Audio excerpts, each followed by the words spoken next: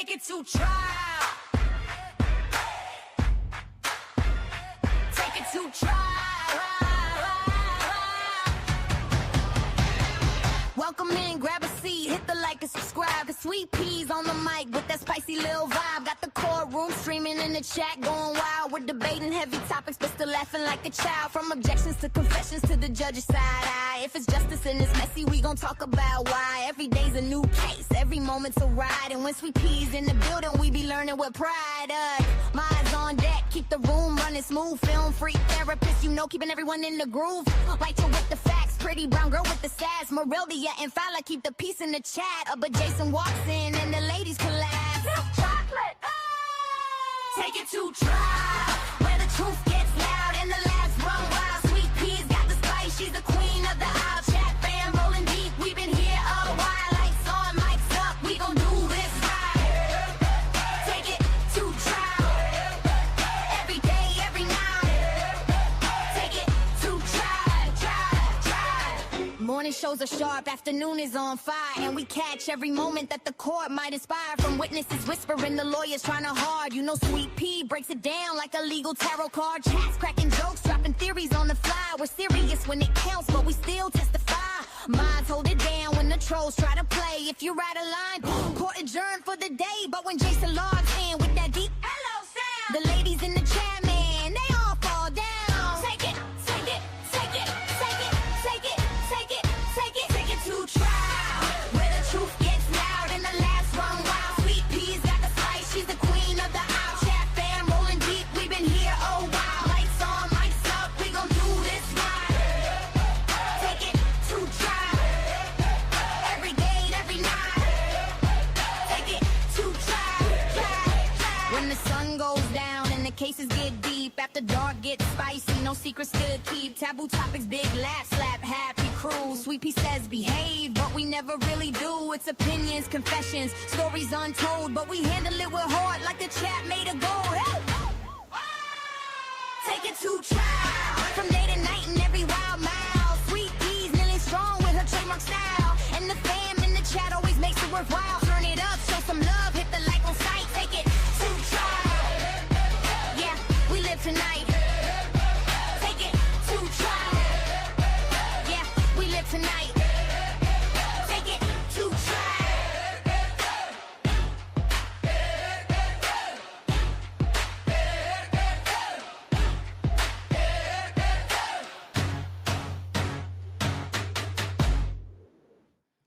Hey, good morning. Take it to trial. Take it. Okay. We done took it to trial. We done did the opening. That's my opening statement, y'all. What's up? What's up? What's up? What's up? Good morning. Good morning. Hey, everybody. Hey, good morning. Oh, look at SD. Oh, I gotta see who checked in first. Oh, look, y'all got SD out here, boy. She waking up. She waking up. She going to bed, and she is arriving on time for this court session. She do not want to miss the day of this whole Brian Walshe mess. Hey, Morelda, good morning. Good morning, Jason. How are you? Hey, Baca, good morning. Hey, therapist Lexi, film. Hey, guys. Hey, Frank, good morning. How are you? Good morning to all my listeners, my lurkers that are working, right? Working and listening. I know y'all here. Good morning, good morning, good morning. Thank you, Jason. I'm trying. I tell you. Girl, I be trying. Woo. Okay. So we on day 2 of this. We got a couple things that we got to talk about, but we're going to go into day 2 of this case. But I do, I'll put out some polls for some other stuff that I want to see what y'all thoughts are on how we should handle some other courtroom activities that are going on. You know, because we like to be nosy, right? We definitely got to be nosy. So there's another trial that's going on right now with the pageant. I want to say pageant queen or something like that. Hey, DZ, good morning. So with the pageant claim, so I'm trying to figure out what's a good thing for us to do. I'm thinking that we may do those as premieres. Like I'll record them and we'll do it as a premiere. You know, for those that want to watch it, and that way I can do it like a no fluff, like there won't be any breaks or anything with it. But that trial started today. It's actually live now. But of course, we got to finish listening to Mr. Walshe with all this old mess that this old, I don't know if you want to call it word salad, talking out the side of his neck. I don't know what you want to call it. He doing something. I mean, he just talked way too much yesterday. It just sounds, especially when you know a person is a liar and we know he has lied. It just seems like is irritating to hear in that fashion, if that makes sense. So, yeah, especially when you know what's didn't happen. And now he's trying to say that she just accidentally passed away and he's seen her in the bed and that's how it happened. And I can't get there with him with that. So, but it is what it is with him. I just can't get there with him. I like to see when I want to fight for you. And you can't fight for him. I know that they did start. We got a little bit of TiVo time. I am going to just kind of like play back to, I'll start it like where they bringing them in and then we'll kind of, I'll speed us back into actual wherever they're at. Just want to see his demeanor when he comes into court and they sit him down. I kind of like to see, make sure it's not anything that's actually happening.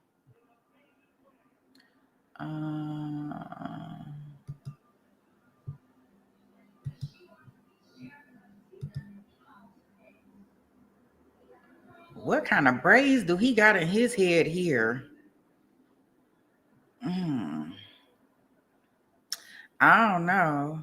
I want him to get his hair rebraided, but that's just my opinion, guys. If you have braids in your hair. No, I'm gonna say that.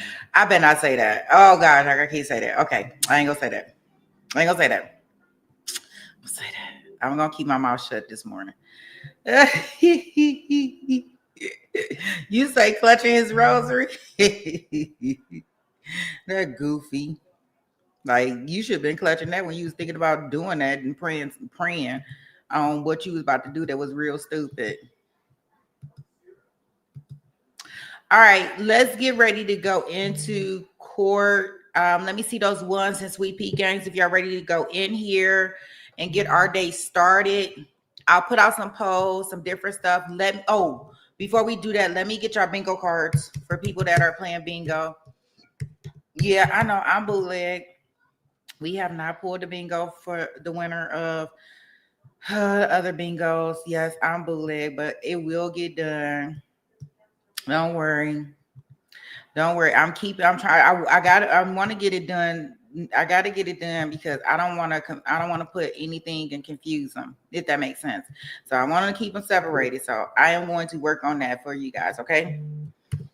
And so even if I have to write them down and put them in the doggone hat, I'm going to just put them in the dang on hat. I'm going to find a hat.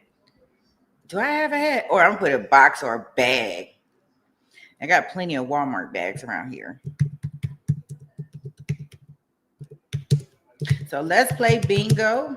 Because I do love when y'all watch playing the bingo.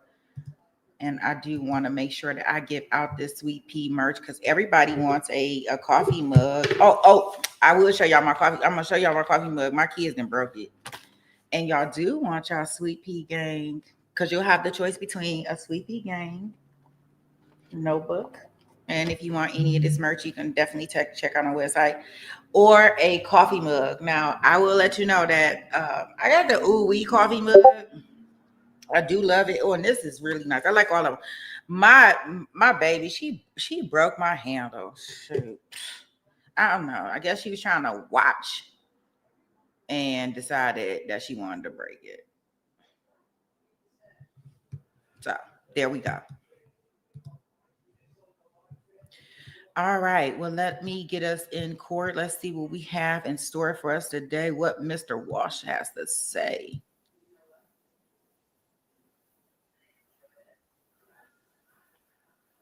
He ain't got nothing to say right there. Let's see.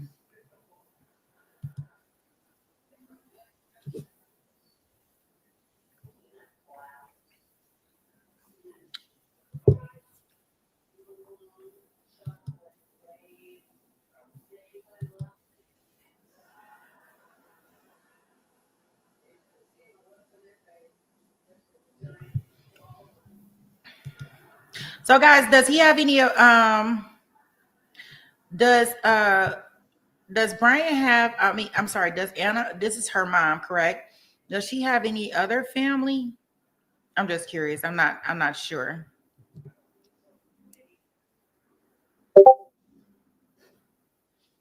Yeah, Frank, I think so. Don't ask me how, because I want to go back there and say, let me braid your hair. Oh gosh.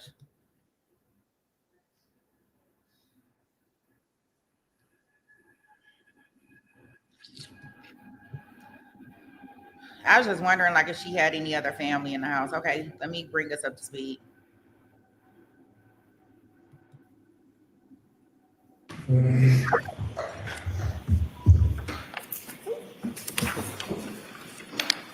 Could you stand for sound session, turn up your cell phones, please? You are in continuation of the case on trial of Commonwealth versus Brian Walshe, criminal indictment 2023-0091. Counsel, please once again identify yourselves. Good morning, Your Honor. Greg Conner for the Commonwealth. Good morning, Your Honor. Ann Yaz for the Commonwealth. Morning, Your Honor. Tracy Cusick for the Commonwealth. Good morning to the Commonwealth. Good morning, Your Honor. Good morning, everyone. Kelly Portis on behalf of Mr. Walsh. Good morning, Your Honor. Larry Tipton for Mr. Walsh. And good morning to the defense counsel and to the defendant. Anything anyone needs to raise with me before we bring the jury in? Yes, just a few housekeeping matters, Your Honor. We entered 5 stipulated exhibits of banking records. And so I'm prepared if you would like those for your own record keeping, but they are up here. They've been stipulated to, and then They relate to the stipulation from yesterday regarding banking records or something different? they relate to yesterday's stipulation. Okay. So they've just been marked as the next 5 exhibits. All right. That's fine. And then Where does that put us on the exhibits marked for identification? That is, what's the next one? The next one for ID is I. Aye. These the name is exhibit. these went as exhibits, Your Honor. So the next exhibit number would be Thank you for 62. the clarification. So these 5 went in for as exhibits what through what? 56, 57, 58, 59, and 60? And 61. And again, Commonwealth, what are they banking records from where? So 56 is Apple Credit Union. Mm-hmm. 57 is Barclays / JetBlue credit card. Mm-hmm. 58 is Leader Bank. 59 is JP Morgan Chase. Hold on. Certainly.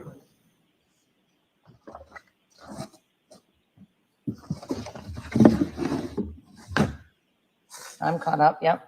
60 is Liberty Bay Credit Union. Mm-hmm. 61 is Fidelity. Okay. So we start on 62 for today, Yes, Your Honor. and I for identification today is our starting point. Okay. And Your Honor, after this interview is finished playing, which is about another 30 minutes, I would ask that the court read in stipulation that's been marked D regarding the Richard Walker email. All right. Can I have that from either the clerk or the court reporter? D for ID.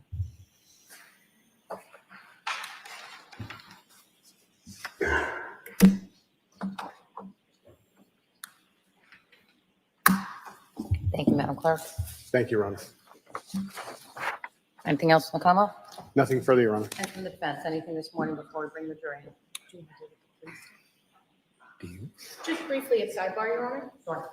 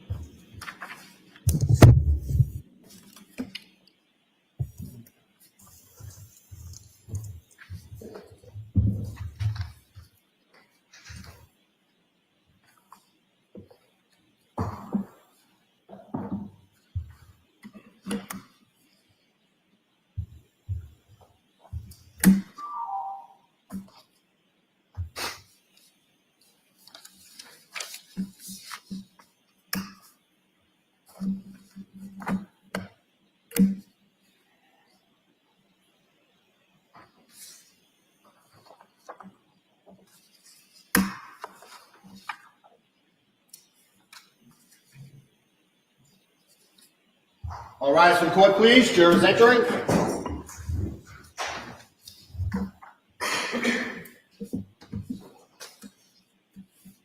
Morning.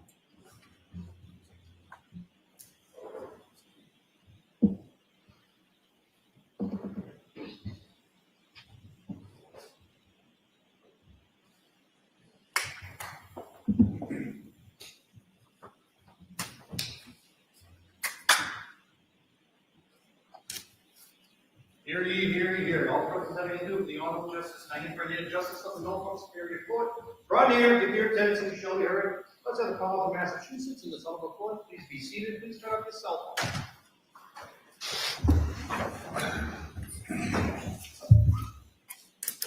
phone. Good morning, jurors. Good morning. Hope you had a good night.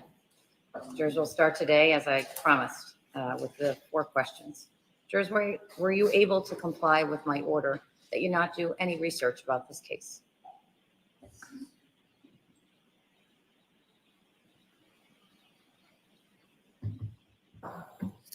Were you able to comply with my order that you not speak to anyone about this case?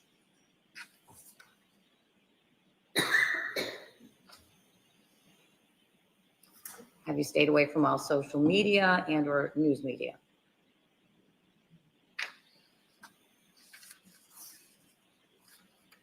And you all still have open minds?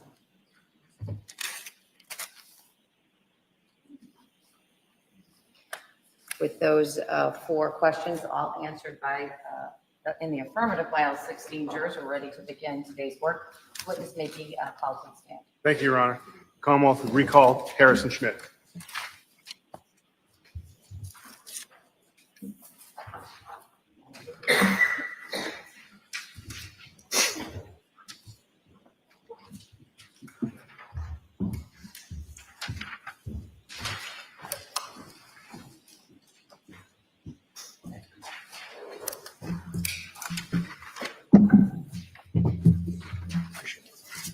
Sir, you understand you're still under oath?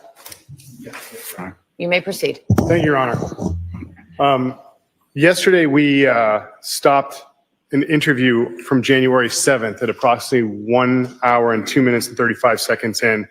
At this point in time, Your Honor, I'd ask to finish that recording. You may. Ms. Gilman?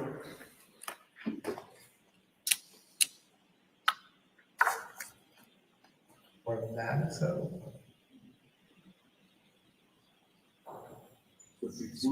On the break. Ms. Gilman, could you make it a little louder? When was her scheduled flight back? Tuesday morning. Thank you. Yeah, I don't know what's Plenty going of on. things that were- Yes, that was the understanding. Okay.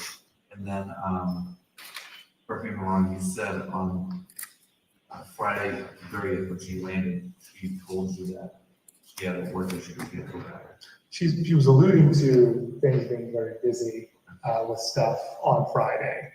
And she was, I remember her being tired.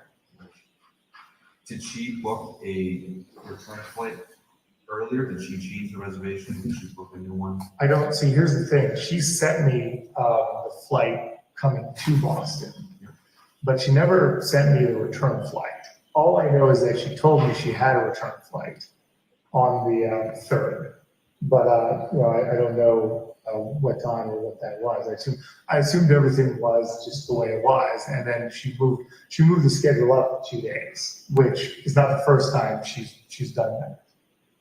I mean, it is the whole thing was a bit, I know it was odd, but considering the last couple months, it wasn't so much that I was like, hey, wait, what's happening? Whereas you know, I was talking to Jem's like, well, this seems insane. And I was like, well, Jem, these are the things that I've been dealing with over the last couple of months. So it wasn't something that I would be like, well, raise an eyebrow to. It was like, all right, you know, all I did was further confirm that, you know, I got to get to PC kids. We got to work this out. It's you know, it's too much stress on the whole family, and that was the main thing. I don't know. I just wanted to be together all the time. So did Anna ever tell you when the return flight was booked, aside from the Tuesday flight? Say again? In other words, did she tell you which flight she was booked on the 3rd? No, but she always took the first or second flight out. And she had said she had already booked flights for January. but we were supposed to talk about that. And then she said, she did say she was changing a flight, but not this flight. She was changing a flight to Martin Luther King Day. So I don't know if she did that or if she didn't, but she was talking about changing that flight. That she was going to come in Thursday night, stay Friday, Saturday, Sunday, Monday, leave Tuesday. And maybe try to leave, maybe say an extra day. So she was offering 4 or 5 days, which is again, was normal when she said, I'm going to take Thanksgiving, like 2 weeks for Thanksgiving, but I'm going to stay for 5 days when I come back. And she only stayed for 1 day. And then she was always like, I don't have more time. And it seemed like she was having less and less time. On New Year's Eve with Jem, Yes. was Jem aware that she had to leave in the morning? No. Did, why do you think that is? Well, I don't know. I mean, Jem, we were probably because we just wanted to. I mean, most likely just to enjoy the time with Jem. He was only here for 4.5 hours or so, and we hadn't seen him in Were person. you aware that she was leaving the next day? No, I wasn't. I was aware that she was probably leaving early. Again, the assumption or story there in my head was that she was leaving on Monday. So she was originally planned to leave on Tuesday. You were on the assumption by her leaving early, it would be Monday. Yeah, I had no information otherwise, but I was definitely surprised. Like, I gotta go. Okay. So, what were your plans with on New Year's Day? Yeah, so it was going to be the same stuff. The only difference is that she might have come up with me to see my mother possibly, or we would have, or the whole family would have done something like my, up in Swampscott or somewhere nearby. Because I said I had time, I don't have to drop my mother off, so we can go see her and get her what she needs, and maybe we could do some stuff. So I was excited about that. I didn't bring it up, but she was troubled by whatever happened with Adela. She's like, this can't be my friend. This is 30 minutes before New Year's. And she brought it up, she did bring it up with Jen at the time before. You said you couldn't be a friend? He texts on New Year's Eve, saying friendship is over or something to that, right? Yeah. What did he say? What did I say? She said, I'm sorry, I appreciate, give a leadership sort of answer, like, I accept, what you're saying. And then he called to leave a message, and then I remember her saying, I'm not taking I'm not going to listen to this. That's actually also put her phone upstairs shortly after.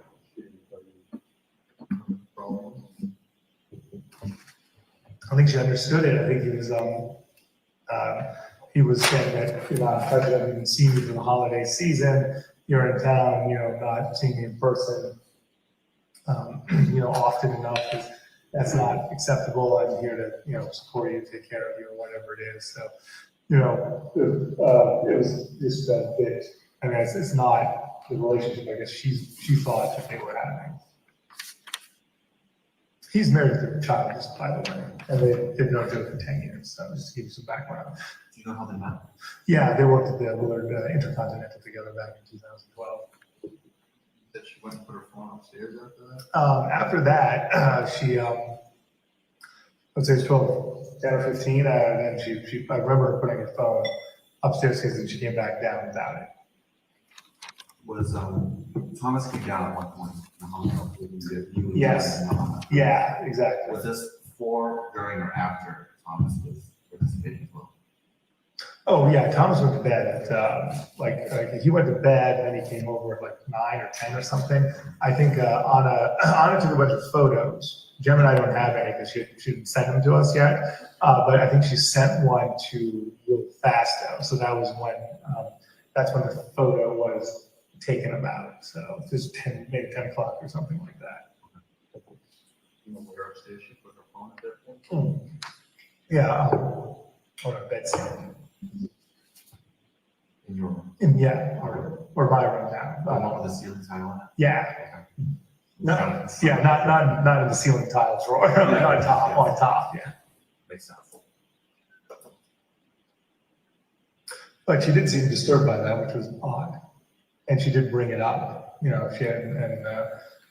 brought it up to me and Jim at the time. So, I mean, that was something that, not normal, but. Yeah, to kind of cut us off. Yeah, sorry about that. No, no problem. You said that the plan for New Year's Day was to take honor the kids up to. Maybe, yeah, that was. Did you actually have a plan? No, we didn't have a full-fledged plan at the time, but we had options and stuff, so. So was the nanny coming over Sunday, the last night? Was that? No, the nanny was gonna come over anyways, because I was gonna go, I set everything up in advance, because I was gonna have to go take my mother, so I wanted the nanny here, I didn't know what it was gonna look like and what Anna was gonna want to do and things like that, so.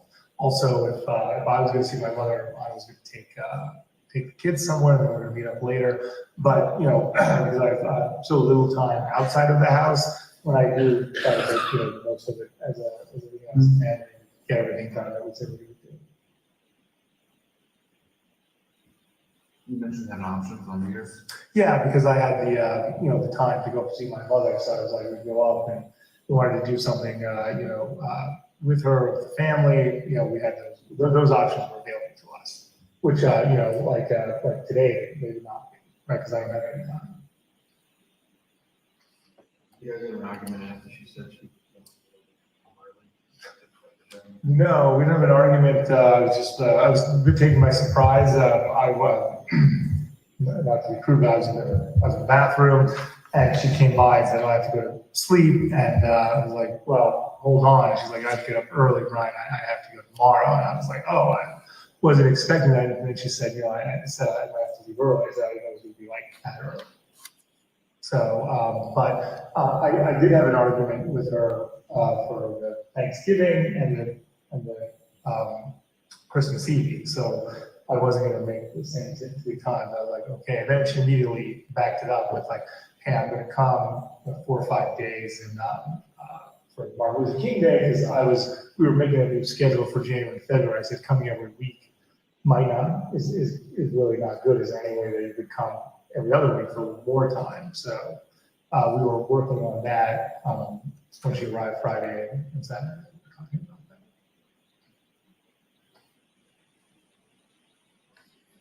If the kids took her phone and did it on her, how would she contact someone for a ride? If the kids took her phone and hid it, how would she contact someone for a ride? She wouldn't leave I don't think she would leave the house without the phone. But let's say that I'm wrong about that. So sure, she would use my phone, right? But she put Lyft on there. I guess she would download Uber and get it. But I know where my phone was, and we didn't have this phone at the time. So we were phones in the house. Did you use any iPads potentially? Oh, there you go. She probably would be able to use the iPad to do it. I would not, but she would know. The only thing I saw was one phone, and her laptop. That other iPad that I'm telling you about should be at the DC. She did have a laptop with her, but she programmed all of these. How did Thomas get his phone? My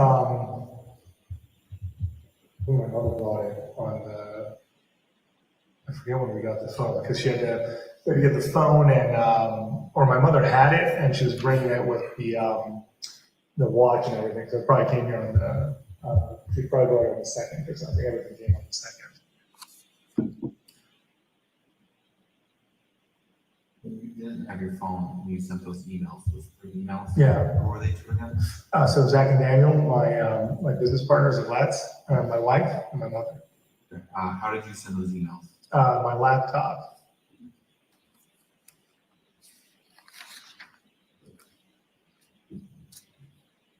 I asked, did you do anything to hurt your wife?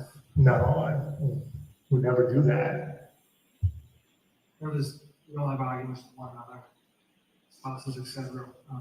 Has that ever escalated to a physical confrontation? No, sir. No, my wife and I got along very, very well.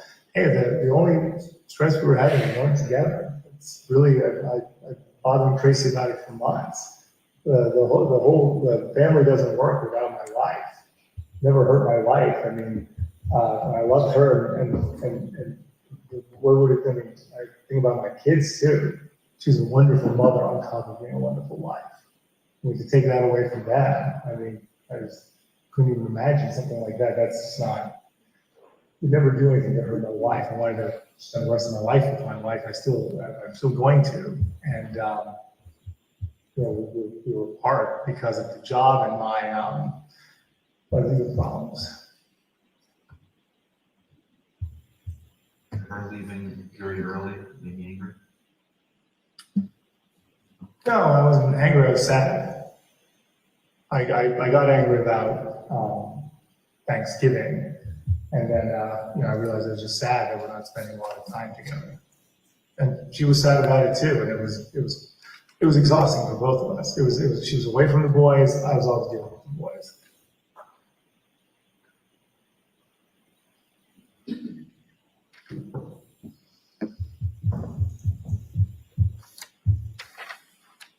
But my wife and I were a very good team. We agreed on, you know, almost everything. We agreed on I have to get to DC. Just didn't feel like we were the authors of our own lives. So that's why she wrote that on the thing. We have to be the authors of our own lives to make this happen, Brian. We're always working together.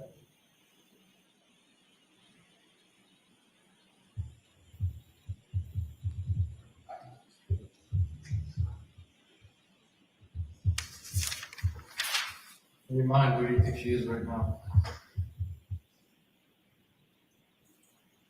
You know, I like a lot of people have said maybe she's at a spa, you know, and she was under a lot of pressure.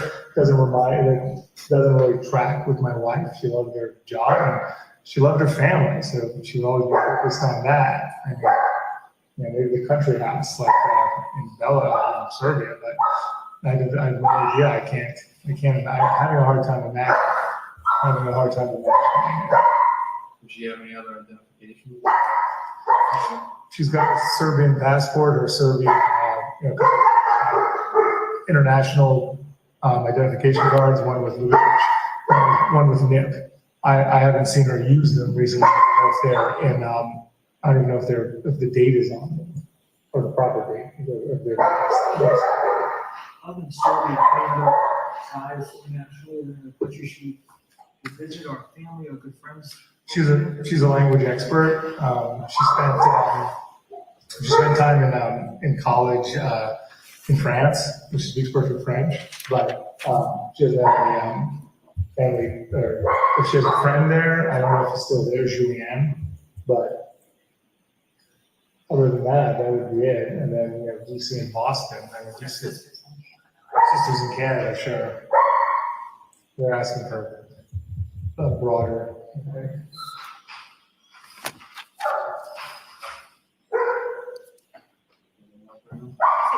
You have international flights. Was she scheduled? It appeared in the newspaper.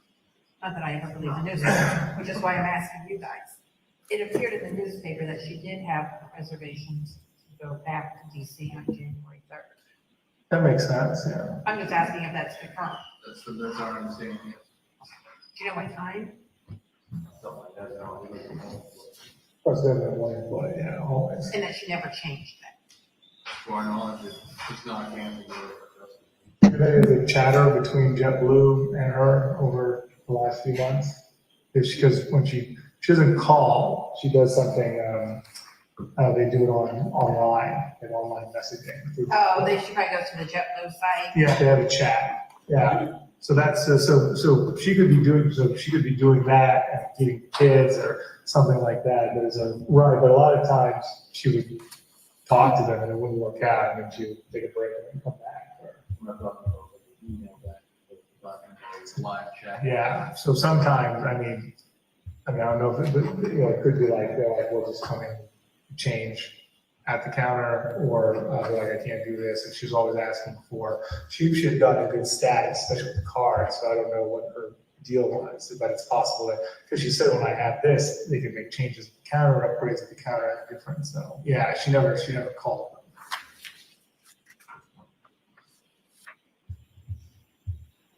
Anything else at the moment?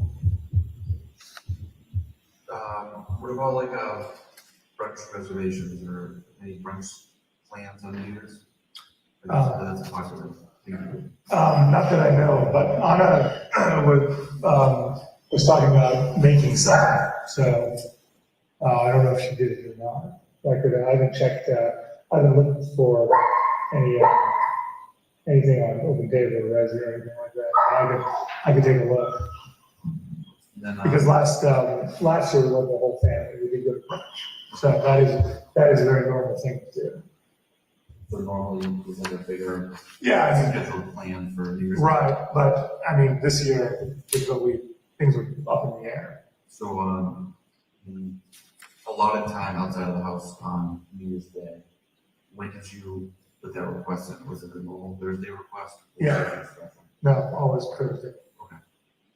And the request was from what, from 3 to 9? 3 to 9, So there wouldn't have been brunch. No, yeah, we wouldn't have had brunch, but it was good. Would she have gone to brunch without you?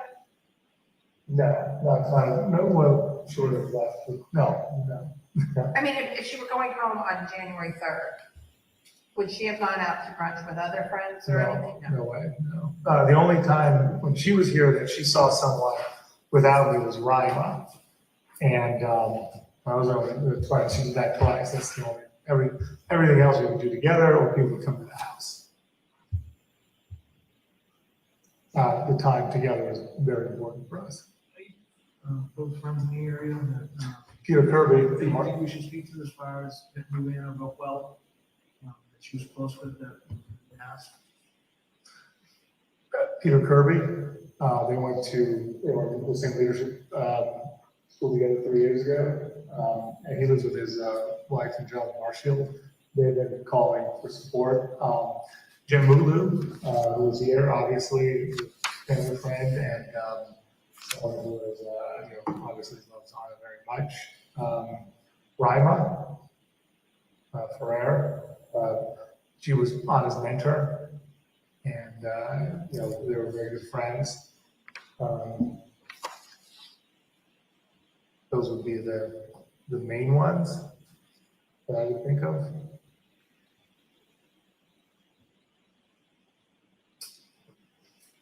I think that's pretty much it for now. I mean, the office is not the dialogue and once that work is again, follow up questions. You can grab it. I might have it here. That's helpful. Yeah, let me get that going. But I think she sent it to me. What was that?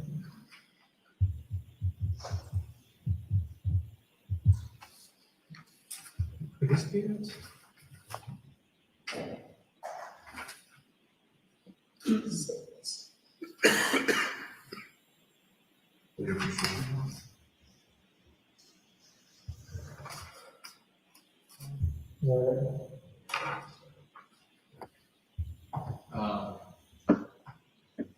You obviously have the ability to get your own credit card statements.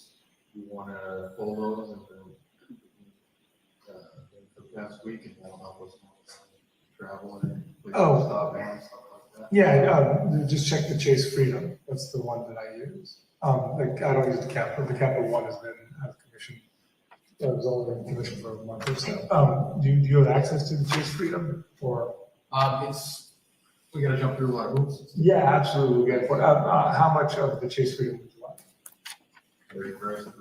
Okay, so just. Okay. We'll give y'all December. We'll give y'all, we're not gonna expect.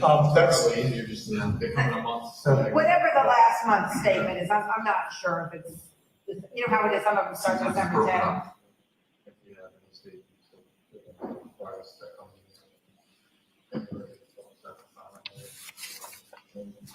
Yeah, so will I, but I don't think they do it. I'm still not. I have dealt with Anna, that's everything online. Yeah. Anna's cousin, the one with the, Milan? land dispute concern. Milan, yeah. Milan, I was gonna ask his name. Your Yeah. last name? Lubicic. Has he ever contacted you? No. Um, Yeah, I think he does speak English though. so you said there was a conflict. Is that? Yeah, there's a terrible conflict. If you speak to Alexandra, she'll know more about it. But since I've known Anna, basically what happened 2 generations ago in Serbia, in Belgrade, Anna's father's mother, sort of grandmother, bought a piece of land with her sister or something, and then they had kids, and there's been a land dispute over it because now it's worth a lot of money, and you can build a large building there. And that building, that kind of money in Serbia will change your life. I mean, it's like winning the lottery here. And then they've been fighting over it for many, many years, 20 years. They thought they were going to resolve it in 2017. Then things didn't work out. Things went back and forth. And then just this Thanksgiving, they, resolved the deal. So they had a deal that took 15 years to put together. 5 years later, they couldn't perform, and they're not split. Aside from that, and the is there any, business conflicts with properties or with this new job? Is there anybody that would be upset with that? Yeah, people ask me that same question. I can't think of anyone that would be upset with Anna. I mean, everyone loves Anna. She's wonderful. So, if you see all the texts and emails coming, like, what can we do? Love Anna. I can't think of I can't think of anything like that. Honestly, that would be upgraded to anything like this, especially. Whether it's her fault or not, like any issues at work that comes up that somebody would be slighted? Not that I know. I mean, the only people I know are the people that she was working with, and she had a very good working relationship with everybody. No, again, it would be very hard to. No, I wouldn't have a name to give you for that. Okay. What about you? Any previous business partners, any current partners, anybody that would be upset with you that would want to try and hurt you in some way? Well, I mean, we love the guy in LA. Oh, but there's a civil lawsuit. Yeah. A Well, civil lawsuit is not the same as wanting to hurt you. okay. But There's a civil lawsuit in California. I don't think that reasons any. Okay. Yeah, I I don't. understand somebody suing you. Yeah. But Anna too. Trying to hurt your wife is different. Yeah. Right, but they're suing Anna as well, and then he called Anna during the thing. So I mean, that's the one. That's one person. But I mean, I don't think so either. But that. We have the name just the. Yeah. What is the law? The Gallery thing. But he had Ron. Ron Rivlin. Yeah. But he did call. He called Anna, and he brought her into the case. What did he say you were called? Well, he sent her threatening email, Facebook text at one point. You stole from me. I know the police and the FBI. Coming to get you. Things like that. But that was 6 years ago. And we had, other than when I was arrested, he tried to contact her via Facebook or something, 2018. But we haven't heard from him since. What were the 18 contacts? 2018. I think it was just he was trying to friend her or something like that. Criminal stuff started. That's right, when the criminal stuff started. Yeah, but that would be someone who. I mean, certainly I have a different situation. So him and I mean, there's Jung and Lee in Korea, but highly unlikely. I mean, he's some billionaire. I don't think he would. What in Korea? His name is Jung Lee. It's another person involved in it. Yeah. They're getting restitution and everything. Also, The guy is Jung could care less. Yeah. I don't think anything of that would rise to that. Yeah, saying that on there do we. And besides, they would be pissed at him, not. Yeah. Ron is the only one that tried to bring us Chung Lee is what's And what was the other name you said? Or the other person who Arno, who's in Paris. He's a art dealer. Were they all partners in there? No, it's all a separate situation. So why separate incidents, like aside from? Yeah, well, they're similar They're memorandum. separate incidents, and honestly, I don't think anything about his criminal case would have anything to do with this. I don't either, but I still want to know. But those are the names of the players. And Ron was the one who did have contact with my wife. I did serve my wife at work. Okay, but if people have a problem with you or your wife, like those are the people you want. Right. I understand that. Some of those people make you very far-fetched and they have any involvement in this. Well, definitely Korea and France are pretty, I mean, he's the other guy's in LA, so. If anyone contacts you or some about it, We're, in any like context, really. We will give you any information that we get. What was that, a truck was here last night, with, out-of-state place, was that a visitor or? An Abdullah? What time did he arrive last? Abdel, yeah, he was, it was You late. called me. Yeah, I called you late, so you must have died. And how long was he here? 10 minutes, 15 minutes. But my mother's saying it was 30. I was trying to, I don't think so. yeah, I was trying to usher him out quickly. But at one point, he brought Dave Ryan, who was one of Anna's mentors 10 years ago, who I haven't seen in a decade, which was weird. And then I was speaking to James, but he went over and spoke to the kids or to Zach, the kids for minutes. But I'm hearing a lot of talking with Anna's friends and you, there's leadership. What exactly is going on with this? yeah, so how to explain, it was something called Boston Breakthrough Academy, and it was a leadership training program. We formed pretty close relationships there, and we, as I said, that we raised a lot of money through our community service projects, each from Loving Spoonfuls, Torch Foundation, things like that. So we've stayed connected. It was more than 3 years ago. I guess I started this month 3 years ago, and Anna graduated in February 3 years ago, so 2020. Well, it's a 4 or 5 month program, and then you get a graduation. And he says that you've graduated or have a certificate of completion of your of work. So okay, it's not accredited, to be clear. Adele is a member of that? He is not, no. He's not. But The guy Brian was? James Ryan, no, yeah. I thought he said. A mentor from her when she was young at work, yeah. Okay. And I had a good, someone that she considered. They, I guess they had spent time together, I don't know, 4 or 5 months ago as well. What was that? How much of that leadership group that you mentioned? Oh, yeah, it was 3 years ago now. The last time she was Part of it, yeah, but we stay in touch. Okay. All right. But, Jen, Alyssa, and Peter Kirby, all of them have gone through that training. But if you have any other questions, please. Anything from the pool today? No. Very cool. Okay.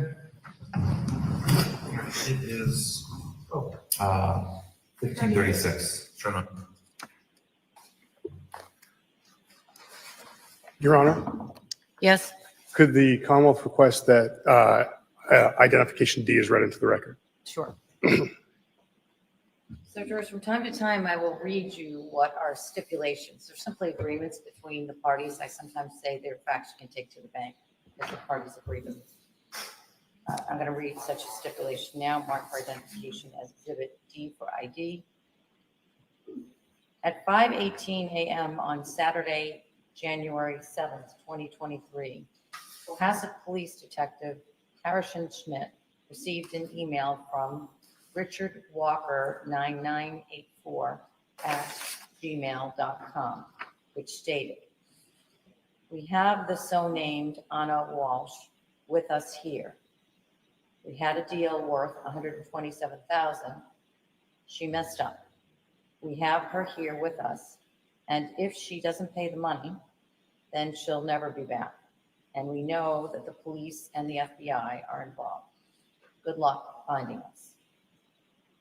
Detective Schmidt received a second email from Richard Walker 9984@gmail.com, which stated, "Here is Anna Walsh. Unless she pay the money we deal, she isn't coming back, comma, comma. Thanks and good luck." The second email had an image of a woman who was not Anna Walsh, and using an image search, police found the image on iStockPhoto.com under, quote, "kidnapped stock photos," end quote. On January 7th, 2023, police obtained a search warrant for data associated with the account richardwalker9984@gmail.com. The search warrant was sent to Google, and investigators learned that the Internet Protocol address, the IP address, with the Richard Walker 9984 email account geolocated to Nigeria, and no IP addresses located in the United States were associated with the account that sent the Richard Walker 9984@gmail.com email. The Commonwealth is not alleging that Brian Walshe sent the Richard Walker 9984@gmail.com email. Thank you, Your Honor. So, Sergeant, a couple questions about that interview. There's mention of an application, Viber. Could you tell us what that is, if you know? It's a messaging application. And there's also mentioning of WhatsApp. Do you understand what that is? Yes, that's also a communication app. There was mentioning of a person named Abdullah. Do you know his name? Yes, Abdullah Al-Matari. And what is his relationship to Anna Walsh? A previous coworker from the hospitality industry. There was also mention of Peter Kirby. What is his relationship to the Walshes? A family friend. During the interview, a dog can be heard barking. Where was the dog located in the home? In the crates in that sunken-in family room. And you had the opportunity to be at the home a few times between the 4th and the 7th. What issues did you ever have with the dog? None. There was also mention of the pool today. What was going on at the pool that day? During that wide-scale search, we had drained the pool to get a better look at it. Now, after January 6th, when the Cohasset Police Department had a press conference, what happened to your voicemail and email? I was inundated with messages and tips from the public. Why is it that your voicemail and email were inundated? I was the point of contact for any information, so my department email and phone were listed and disseminated to the news and social media. And was Richard Walker email one of those things that came into you after that press conference? Yes. Now, Ms. Gilman, could we have what was marked yesterday as Exhibit 44?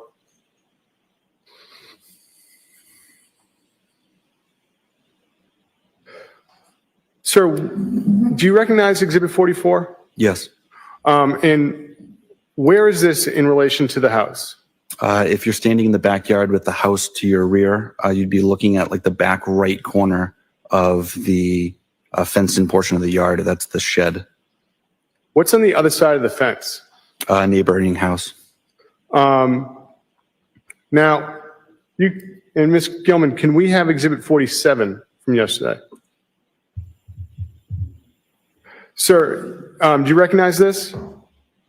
Yes. This is the what you said was the missing poster you created? Correct. Now, what information? Where did you get the information to create this poster? I made this on Thursday, so I had the information from the patrol report, the NCIC missing persons form, and the information from the first interview with the defendant.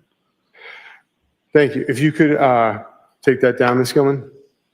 And when you were speaking to the defendant, what did you learn as far as Anna Walsh's maiden name or prior names? There was a previous name of a Nip, K-N-I-P-P, and a maiden name of Lubitschek. Now, after that interview on the 7th, what did you do next as far as your investigation? We continued to reach out to friends and family, gather more background information. And on the 8th, what did you do in the morning? We briefed at Cohasset Police Station a plan to execute a search warrant. And where were you going to execute the search warrant? 516 CJC Highway. What time did you have the opportunity to execute the search warrant? Around 9 a.m. And so when you executed the search warrant, who was with you? Myself, I believe Chief Quigley, the day shift for patrol, the state police detectives, crime scene. I believe that was it. And who was at the house when you executed the search warrant? The defendant and his children, and Diana Walsh, the mother. And what did you do with those people in order to execute the search warrant? We had reached out to Attorney Minor, and she came to the scene, and they all left with Attorney Minor. Now, did you ever have the opportunity to speak to Mr. Walsh again on January 8th of 2023? Yes. Where did that conversation take place? Attorney Minor's residence in Situate. And who was present for that conversation? Attorney Minor, myself, Trooper DeChico, Trooper Proctor, the defendant, and his children were in the other room. And have you had the opportunity to review a recording of that? Yes. And does that fairly and accurately depict the defendant's statements in that interview? Yes. Your Honor, the Commonwealth will proceed to have this marked as the next exhibit, which today I believe is 62. Any additional objections beyond the ones I previously heard? No, Your Honor. The 1/8/23 audio will be marked and is now in evidence as Exhibit 62. And for the record, for those of you keeping track over there, the jump is as a result of the following. The parties agreed to, and I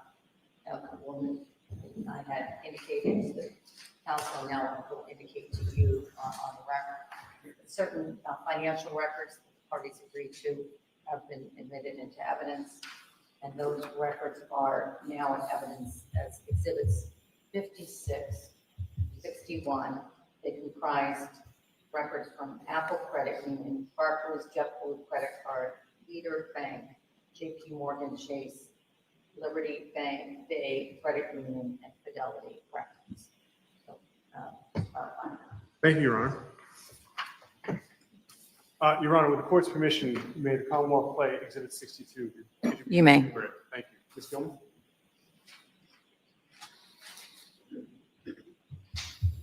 (11:13) on Sunday, the 8th of 2023. My name is Harrison Schmidt. I'm a detective at Cohasset Police.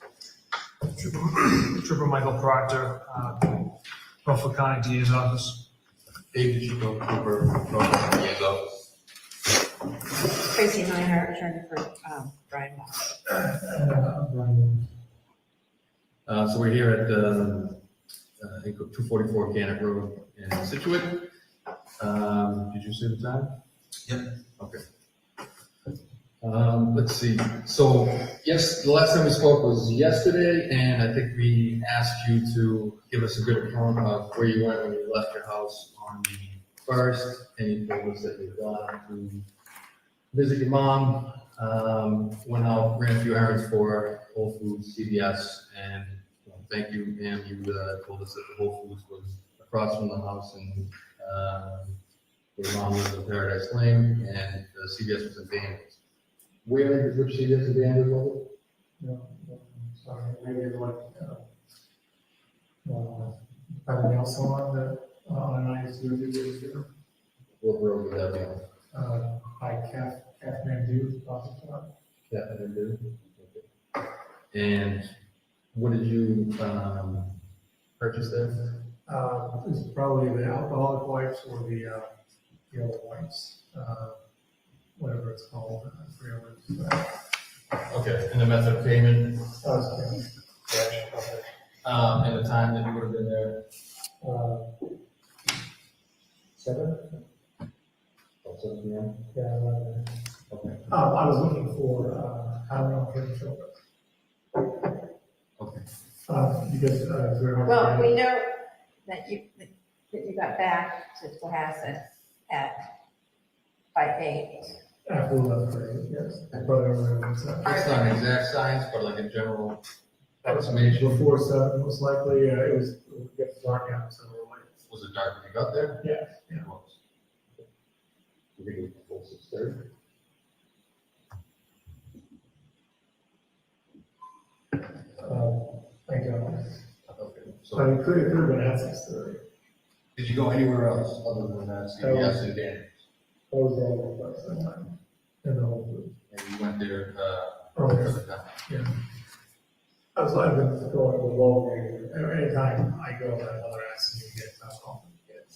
That we should be trying to get some. And on the 2nd, the only place you went was the press. All right, thank you. On the 2nd, may I have a look at that? Shows the press. eBay purchase. Big purchases of vegetables. Okay. Thank you for getting that together for me. Okay. So obviously there's a lot of electronic devices in your house. You've been kind enough to consent to downloading several of them. One of them being the iPad mini that's Thomas's. Is that right? Now on the previously you had told us that Thomas had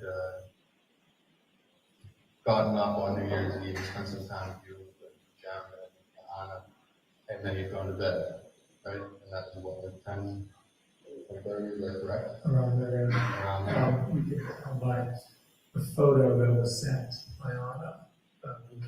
We give it the more exact time. Do you use any other devices in the house? I use my phone, and Anna and I only use our phones and the, I don't know, I use everything, but I only use the gold laptop. The gold laptop? Is that an Apple or? Everything we have in there is Apple, except Anna's work computer was not Apple. So again, we downloaded the iPad mini, and you've been fairly consistent in your story, in your account in the morning. You said that Anna, 6:30 in the morning. Breakfast. That's correct. So the iPad mini is querying the 10 best ways to dispose of the human body. 54 or more. I don't, I have no idea. Thomas is asleep. And Well, he's using Thomas is in his room with the iPad. Thomas is usually, I mean, I don't use an iPad, so that's really weird. He's 6, right? Yeah. But he does not have the. Is he the average intelligence for a 6-year-old? Oh, no, I think so. Yeah. Okay, but 6-year-olds typically, I mean, I have a 4-year-old who's has a hard, he can't spell his last name. No, 6 is exactly. obviously way more advanced. If you have a 6-year-old who, you know, spelling errors, there's No, obviously not. Okay. There is dozens of searches in that iPad on the morning of the 1st that ask how to dispose of the human body, how to get blood out of hardwood floors, how to dispose of the body in the trash, how to stop a body from decomposing, and How do you explain that? I don't have no idea. So you're not using that iPad? No, that's, I mean, only to get it for his speaking meetings. Okay. On 11/6, right? That's what I read, yeah. So throughout the afternoon on the 1st, when I was gone, the device continues to query how to get blood stains, does blood remove, does the dishwasher remove blood from a knife, so on and so forth. These queries continue on January 2nd, 3rd. Let's, his number of body, and that nature. Does that determine that? It is 11/21, still January 8th, 2023. Sergeant, after that interview was over, what did you do? We went back to the Cohasset Police Station. If you could keep your voice up, sir. Sorry. We went back to the Cohasset Police Station. And did you ever have the opportunity to see Mr. Walsh again that day? Yes, About what time? about 4 p.m. And where was that? at Attorney Minor's residence in Situate. And what did you do with him at that point in time? I placed the defendant under arrest. Now, where was the defendant taken after you placed him under arrest? The Cohasset Police Station. And did you ever have the opportunity to see his hands on January 8th and January 9th? Yes. The Commonwealth would seek to publish what's been marked as Exhibit 48, which is file number 7697.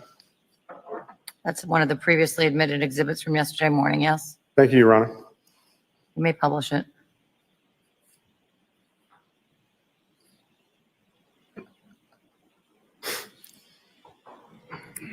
Sergeant, what is this? That is a picture of the defendant's thumb. And if the Commonwealth could publish Exhibit 49, which is file number 7701, also previously marked from yesterday, Your Honor. And Sergeant, what is this? That is the picture of the defendant's thumb, and you can see the blue tile from the booking room floor in the background. Ms. Kilman, if you could take that down. Now, Sergeant, what did you do on January 9th in this matter? I went to 300 Forest Street in Peabody. And about what time did you get to 300 Forest Street in Peabody? Around dusk. And why were you there? We had collected 2 dumpsters from the apartment complex at 330 Paradise Road. Those were transported to a transfer, like a trash transfer station in Peabody for examination. And so what were you doing? Well, so when you got to Peabody, about what time was it? I was right around the beginning of dark. And who was there? Myself, Detective Lieutenant Lopes, Lieutenant Tully, members of the CERT team, and other troopers. And Lieutenant Tully, he's with the state police and opposed to Detective Lieutenant Lopes with Cohasset. Correct. Okay. And so what were these state troopers doing? Not Lieutenant Tully, but the other ones you just mentioned. It's a big warehouse with trash lining on the walls. We had dumped the contents of the dumpsters in the warehouse, and we began searching the bags, bag by bag. And why were you doing? So what would you do with the bags when you searched them bag by bag? The contents of the bags were opened. It was spread out on the ground. We'd look at the contents, see if it was important. If it was, those were moved to like a tarp or plastic or paper sheeting where they could be documented, photographed, collected as evidence. If the Commonwealth could publish Exhibit 50 from yesterday, Your Honor, which would be file number HAS 7025. You may. Sir, directing your attention, what is this? This is plastic sheeting. And can you see yourself in this photograph at all? I can see my feet. Where are your feet located? At the top of the frame. And if you could just tell us like what you're wearing for footwear? Brown leather boots and gray pants. And if the Commonwealth could have Exhibit 51, which is file number 6810. So, Sergeant, what are we looking at here as far as the process that you were describing? So this is right when one of the bags was opened for examination. The contents was dumped out so we could look at it. And if we could go to Exhibit 52, which is file 6867. Now, what are we looking at here in relation to the previous photograph? Those are the contents moved to like tarp and plastic and paper sheeting so they could be further examined. And the boots, do you know what brand those are? Hunter boots. And Ms. Gilman, is it possible to zoom in on the white piece of paper underneath the purse?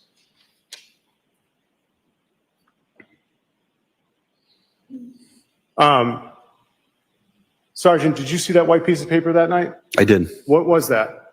That's a COVID-19 vaccination card with the name Brian Walshe on it. If you could close out of that. Now, Sergeant, did you ever have the opportunity to review financial records in this matter? Yes. And you said that you'd been working on that during your investigation, but you've also looked at them since then. Isn't that correct? Correct. Okay. At this point in time, Your Honor, the Commonwealth would ask to publish page 6 from Exhibit 56, Apple Credit Union. You may publish that page, yes. Thank you.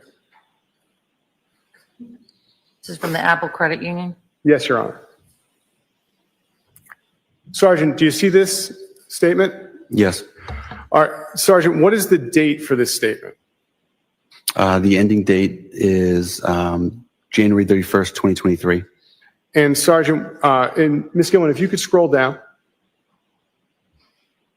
Sergeant, do you remember what the outstanding balance was on the account? I believe it was overdrawn by over $800. And Sergeant, regarding the payments on this account, do they bear any similarity to the other withdrawals on the other months? Yes. What's those? Rockland FCU, that payment was reoccurring. Pepco payments was reoccurring. Leader Bank Online was a reoccurring payment. And Your Honor, at this point in time, the Commonwealth would seek to publish page 8 from Exhibit 57, the Barclays JetBlue card. You may. Thank you, Your Honor.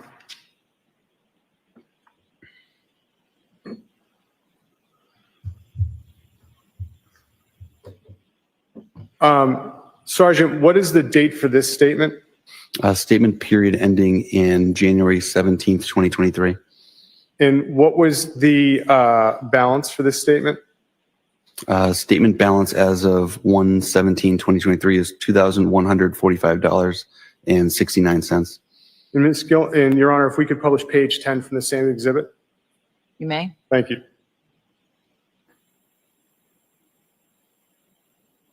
And Ms. Gilman, could you go down to the bottom? Sergeant, what did you see as far as activity on this card after December 31st? None. Your Honor, may we publish page 4 from Exhibit 58, Leader Bank? May. Thank you.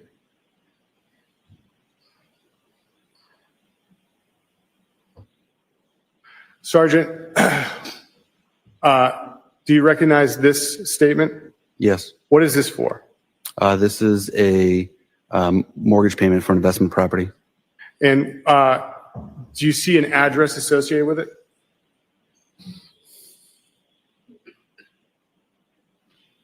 Towards the bottom. Yes, the collateral property is a condo at 35A Tudor Street, Unit 35A-5, Lynn, Mass. Sergeant, in the interviews you had with the defendant, there were discussions of properties. What other properties were there that Anna Walsh or the defendant had access to in Massachusetts? There were Lynn rental properties. And if we could close out of this, in Your Honor, with the court's permission, may we publish page 45 of JP Morgan Chase, Exhibit 60. Oh, I'm sorry, Exhibit 59. Page 40? 45. Page 45. You may. Thank you.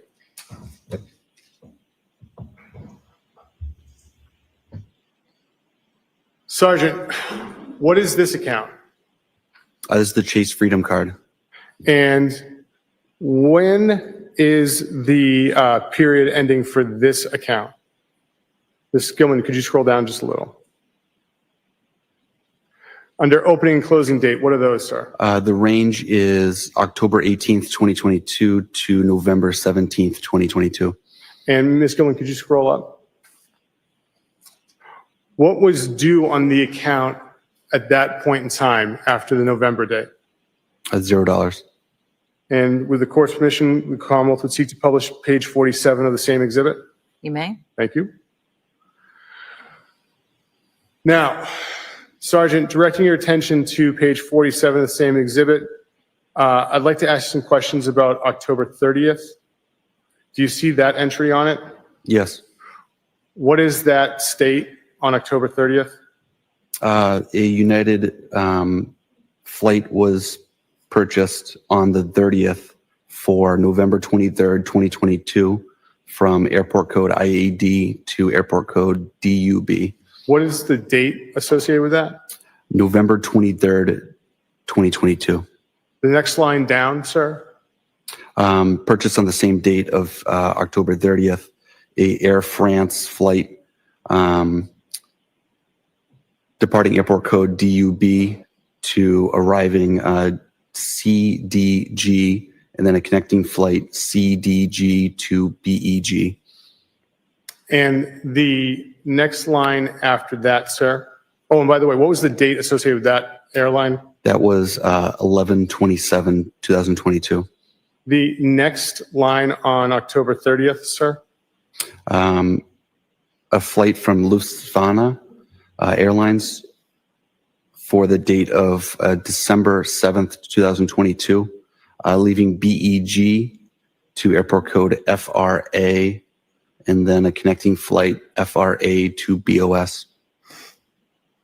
Do you know BOS's airport? Boston Logan. Do you know IAD? IAD is Dulles in Virginia. What is DUB? Dublin in Ireland. What's CDG? Charles de Gaulle in France. What's BEG? Belgrade. What is FRA? Frankfurt. Now, if the Commonwealth could publish page 97 on, one moment.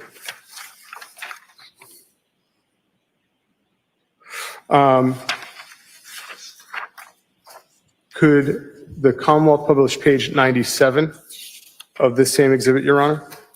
Page 97 of 59. Yes, thank May. you. Thank you, Your Honor. Within this same exhibit, was there another credit card?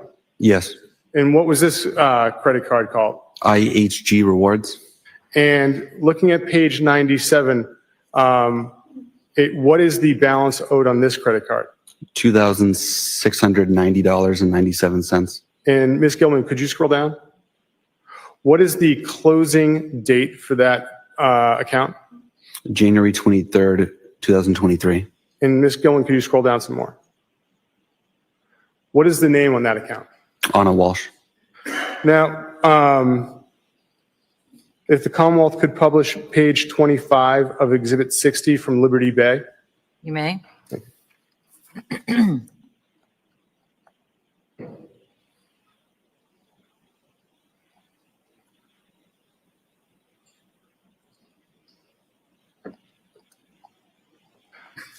Do you recognize this statement, sir?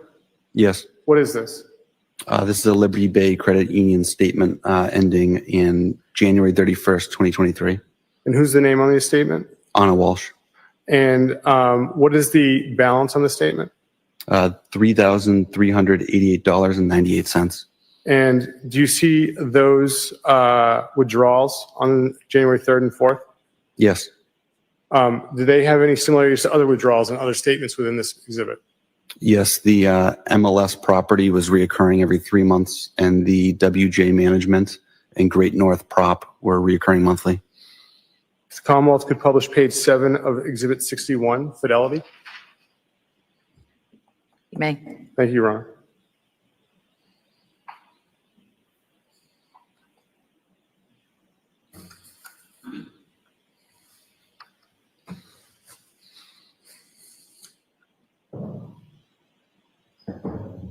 Oh, page 7.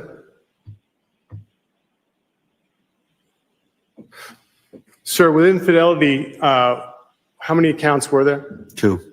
And do you recognize page 7? Yes, this is account ending in 5493, a IRA account. And who's the name on the IRA account? Anna Walsh. And what is the date of the investment report? February 1, 2023 to February 28, 2023. And what is the account value at that point in time? $93,615.82. And if the Commonwealth finally, Your Honor, could publish page 118 from the same exhibit? You may. Thank you. What account is this, sir? This is an individual.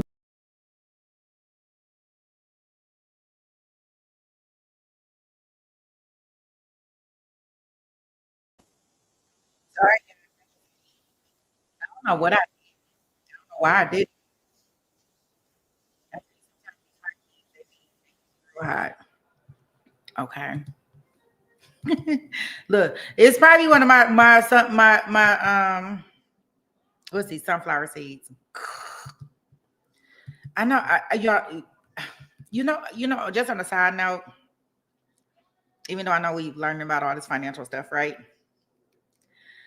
You know, even though I had a reduced sodium sunflower seeds, do y'all know, guys, that they have me retaining so much salt? Like I'd be so like extra. I don't want to say extra fat, but like I'd be extra swollen. Like I need to stop eating these things. I need to find something better to eat because they I guess anything better than smoking. I you know, from being a smoker, I'm like, oh, anything better than smoking, but dang it. All right, sorry about that. You can take that down, Ms. Gilman. Your Honor, may I have a moment? You may. Thank you.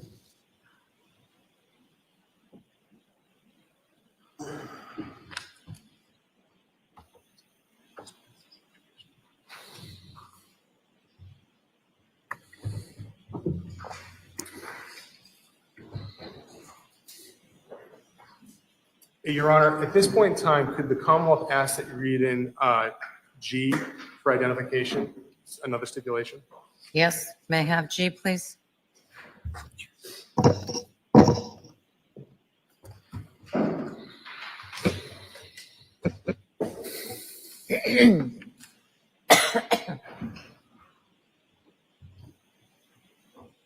don't need to repeat to you what the stipulation is. I'll just read it now to you. Brian Walshe was arraigned in United States District Court in Boston, Massachusetts on May 11, 2018. On April 1st, 2021, Brian Walshe pled guilty to indictments for wire fraud, interstate transportation for a scheme to defraud, and conducting an unlawful monetary transaction. On October 6, 2021, an initial sentencing hearing took place in the United States District Court. Brian Walshe was seeking a sentence of probation and restitution, while the government, through the United States Attorney's Office, was seeking a sentence which included incarceration of 30 to 37 months and restitution of approximately $475,000. In January 2023, Brian Walshe had not been sentenced on the federal charges. Brian Walshe was represented by a lawyer at all stages of the federal case. And I have one last question, Your Honor. Sergeant, what are the closest hardware stores to 516 Chief Justice Cushing Highway? On Route 3A, to the north is Hingham Lumber, about a mile away. And to the south is Abishan Hardware, also in Cohasset, about a mile away. Nothing further, Your Honor.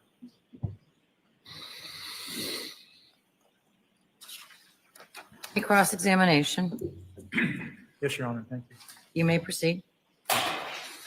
Morning, sir. Good morning, sir. Those financial records that were just displayed to the jury, tell us in your own words, what was the significance of those? It goes to the totality of the circumstances in the investigation. It gives us background and just an understanding An understanding of what? of the entire investigation. Well, what those records show, isn't it, is that there was a lot of automatic payments being made. Yes, Those records do not show any withdrawals reportedly by Mr. Brian Walshe, do they? correct.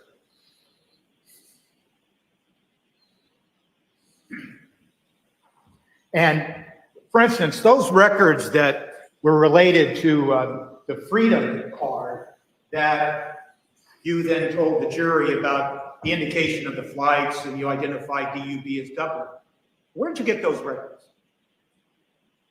From Chase Freedom. Okay. You didn't find those records in the home of Mr. Walshe, did you? No, And you didn't find those records then in the possession of Mr. Walshe, did you? can I explain? Can you answer the question? I can. What is it? Physically in his possession, no. And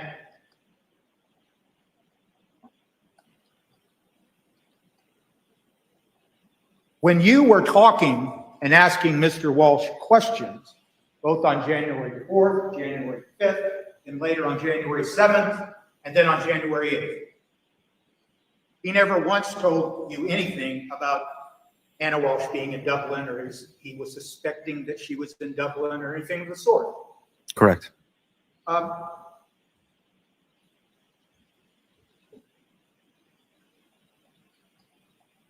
When you were talking to Mr. Walshe back on January 4th and January 5th, he forthrightly told you about the federal case, didn't he? Yes, And he told you that it was, I think he used the word integrity. He admitted that this was all his fault, correct? That was just read to the jury about the federal case. That was the same case, wasn't it? correct. About involving Warhol paintings that were fraudulent, correct? Yes, And as far as you know, and based on your investigation that's gone on for some time now, other than that federal, there's no other federal case. Let me ask you. I'm not aware of any other federal case. And it'd be one of the things you would do as the lead detective in this case to make sure you knew about other pending federal cases or things like that, correct? Yes,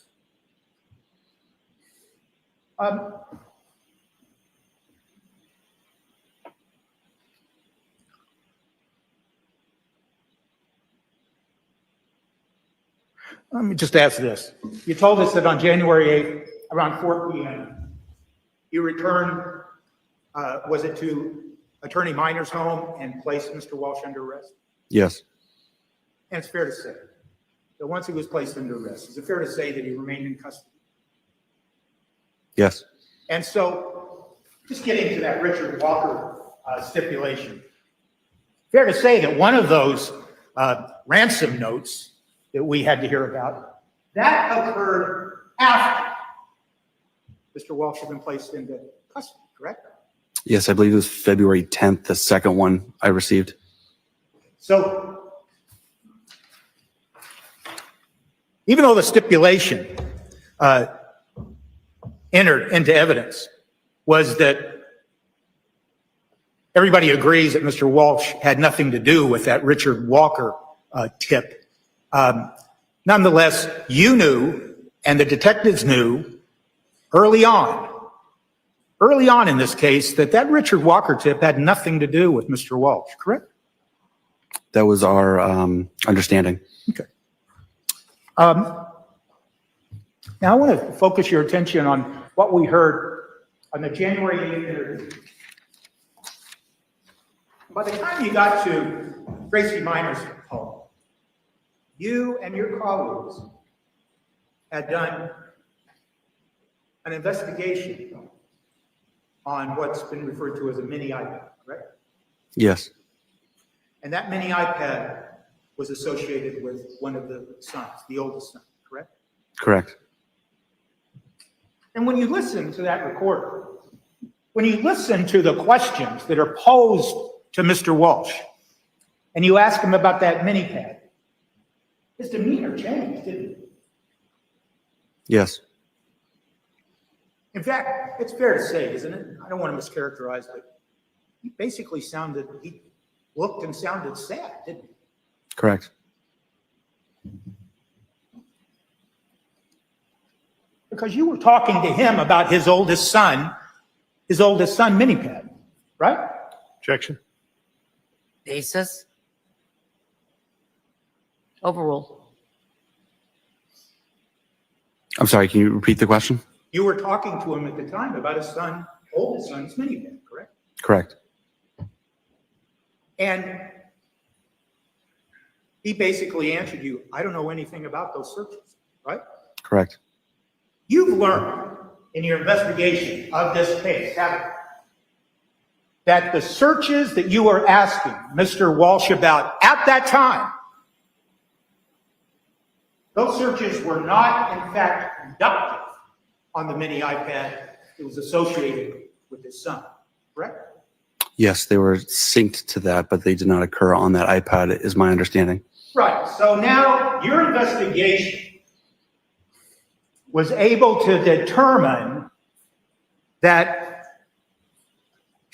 whoever conducted those searches, of course, your investigation revealed that it was Brian Walshe. He never used his young son's mini iPad to conduct any of those searches that we've heard about, correct? Correct. And so when you asked him about that mini iPad belonging to his son, his demeanor changed and he looked sad, correct? Yes.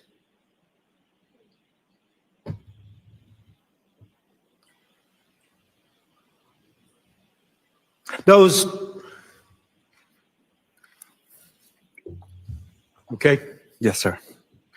Those two exhibits that were shown, Exhibit 48 and 49, they showed what appeared to be cuts on the hands of Mr. Walsh, correct?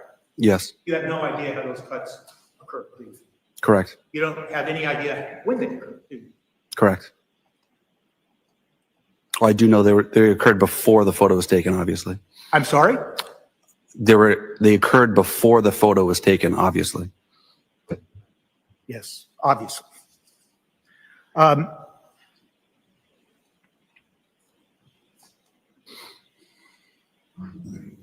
So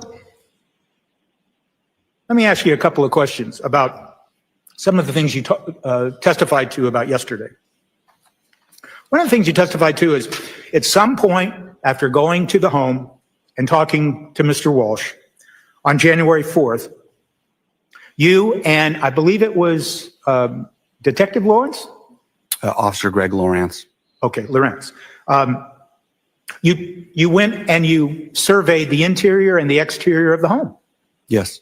And one of the things that you were doing was, as a trained law enforcement officer, you were looking for anything that might give you a clue or anything suspicious or anything like that. Correct. And that's how you're trained. Yes. And you're a very competent officer, aren't you? I think so.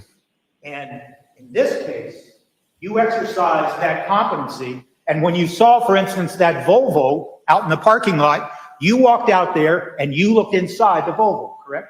Correct. And is it fair to say that Mr. Walsh was with you at the same time? Yes. And you made note, and you told this jury about it, you made note that you saw a piece of plastic sheeting lying in the back of that Volvo, correct? Yes. And you even made note of what you described as a seedling that had fallen down into that sheathing. Yes, that's what I remember. And eventually that sheathing was eventually seized, wasn't it? I'm sorry, I didn't hear that. It was eventually seized. It was taken. That plastic sheeting? Not to my knowledge. Okay. Was there other plastic sheathing that was subsequently seized? Yes. And did that subsequent sees sheathing that matched the sheathing that you observed in the photo? It looked familiar. I'm not aware of any scientific comparison from one sheeting to the next. Okay.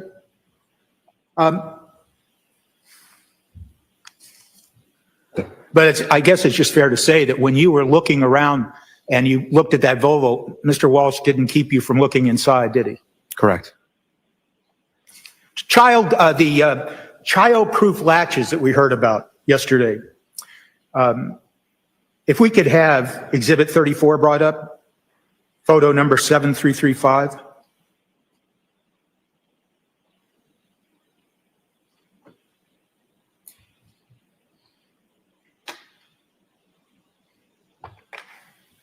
That's that door that you testified to yesterday?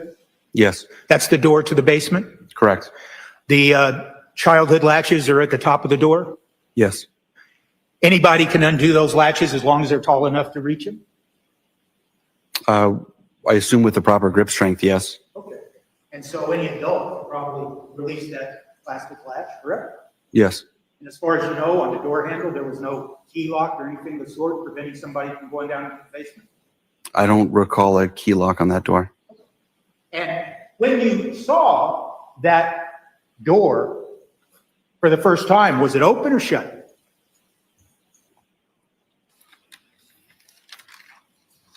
I don't recall. Okay. We heard some evidence yesterday about a hole in the ceiling in Mr. Walsh's bedroom, correct? Yes. I'm sorry, you can take that exhibit down. I apologize.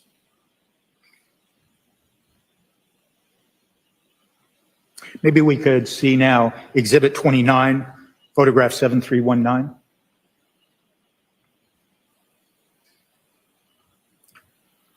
Now that's the hole we're talking about, correct? Yes. And is it your testimony that you saw that hole on January 4th, the first time you were taking a tour of the house?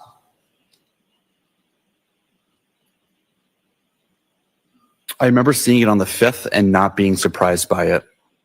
And all you mean by that is, I could have seen it, but I'm just not sure. Yes, so I definitely remember it on the 5th, and I remember knowing that the ceiling tile was in the bottom drawer of that bureau or that nightstand.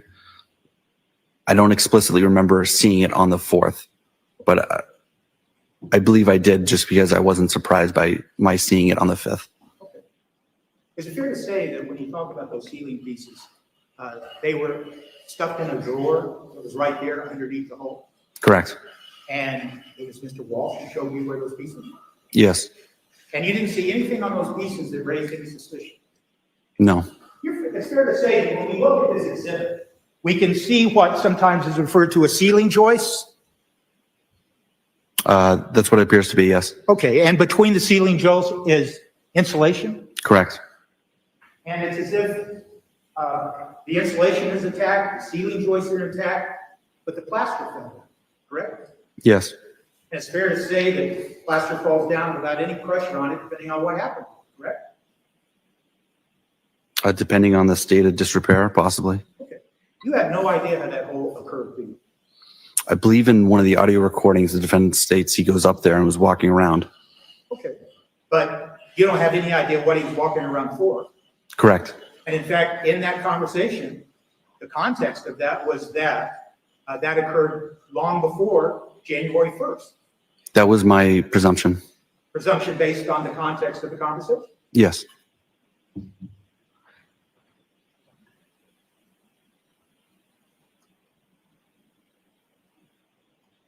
That insulation that we see, is it fair to say that what we're looking at is the paper wrapping that covers the fiberglass that forms the insulation?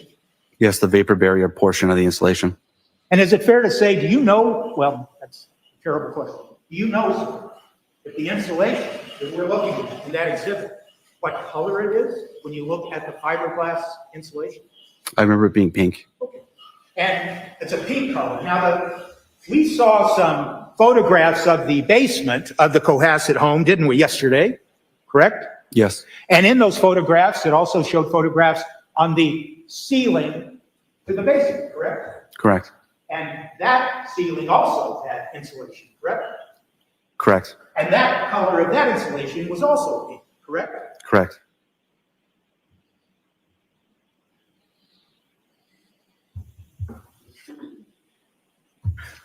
You talked about going down into the basement, and you saw some bags down there.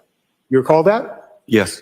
Could we have exhibit number 33, photograph 7343? Well, I got the wrong number. I apologize.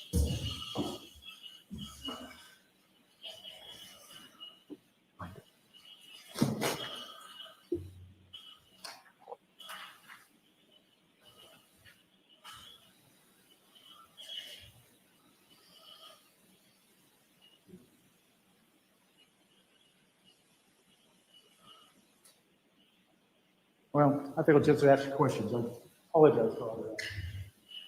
You went down into the basement. Yes. Did Mr. Walshe go down in the basement with you? Yes. You found some bags down there, I did. and you didn't open the bags. Correct. But you pushed on the bags or touched the bags, didn't you? Yeah, I manipulated it with my boot. With your boot.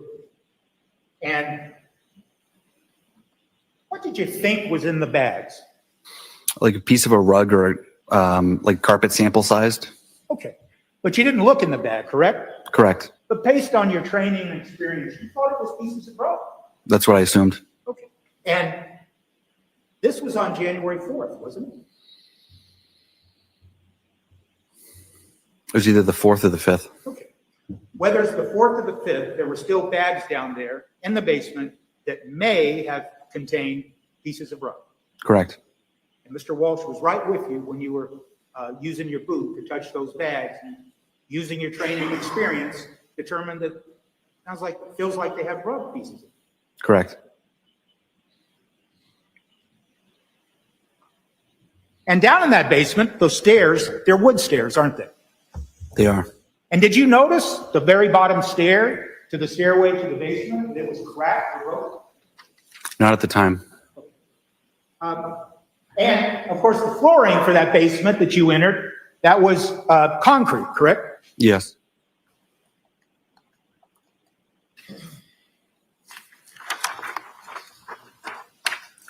You were asked some questions both yesterday and today about the pool that is in the rear part of the home in Cohasset, correct? Yes. And at one point, you looked at the pool and it had water in it, and then subsequently, it had been drained, correct?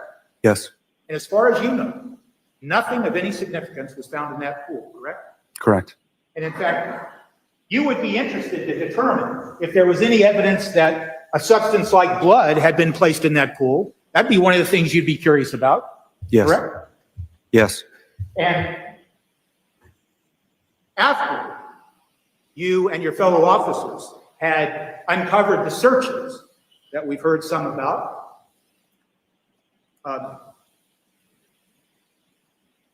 you're aware of a search, aren't you, that was found on the map book that talked about something about how you measure blood in a pool, or some words to that effect? Are you aware of it? Yes. And so there was never anything found of any significance in the pool, was there? Not that I'm aware of. And in fact, I think it was, you talked about a canine search in the back area, correct? Yes. And that canine is a human scent canine, correct? It's a patrol and tracking dog. And it didn't hit on, if that's the proper term, it did not hit on anything in the backyard whatsoever. I believe the canine was on the outside portion of that fenced-in backyard doing the track. Okay. It didn't hit on anything significant or related to your investigation of this case today? No.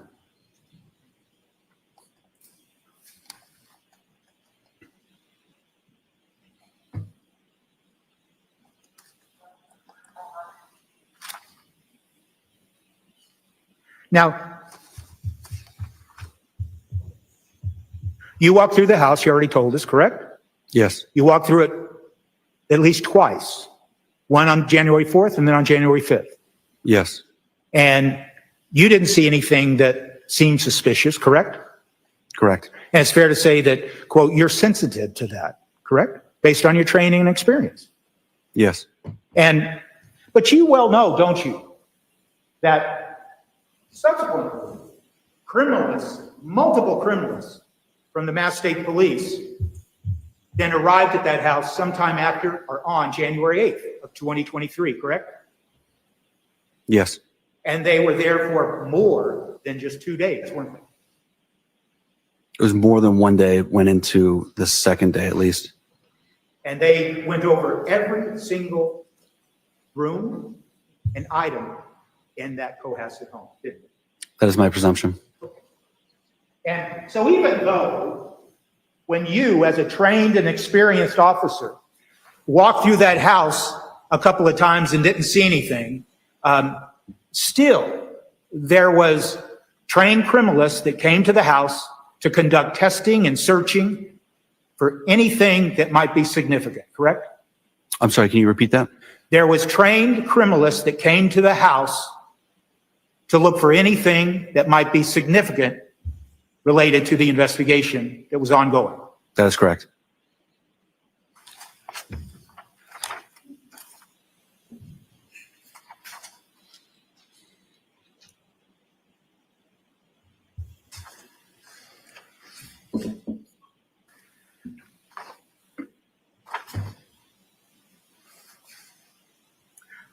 I want to ask you some questions about the media used to message.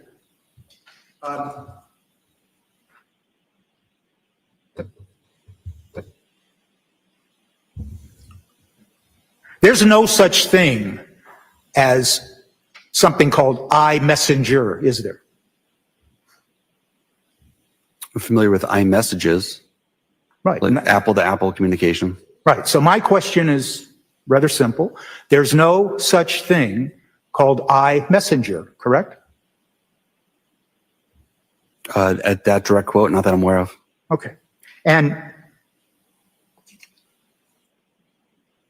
when you were talking to Mr. Walsh on January 4th, he used the term iMessenger, didn't he? It was either iMessenger or iMessages. Well, you were asked about that when you testified before the grand jury, weren't you? I don't recall, likely. Well, you recall that at the grand jury, based on a series of questions, you determined and stated in part that when Mr. Walsh was talking about iMessenger, he was really talking about Facebook Messenger. The context of that portion of the interview did seem as if it was, because we're on the Facebook subject and social media subject. Okay. And when he was talking to you and saying, well, some messages would come up on his phone that were intended for Anna Walsh, he was talking about, quote, iMessenger. That's the phrase he used, correct? I believe so. And then Messenger, once again, has to do with Facebook, correct? That was my presumption from the context of the conversation. And so you are unaware, as you sit here today, that there is any forensic evidence that Mr. Walsh ever saw the messages or any messages that may have occurred between Anna Walsh and one person named William Faster, correct? Can you repeat the wording of that, just so I have it clear? You are unaware of any forensic evidence that establishes that Mr. Walsh saw iMessages that may have been sent between Anna Walsh and William Faster. I don't recall any digital forensics related to what you're describing. Okay. And in fact, are you aware of the use of Messenger in the context of Facebook? Yes. And is it fair to say, just correct me if I'm wrong, that somebody can friend somebody on Facebook and then they can trade messenger communication, correct? That's my understanding, yes. And anybody who is a friend will see those messenger communications and can respond to them? In the context of Facebook, Yes, in the context of Facebook. messages, my understanding is messages between people would be only between the people that are included in that message. Well, when you talk about message, are you talking about messengers? The format used Facebook, by Facebook Messenger, yes. It's fair to say that if someone's trying to hide an affair, they don't communicate using Facebook Messenger that might be open to people that they don't want to find out about an affair. Objection. Sustained.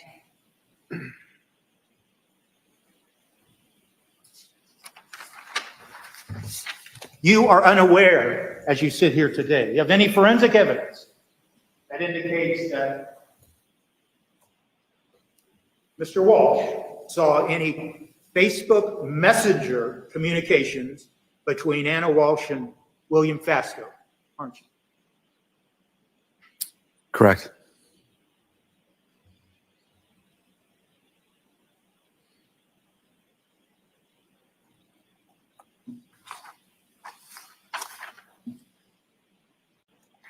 In your interview and your questioning of Mr. Walsh, and I can withdraw that, Judge, I apologize.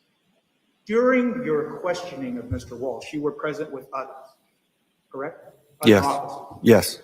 So sometimes when the jury heard that questioning, it wasn't you asking the questions, it was other officers, including Trooper Pacheco, correct? Yes. But during those questioning, you were asking, and when I say you, I mean you or your colleagues, you were asking Mr. Walsh for names of people that might be helpful, correct? Yes. And he gave you a number of names, people who he knew Anna may be friends with in DC, and names of people that she might be friends with in the Massachusetts area, correct? Correct. And one of the names that he gave you was William Fasco, correct? Yes. And you are aware of the fact that William Fasco sold the $1 million townhouse to Anna Walsh and Brian Walsh, correct? Yes. And when Mr. Walsh gave you the name of William Fasco, he didn't sound angry, did he? He did not. He didn't say anything pejorative about Mr. Fasco, did he? Correct. And before that occurred, you or your fellow officers had made it clear by asking Mr. Walsh questions of whether he knew anything about an affair or affairs that Anna Walsh might be involved in. Yes, we asked about that. And you asked him about it more than once. Correct. And you were asking about it because it could be something that you'd use in your investigation, correct? Yes. And by the nature and the context of your investigation, you were making it clear that, well, an affair could be some evidence that could be either good or bad in our investigation. Potentially. Right.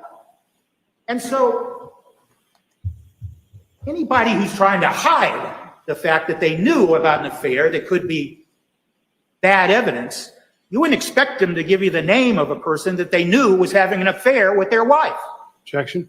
Sustained. Well, isn't that part of your training and experience, officer, that you don't expect people to give you harmful information when you're asking them questions? Objection. Sustained. In any event, you had made it clear to Mr. Walsh that evidence of an affair could be either good or bad, correct? Can you repeat that? But you made it clear, you and your colleagues, in the multiple questions about an affair, that evidence of an affair between Anna and somebody else could be good or bad evidence. I don't recall speaking about an affair being good or bad. In any event, we can all agree that He just gave you the name of William Fastow in the context of anybody that she may know, Anna, may know in the DC area, correct? Correct. Along with other names, correct? Correct.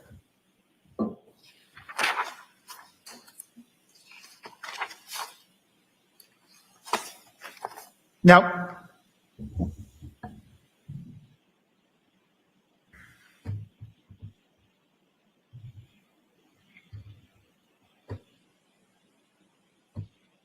on January 7th, during the interview of Mr. Walsh,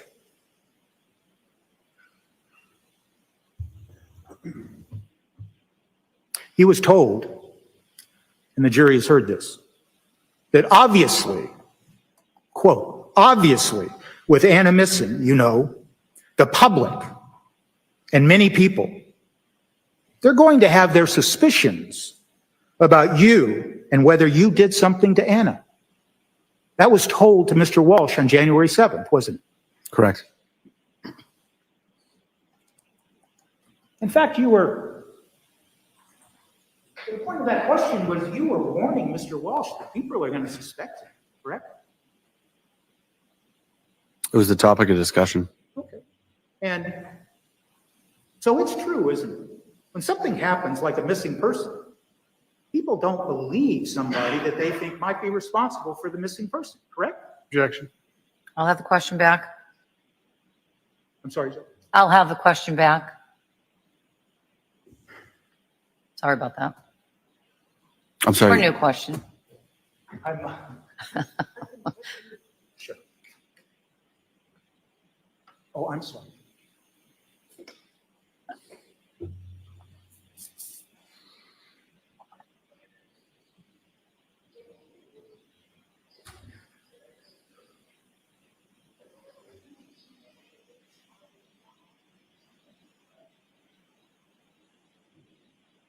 Could I hear that? No, if I was supposed to. Maybe I'll, the best thing to do is withdraw the question and start over. Start another one. Thank you.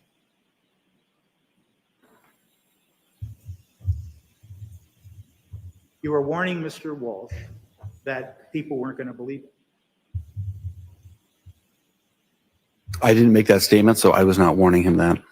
Okay, but you were there with your colleagues, correct? Yes. And your colleague, I mean, from the context of it, you understand that your colleague was telling Mr. Walsh, people aren't going to believe you, so they're going to be suspicious.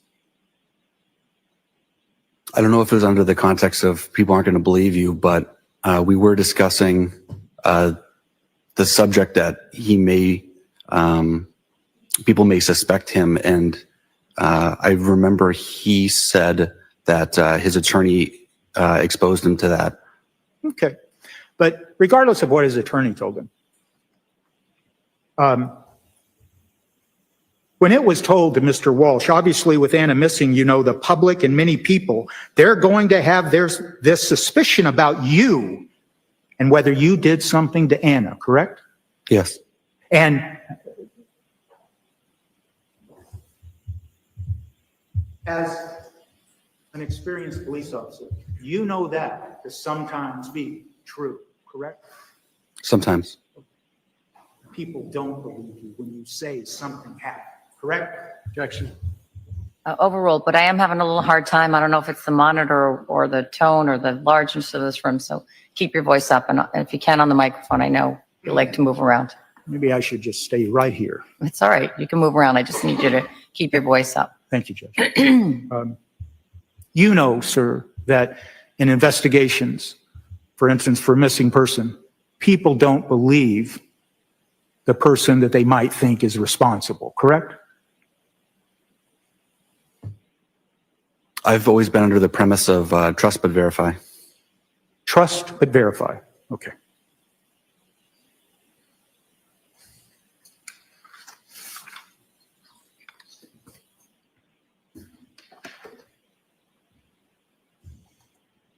That's all I have. Thank you, sir. Redirect. No, Your Honor. The witness may step down. Thank you, Your Honor.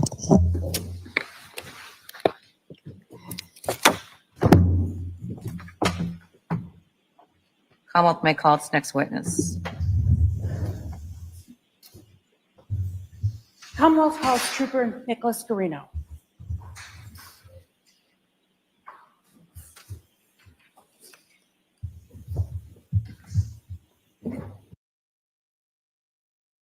So before they call the next witness, guys, what did y'all think about that cross? Did it have y'all thinking anything different from what we know? Hey, good morning, Just. How are you?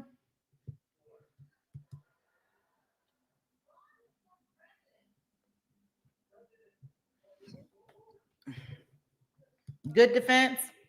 Okay. Well, you know, I guess they plan in some type of way. I don't think he has a public defender. So, hey. Dandy said she ain't impressed with they cross. Get on out of here with that mess. Oh, SD. Okay. Okay. Good to know. Hey, Only, welcome. Yes, definitely an uphill battle. Frank said he ain't impressed at all. He don't know what the heck they talking about. I know, like I'm listening and I'm like, okay, you know, he must have the detective must have held his own ground because they did not have to redirect him, right? So typically when they think that they have messed up or is something that they need to clarify, they do redirect them. You know, I do not know, I am not sure. I know that he had a vacation coming up. I don't know when it was scheduled, to Alaska. I think it was Alaska. Yeah, so I don't know. I have to email him and see, or have asked therapist to email him.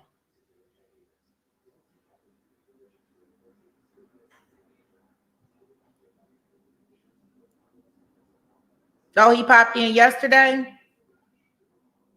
I missed him too. When he pop in, I ain't see him. Okay. Well, I can say he came in yesterday. I didn't see him. But I believe. Oh, he popped in and left. Okay.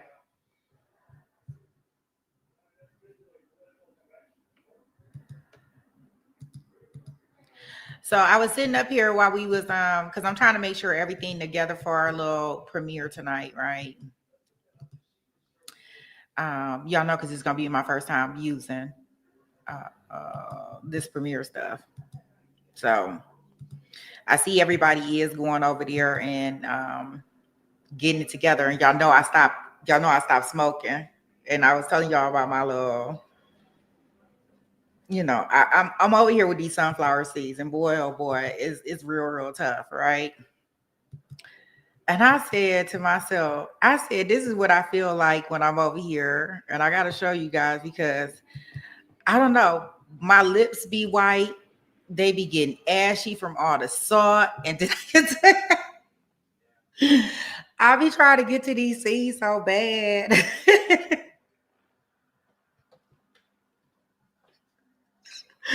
Like, the only thing that stopped is when my lips start burning. I'm like, shit. God. Oh gosh. I gotta keep my lip gloss going. I so feel like this kid. Dave Chappelle. I'm like, I might start up here. Like if I put them down, I don't know what I'm gonna do. I gotta find something else to do. I even tried to do some water,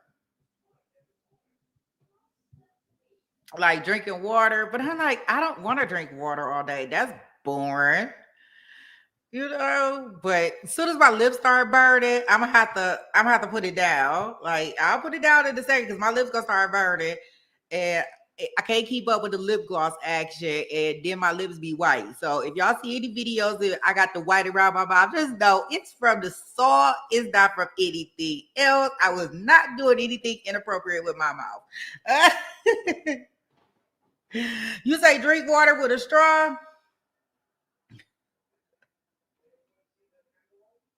You say your confidence for after dark session? Well, I don't want to ever do anything that requires after dark and my lips come up like that. Okay, Jason? Shit. Woo. You gotta take that somewhere else. Like, nah, my lips can't come up like that. But I tell you, I'm like, shit. Now my lips starting to burn, so I'm getting to the burn effect. So I'm about to get ready to stop. But boy, oh boy, if I don't find something to do with this damn dang old mouth. And it's like, and I'm not even at the point that like I don't have an urge for it. I've like completely like forgot, that I'm a smoker, but that I used to smoke, but my mouth hasn't forgot. Like this mouth right here. It's like, no. Like, we be having activities to do, and you better do something with this mouth. Oh, like I'm sitting up here. The salt is so bad, y'all. It's so bad. Like I can feel like this is terrible. Like I can feel like my stomach like expanding. Like that's how bad I know how the salt does me. And I'm still like sitting up here. Hey, Earl. Yes. Oh my goodness. Girl, I tell you, some chopsticks. Like like I gotta find something. Like I gotta do something with this damn mouth, y'all. I'm gonna put some tape over this bitch.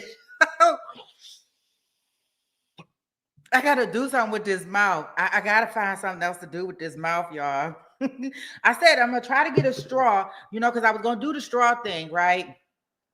And act like, because you get the fixation, because most people be like, okay, it's the fixation with your fingers that, cause you that, but shit, I ain't even worried about that now. I need to figure out what to put in this mouth that's appropriate. Not inappropriate shit in my mouth, Jason. I need appropriate stuff in my mouth.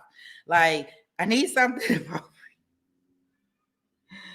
And these seeds, boy, I be trying my best. I'm like, okay, I'm gonna put them in the other room, so I can walk to go get them. Like, make it an effort.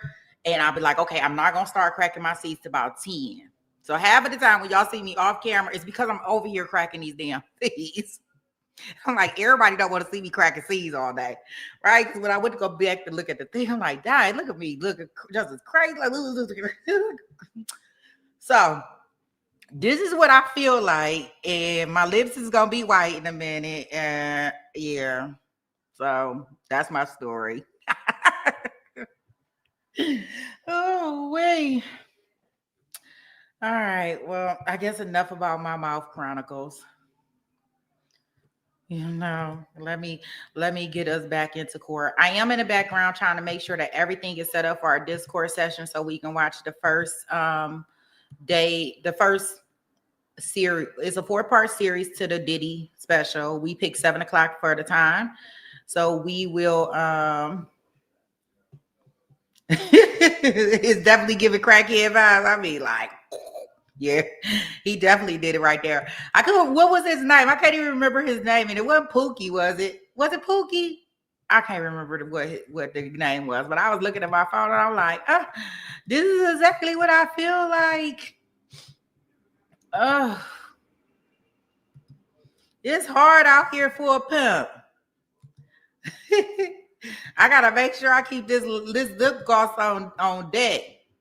And then you don't want to start licking your lips too much. Like, this is like all out battle. Because, if you start licking your lips too much, then you get the shit that really make it burn. Like, I'm struggling. Your struggle is real over here. Is all I can tell you, Sweet Pea Gang. The struggle is real. Oh, Tyrone. Oh, yep, that was his name. His name was Tyrone. Well, I definitely out here like Tyrone. I'm just trying to keep it where my lips don't get that white. Yo, gosh, I'm like, can you think like you come from a break and I lift up and my lips is that white? Y'all like, what is Sweet Pea doing over there? I shall not. Okay, I am going to put my lip gloss on. Keep my lip gloss on. Rub them together. Make sure they don't turn too white, but I definitely know that's salt. I'll get it in there, Ty. Let me get it in there for you, boo.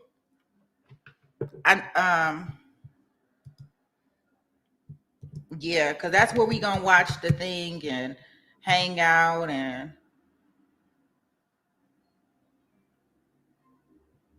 there. Oh, thank you, Busy. Yeah, so let's go ahead and get back into this trial, see what we got going on with him, and I'm gonna be in the background just making sure, sometimes with these Macs in different applications, you gotta be turned, it's so secure, it's kick me out where I can't understand it. And this is my first time really doing anything on Discord, so it's gonna be trial and error, but I'm definitely gonna be working in the background to make sure that we don't have too many hiccups. Okay. All right, guys.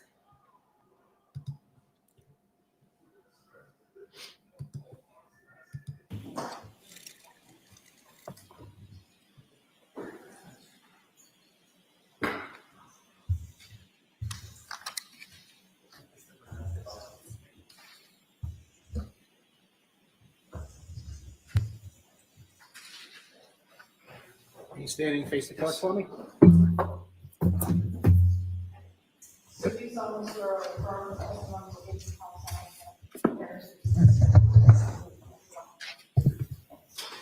Good morning, sir.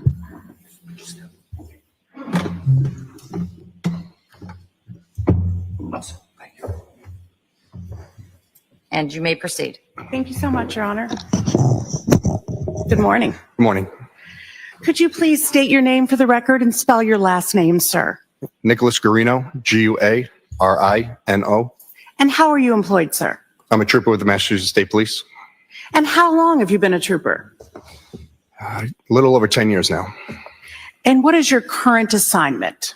Currently assigned to the Norfolk County District Attorney's Office. And how long have you been assigned there? November 2019, so 6 years-ish, about that. And what are your responsibilities at the Norfolk County District Attorney's Office? I do digital forensics and I'm a sexual assault investigator, as well as assist on homicide cases and narcotics cases.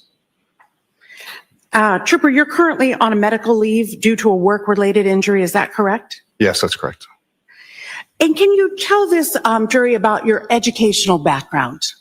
Yes, I went to Westfield State College. I have 2 bachelor's degrees in criminal justice and mass communications. And can you also tell the jury about any kind of specialized training that you have in forensic examinations in order to be a forensic examiner? So I've taken numerous Cellbrite classes. They're 40-hour certification courses, as well as other online trainings with National White Collar Crime and Magna Forensics, which is another forensic company, and Burla Motor Vehicle Forensics. So I'm going to ask you a little bit about those. What is Cellbrite? Cellbrite is specialized software and hardware to download and extract data from digital devices. And Cellbrite is the name of the company? Yes, it is. Okay. And is that a private company? Yes, they are. And what is Magnet Forensics? Magna Forensics is also a forensic company to download and extract digital devices as well. Okay. And do you have certifications from any of the companies?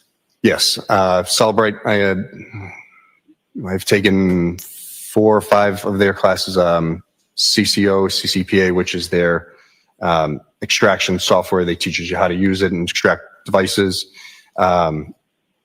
Cellbrite Mobile Forensics, their Cert F class, which is to repair and fix digital devices and cell phones.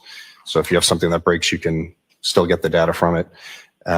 CASA, which is their advanced database software class to go into the databases of the software, the devices we get. And also CAF, which is Cellbrite Apple Forensics Fundamentals, I believe is the acronym, for Apple devices and MacBooks. So you received certifications for all of those trainings? Yes, I did. Okay. And how do you get the training? How do you get the certification from the training?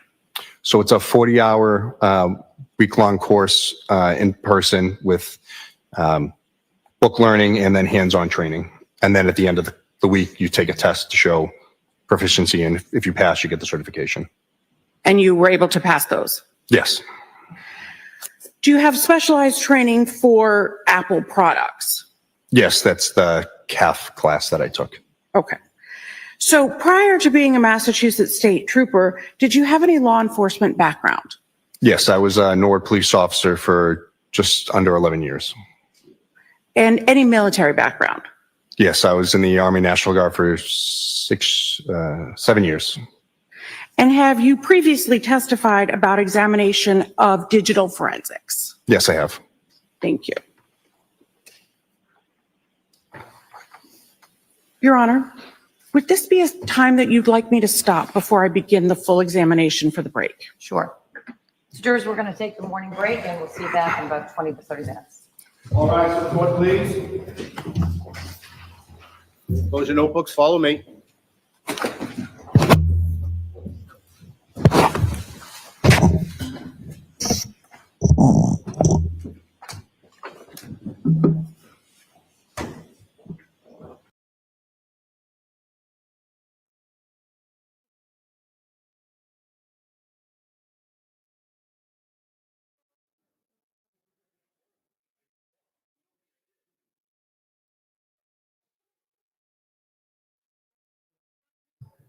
No, Jason, that was my break. They were never on break. I just took a break in between the witnesses to kind of get you know my thing. So let's do this. So I know last night a lot of y'all, I don't know if y'all were able to last night I tried something different with my bathroom chronicles, and it didn't really go the way I really planned, but I still wanted to make sure that we covered the information. So let's do this. I'm gonna cover some of this information that we had that I wanted to give y'all some updates on. So this is the first update that I want to give. I know we were doing something of the Meg Thee Stallion and Milagros. If y'all don't know, there was a civil suit that was by Meg Thee Stallion, right? For defamation, some new thing with some corn. I can't remember the name of it, but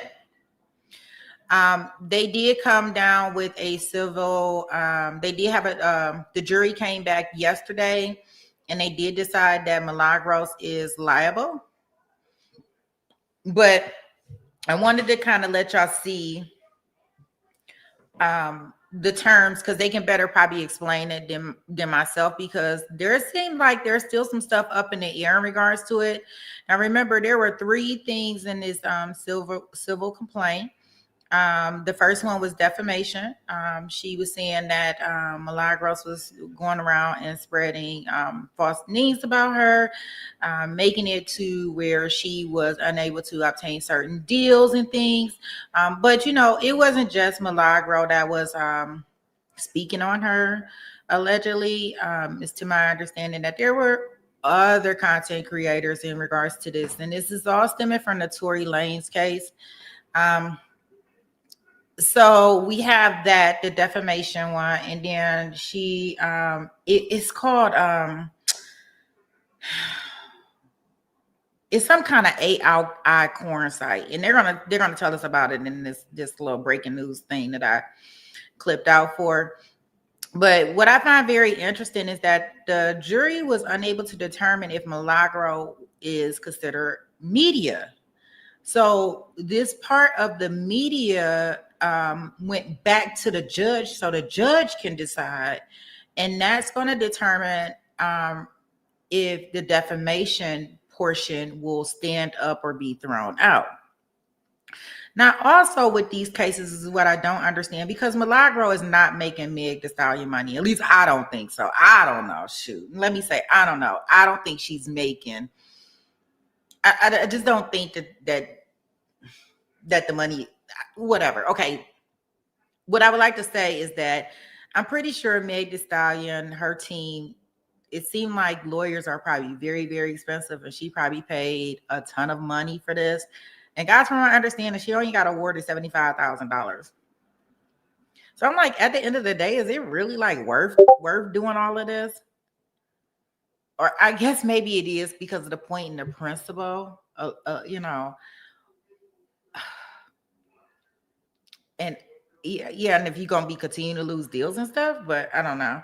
So let's just listen in real quick while we on a break with them. They should be back in the next 7 minutes. So I figure we can take care of some of our little quick housekeeping stuff. What's happened here, Brian? What do we know?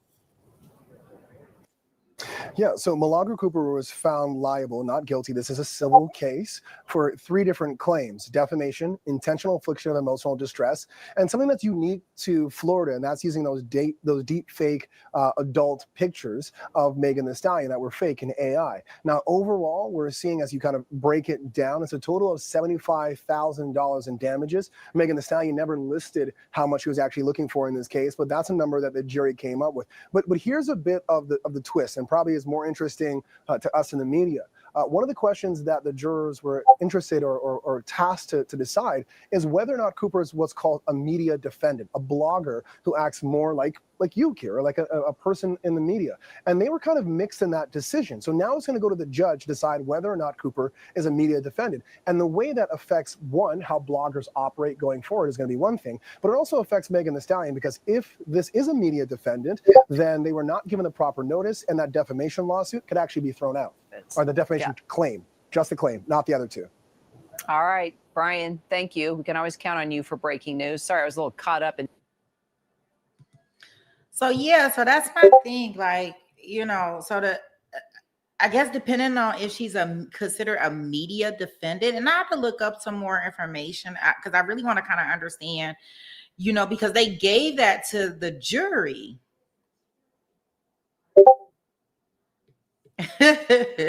Hey, well, depending on who you're talking to, Dandy, allegedly she might be built like a horse.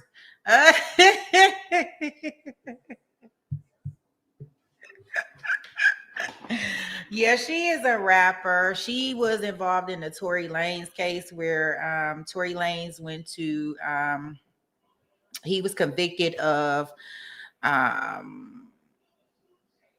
shooting pew-pewing at her and ended up striking her in her foot.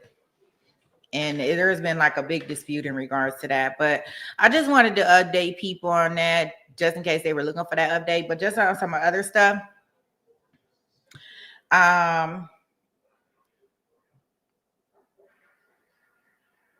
So I do want to give y'all another update. I'll rewatch the video for those that didn't see it last night, because you know it was really hard for me to show it the way I was trying to show it. So I am going to go back to, because I know you were not here, Jason. So I want to talk to you. I want to talk to all my men that are in the chat room at this point in time.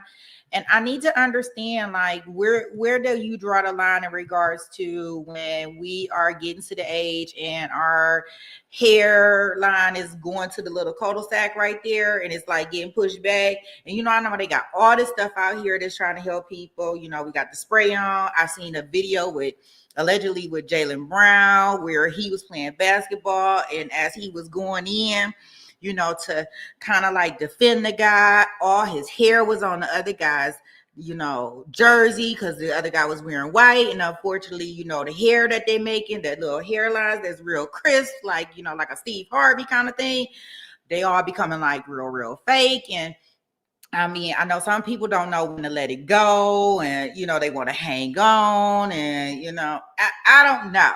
So I want to show y'all this entire video for the people that were not here, because apparently, like, things with hair is really like driving people cray at this point in time. So this is out of West Miami-Dade. We know that Miami people, Florida people, they give it to us. Give it to me, baby. They always giving us some great content in some type of way. I wish they would stop doing these crimes, but I want to check out this video now, and we'll kind of go through this, and then by the time we should probably be out of our break. It's not that long, so let's listen in. I hate that this even happened. Tuesday was supposed to be just another day for barbershop owner Samuel Wilson, but this video shows how a routine haircut turned into a terrifying, violent encounter. So mind y'all, it's kids in here. This is the guy with the weapon right here in the white, and this is the barber, the guy that was just talking. This is the guy that I guess he was somebody just like, hey man, look, I need to get my haircut. These kids need to get their haircut. You cannot off the barber right now. Like, this just can't go down like this. But let's just so y'all can know what we have going on here. I can't believe this guy did this in front of these kids. But let's go. We've removed some audio because look, the kids don't even know what's going on because he clapping his hands like this is silly. Like, they, you know, kids, they don't know what's going on. So they're like, this is exciting enough, right? But no, this is very, very scary. Because of strong language. It started as a verbal dispute, a customer unhappy about his hairline. I see you already, brother. I understand that. But moments later, he returns, this time holding a gun, threatening Wilson as two children watch and another customer tries to calm him down. He wasn't a man till he had that pistol in his hand. Slapped me in the head with it, choked me out. He said, slap me in the head with it, choke me out. Slap me in the head with it, choke me out. Say it with your neck, partner. Shit. Oh, yeah. Slap me in the head. Like, he had to choke me out. Shit. He wasn't a man.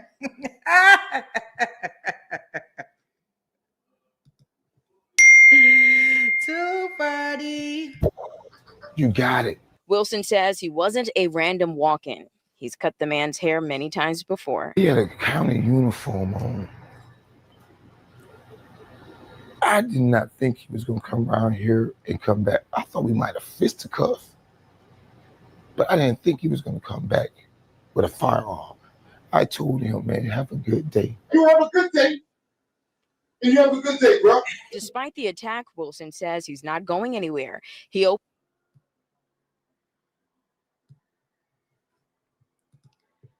Okay, so fair warning. Whenever you see somebody taking off their gear, you see a girl getting her little Vaseline on, she's taking off her earrings, like she about to do this thing, please know that this is not good. Like, they are not settled down. They are not. No, you are not. Like, when you see somebody with their pants, they typically wear their pants down to their ankles all the time. And you see them pulling their pants up and y'all in a dispute, a talking dispute. Please know that good things are not coming afterwards, right? They are not getting ready, you know, taking off all their jewelry, taking off their badges, getting their pants pulled up for nothing, right?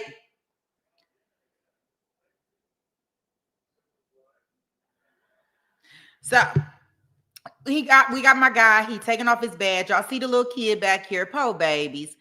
So they back here, he got his ears covered. Like, I'm just so sad for the kids. Like, they waiting to get their hair cut. I don't know if it's the father or who the parent is. Maybe he was bringing his boys to get their hair cut, but you know, they got to go see the barber. All right. You have a good day, bro. Despite the attack, Wilson says he's not going anywhere. He opened his shop in Perrine 5 years ago and loves the community that supported him. This is a safe place for anybody, but I hope the best for you, homie. Have a good day and have a good life. Now, Wilson tells me guns aren't allowed in his shop anyway, but he's going to be making security changes, and that includes locking around here and come back. So, needless to say, the guy has been arrested. And let me show, because that was the update. I think he just got arrested yesterday. So let me get that for y'all so y'all can see.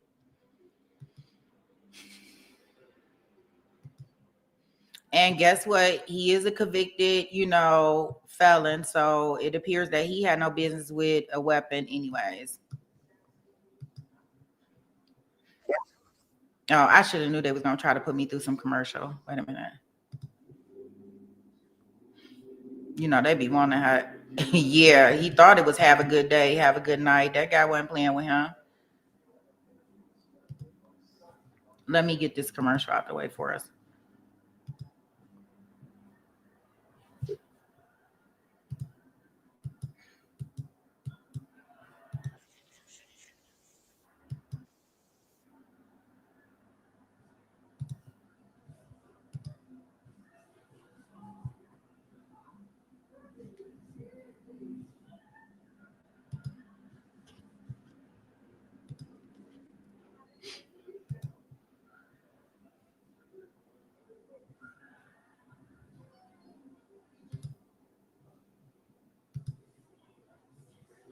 By this time, hopefully they'll be back in the courtroom.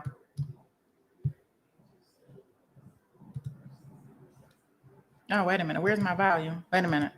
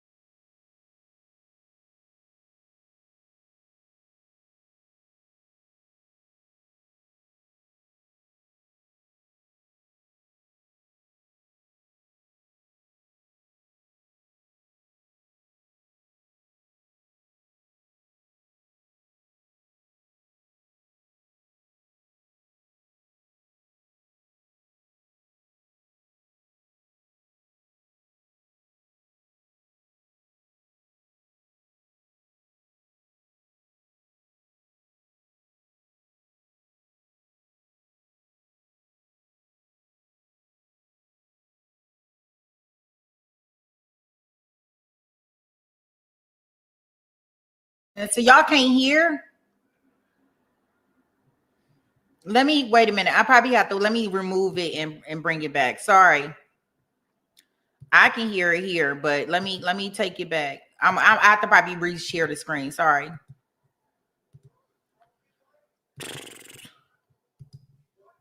Okay, let me take it back. After a violent attack inside a barber shop, the suspect now behind bars accused of threatening another man with a gun. Local 10's Brett Neese is live in West Miami-Dade with the charges he's now facing. Janice, this suspect, his arrest form has a lot of details in it, and we're learning a lot about him, his past, and what his record shows. He is a known violent offender. That is what that arrest form listed him as. He has been convicted of previous felonies, and now he's facing even more.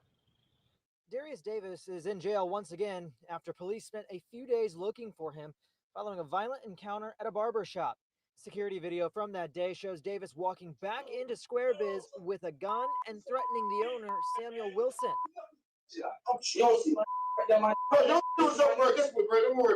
Wilson says this was all over an issue with Davis's hairline. The barber says he's been doing Davis's hair for a while and never had an issue before. He wasn't a man till he had that pistol in his hand.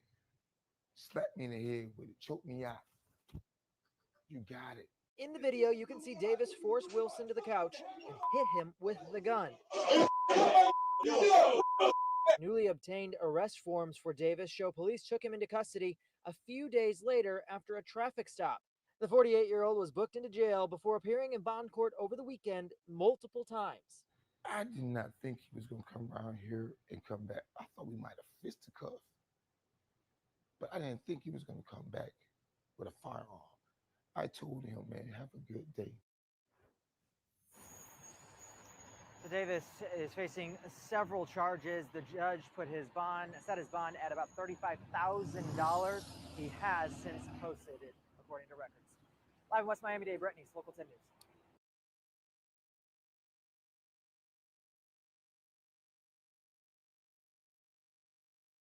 To be or not to be? That is the question. Like, I think the barber actually hooked them up. It's like they not magicians. They can only do so much.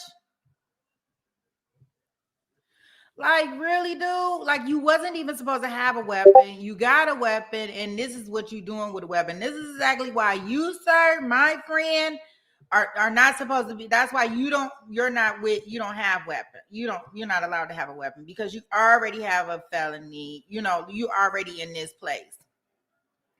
But cool. That took us through our break. I am going to take us back into the courtroom.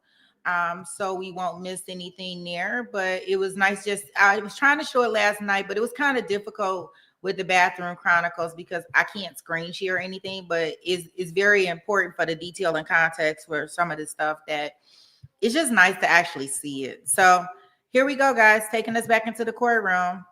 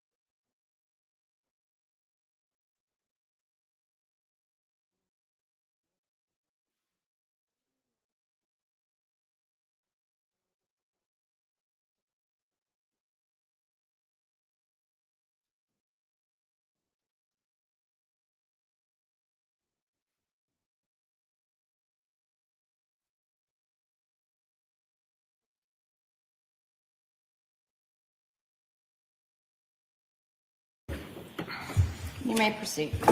Thank you very much, Your Honor.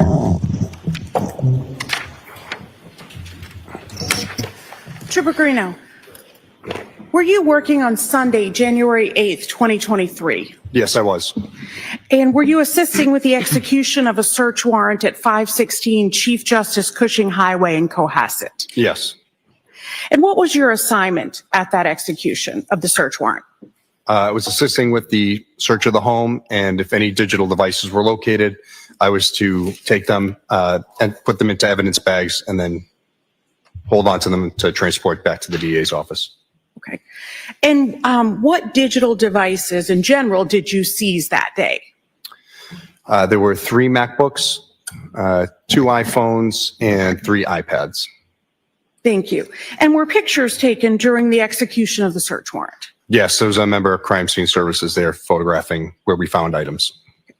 Your Honor, at this time, I'd like to show pictures and publish them to the jury. They've been previously marked and agreed to by the defense. How many? It's a very good question, Your Honor.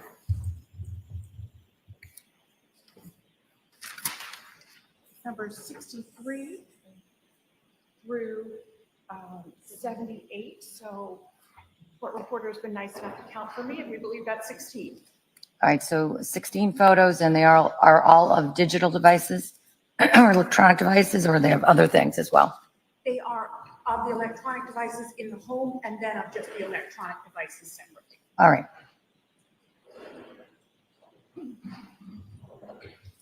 And the defense has agreed to those? Yes. All right, great. They're now in evidence as items, exhibits 63 through 78, now in evidence. Thank you very much, Your Honor.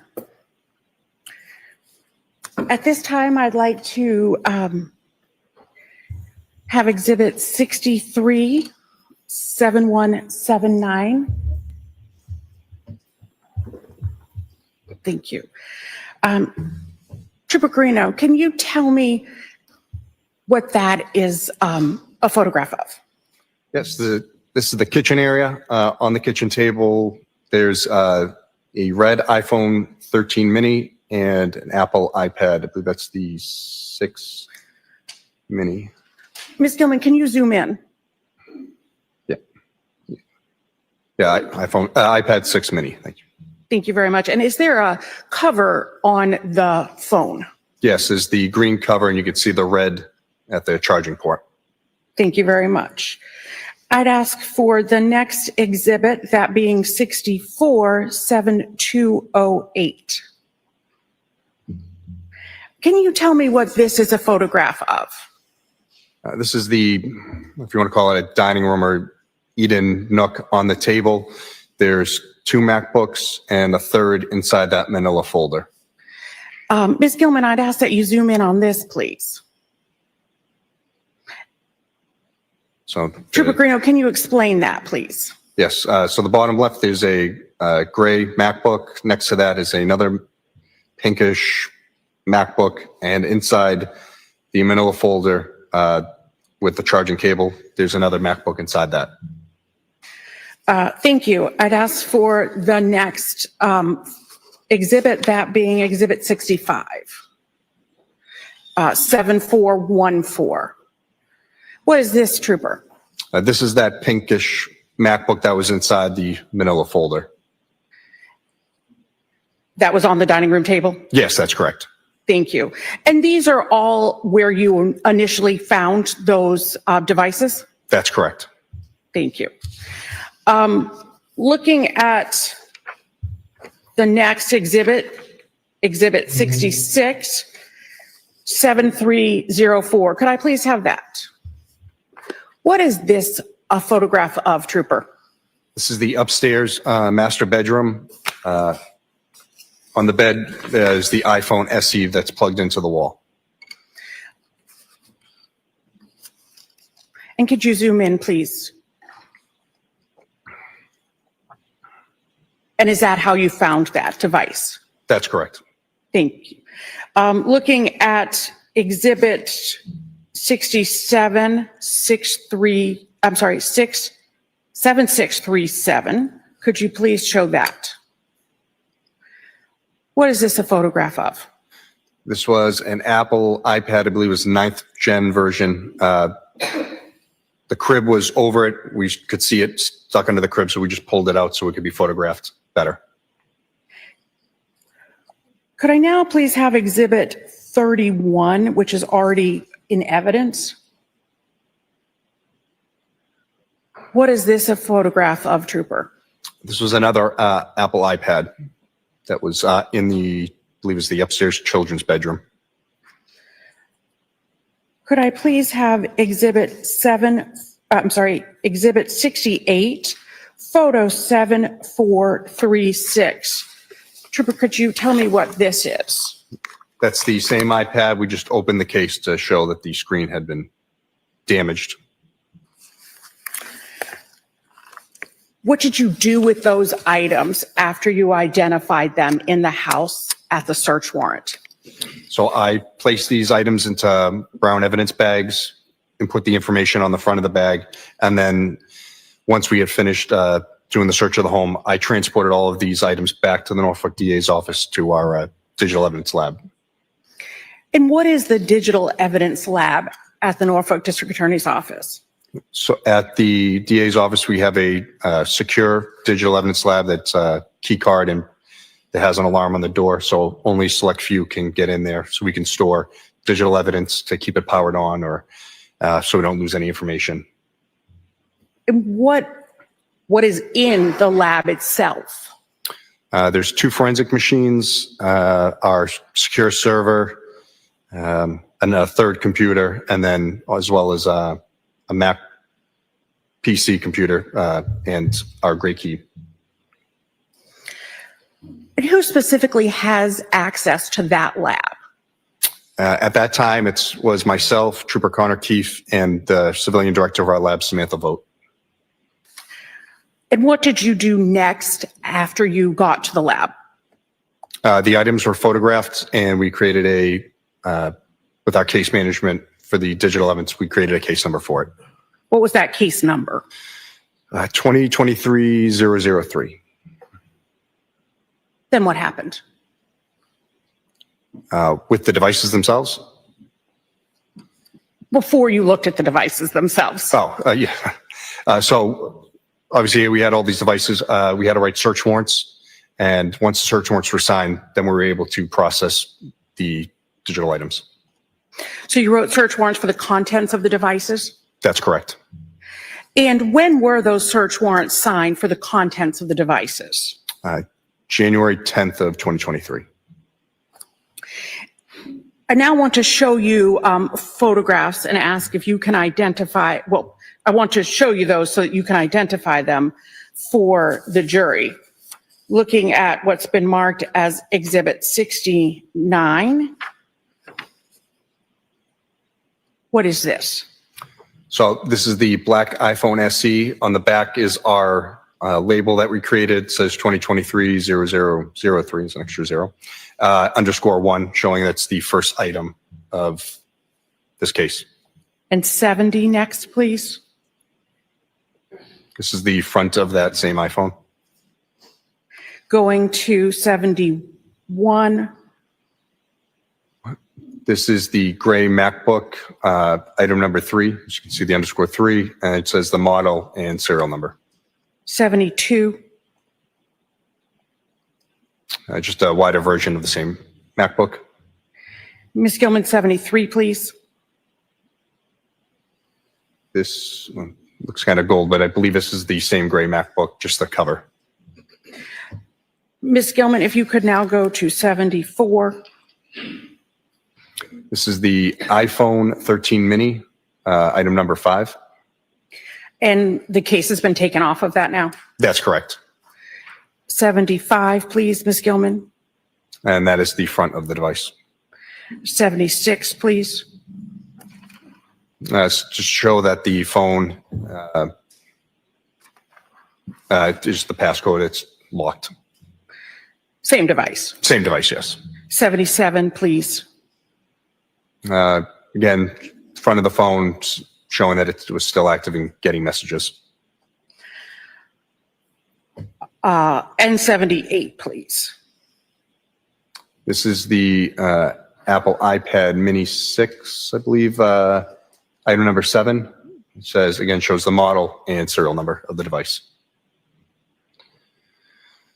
You can take that down, Ms. Gilman. So all of those devices and all of the devices that you see is pursuant to a search warrant at the Walshe home at 516 Chief Justice Highway in Cohasset were all Apple products. Is that correct? Yes, that's correct. And what are Apple devices?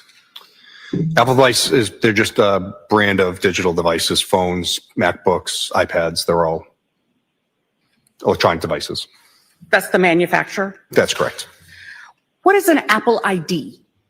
So the Apple ID is a personalized ID for your Apple devices that can be used to download apps, go to the App Store, download music, movies, whatever you please. What does a person use their Apple ID for? As I said, to download items, set up the accounts, it's usually an email address, and then they're able to sync other devices with it if need be. Can a person have more than one Apple ID? Registered to a device, yes. How can an Apple device be secured? Either Face ID or 4 or 6-digit passcode, or alphanumeric as well. What is a web browser? The web browser is whatever program you're using to view the internet, whether it be Microsoft Edge, Safari, Google Chrome. You mentioned Safari. What specifically is Safari? So Safari is Apple's web browser that they have installed on all their devices. Can other web browsers be used with Apple devices? Yes. So I want to talk now about forensically examining devices. When did you begin forensically extracting or making forensic copies of the devices that you seized from the house with the search warrant? After the search warrants were signed, the 10th we began extracting, but we're limited to one gray key machine, so we have to place one on it, download it, and then we can swap the devices to the next and so forth until we get through everything. And did any other troopers assist you with the extraction or copying of the devices? Yes. Detective Lieutenant Ed Keefe, Lieutenant Sean Quirk, and Trooper Connor Keefe were all assisting. You've discussed Trooper Connor Keefe before, but who are Lieutenant Sean Quirk and Detective Lieutenant Ed Keefe? At the time, both of them were part of the cybercrime unit for the Mass State Police. In general, what is a forensic copy of a device? When we create a digital copy of the device, it's all the information that we're able to obtain from the device that we can work from, as to not use the device itself and change anything in it. So we always work from that copy to make sure that nothing's changed for, if we have to ever re-image it, or if the item's returned, we won't have the device in our hands. How do you keep from changing the data on the original device when you're making a forensic copy? We employ write blockers. Write is in like WRITE, writing. So we can't write to the device. It only writes from the device. So it's a one-way street. That way we can get the information and not change anything on the devices themselves. And where is the original device kept after it has been forensically copied? If the item was given on consent, we'll return it as soon as possible. If it's evidence, then it'll get tagged with an evidence number and placed into our evidence room. So now I want to talk about the MacBook, the item number 3 that was labeled, the gray MacBook. How did you make a forensic copy of the MacBook? So for MacBooks, we can't use gray key, so we have to use, I use Cellbrite Digital Collector. It's basically a write blocker that plugs into the MacBook itself, and we're able to do a live acquisition of the device to a separate hard drive, creating a copy of everything that's there. So after you make a copy, then what do you do? I place that onto our external storage device for the Apple system that we have. And then what do you do? And then we'll load it into whatever forensic program we're going to use. So for the MacBooks, I used Axiom program made by Magnet Forensics. And did you ensure, again, that you used a write blocker for this as well? Yes, that's correct. And what did you do with the MacBook after the data had been extracted before you began to analyze? It was placed back into evidence. And where is that MacBook, the original MacBook that was taken from the Walshe residence? Where is that right now? It's at the Norfolk DA's office in our evidence room. What was the date range? Sorry about that. What was the date range that the search warrant allowed you to examine on that MacBook? December 25th of 2022 to January 8th of 2023 when we seized the device. And you said that you used Magnet's forensic axiom? Yeah, Magna Forensics Axiom is the name of their program to view the hard drive contents. And did that allow you to determine if there was an Apple ID associated with that MacBook computer? Yes, it did. And was there an Apple ID associated with the computer? Yes, it was brw@10saleconsulting.com. And was there a name associated with the device? Yes, Brian's MacBook. How is data stored on a MacBook computer? Similar to a PC, they have a hard drive or solid state drive. The information just gets saved to the hard drive.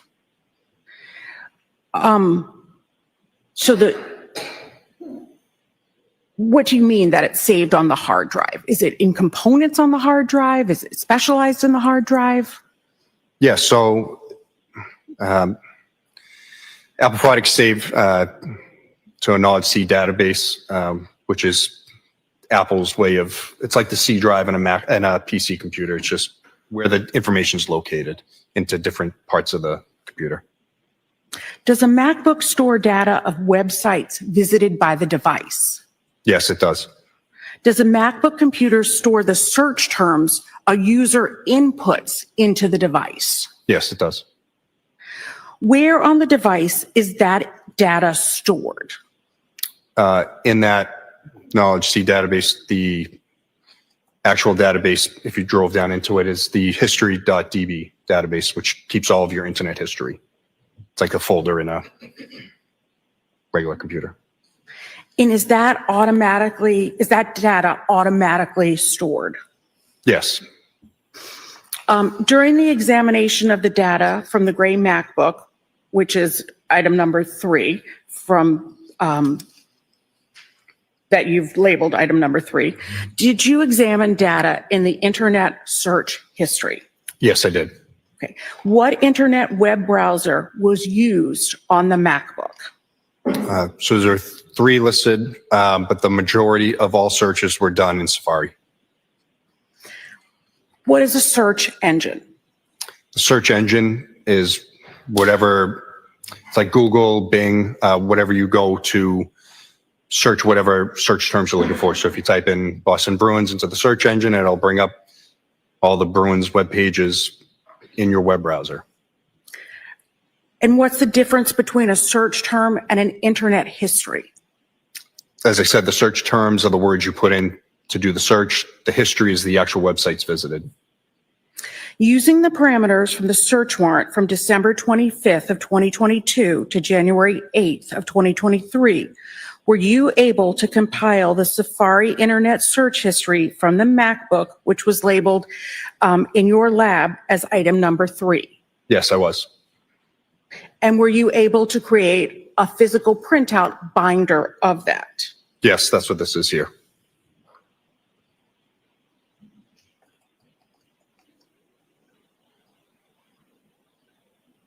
Your Honor, that has been pre-marked as exhibit number 79, this binder. Are you offering it? I am offering it as the next exhibit, please. I'll see counsel at the side of the bench.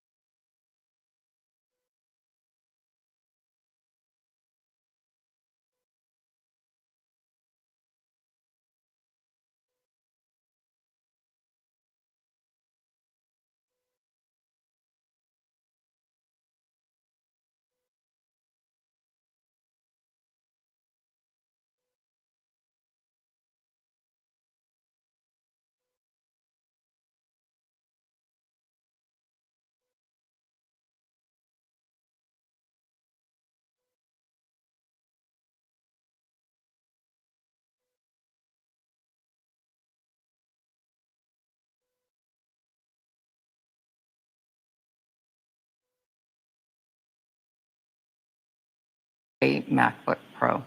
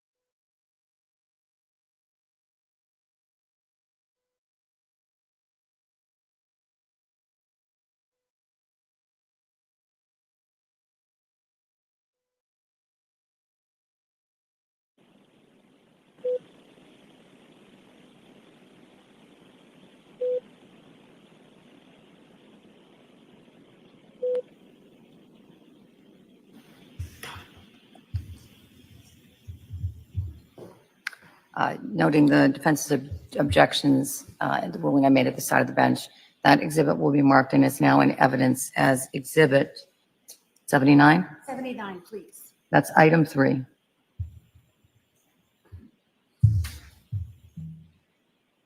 That is for the record. It's the item 3 extraction report, the gray MacBook Pro.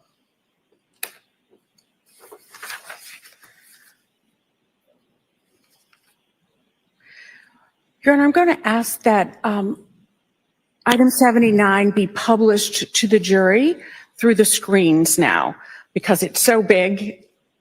All right, And- so jurors, can everyone, I know that you can all see because you would have raised your hand previously, but previously we've been looking at documents and we've been zooming in. Anybody having any difficulty? Or number 9, you're probably the farthest away from the screen. Yeah. All set? All right, and same for juror number 1. Good. All right, let me know if that changes. Go right ahead. Thank you very much. Your Honor, I'm going to ask now that we show page 526 of the binder, marked Exhibit 79.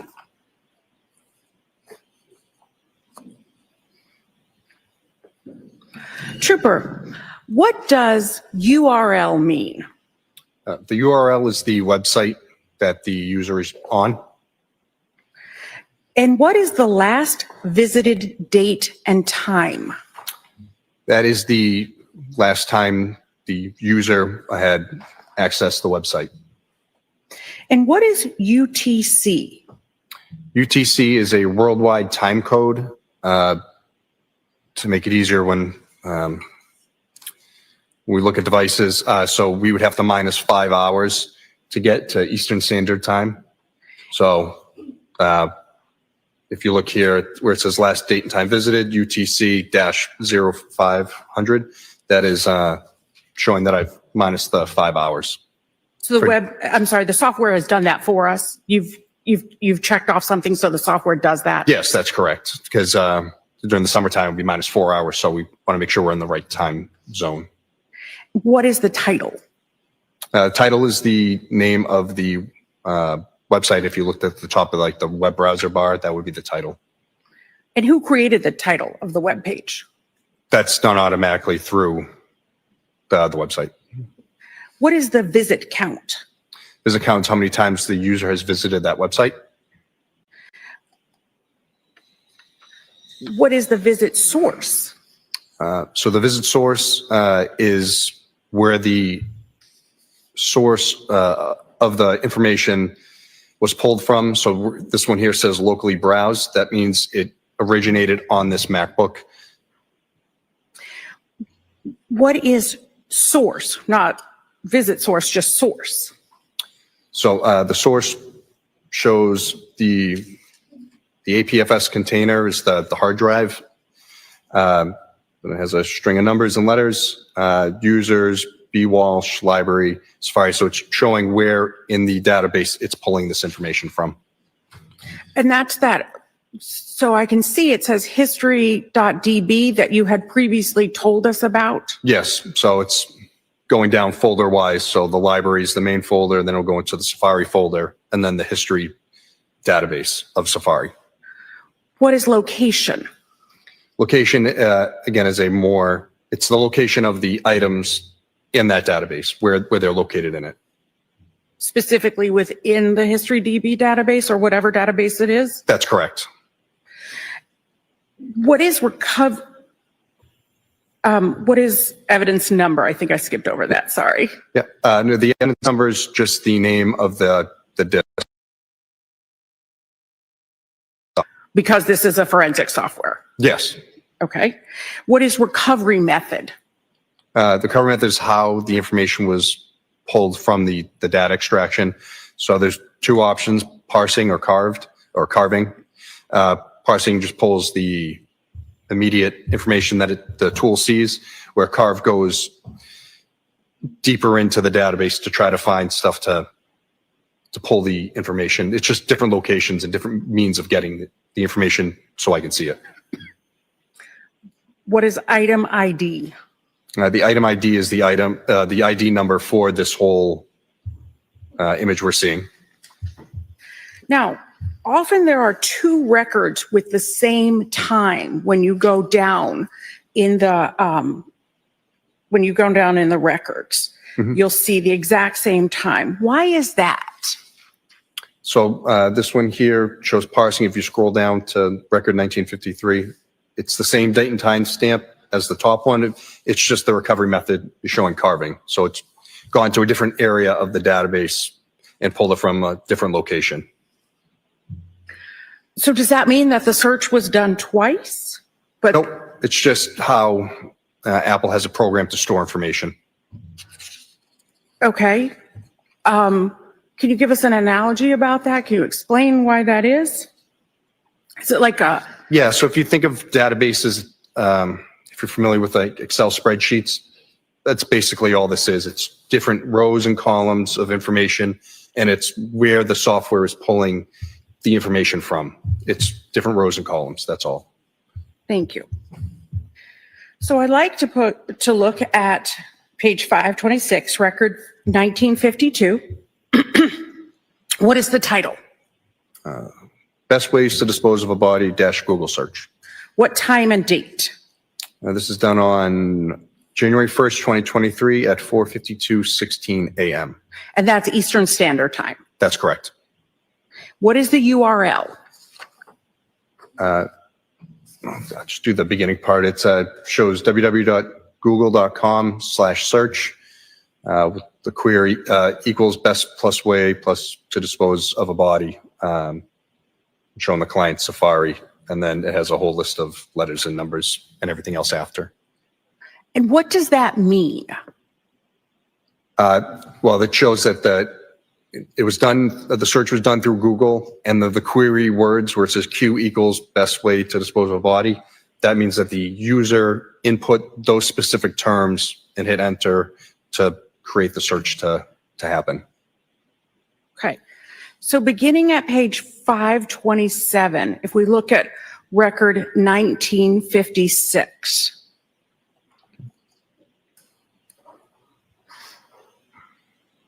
See that? Yes. Okay. And then if we go to page 533, record one, to page 533, record 1980. Let me just check it.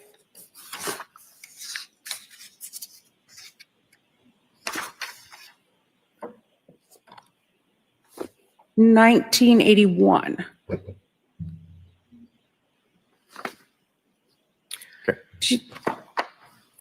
Can you explain what the pages are in the title? Can you tell me the title? Yes. So the title for this one is 10 ways to dispose of a dead body, in parentheses, if you really need to. It says -page 6. So that page 6 means they're on the 6th page of the website. So the website will break it down so you're not scrolling a million pages long. So you're usually at the end of the page, you'll see next page, you'll click that and it goes to the next part of the website for the story or however it goes. So that page 6 indicates that they're on the 6th page of the website, and they do this for advertising reasons, and like I said, keeping things short and concise. So earlier in the records, if we had started at page 527, 1956, that was page 527, 1956 was just regular. Yes, that's doesn't have a page number, but it looks like it's the opening page to the website for whataculture.com, offbeat 10 ways to dispose of a body. And then if we went to 528, 1962, what would the title be?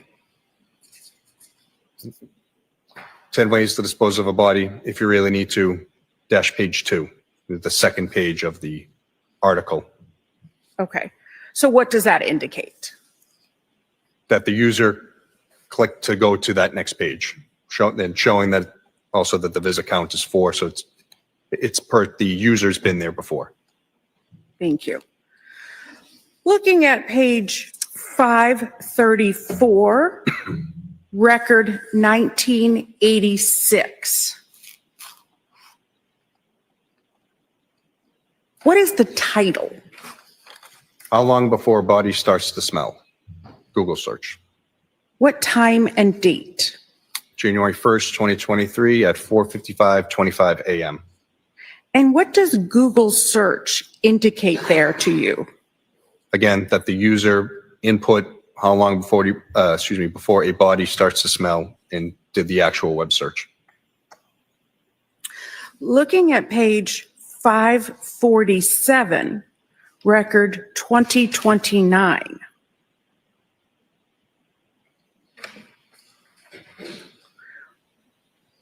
What is the title? How long for someone to be missing to inheritance? Yahoo search results. What time and date? That was on January 1st, 2023 at 6:24:44 a.m. And what does Yahoo search results indicate? This was done on a Yahoo search engine. So you previously explained Google search. Can you explain Yahoo search? It's the same thing. It's just a different search engine that the user can utilize to search whatever they're looking for. Looking at page 543, record 2014.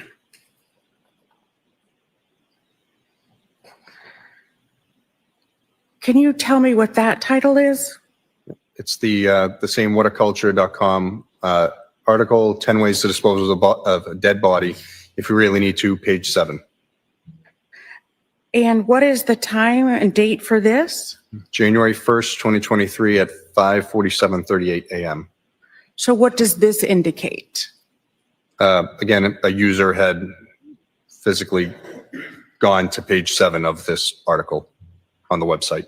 And is this at a different time than had gone to the article pages 1 through 6 that we previously saw? Yes, I believe there's a 45 or an hour difference. And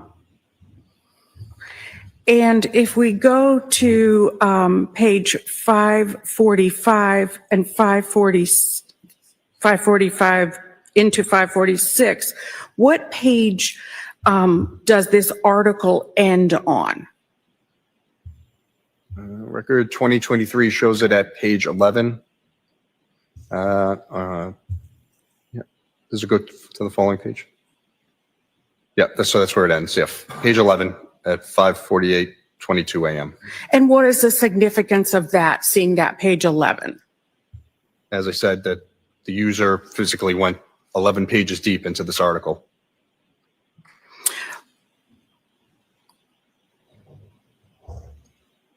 Looking at page 547, record 2031, what is the title? How long for someone to be missing to be dead? Yahoo search results. What time and date? January 1st, 2023 at 6:25:17 a.m. Looking at page 563, record 2082.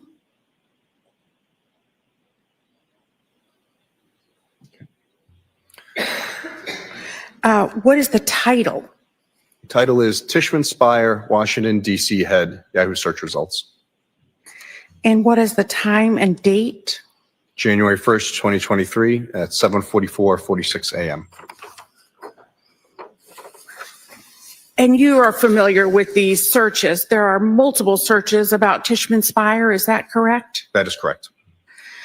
And what is the title of the search on page 567, record 2096? This is Lowe's dash Google search. And what time and date is that? January 1st, 2023 at 7:48:04 a.m. What is the title on page 576, record 2125?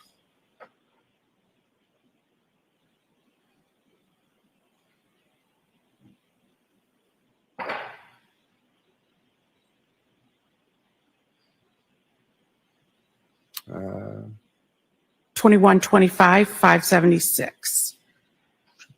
should be down further. Sorry, Ms. Gilman, I know I'm asking a lot.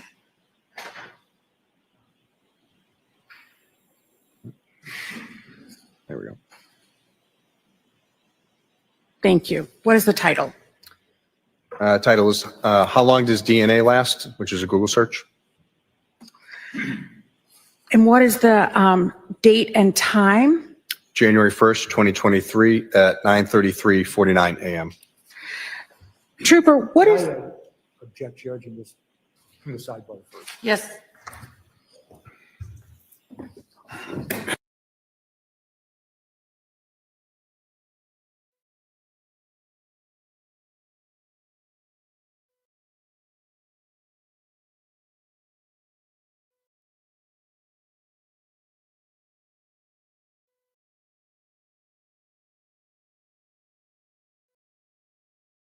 Browser?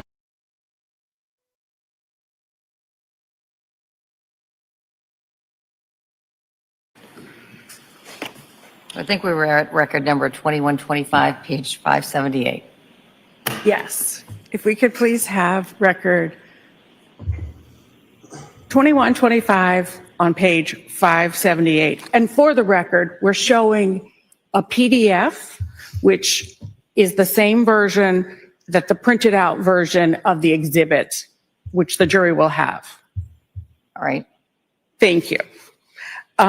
What is the title on page 578, record 2125? How long does DNA last? Dash Google search. And what is the date and time? January 1st, 2023 at 9:33:49 a.m. And there is a line, redirect URL. What is that? So if you look at the redirect URL is when you explain this. You're going to a website and you click on it, but it redirects you to a separate, not a separate website, but something similar. So if you look, it says, slate.news, it's an article, but it says, is it possible to clean DNA off a knife? So it's similar search terms, but not exactly what you search. So it's redirecting you to similar items. The website's doing that, I should say. It's not the user doing it. So the browser is sending you to a suggested website? That's correct. So I'm sure people have done this. Those who haven't, that when you go to type in something in your phone or your MacBook, it gives you those suggested terms. That's similar to what this is. Thank you. So if we look at record 2127 on that same page, 578, what is the title? Sorry, 2127 you said? Yes, please. Sorry. Is it possible to clean DNA off a knife? ? What is the date and time? January 1st, 2023 at 9:34:39 a.m. Did the user go directly there or was the user redirected? From this, it looks that the user was redirected from the original search term items that they put in. And did the user stay on that website? It shows visit count 1. If you can go down just to the next couple, I could tell time difference wise.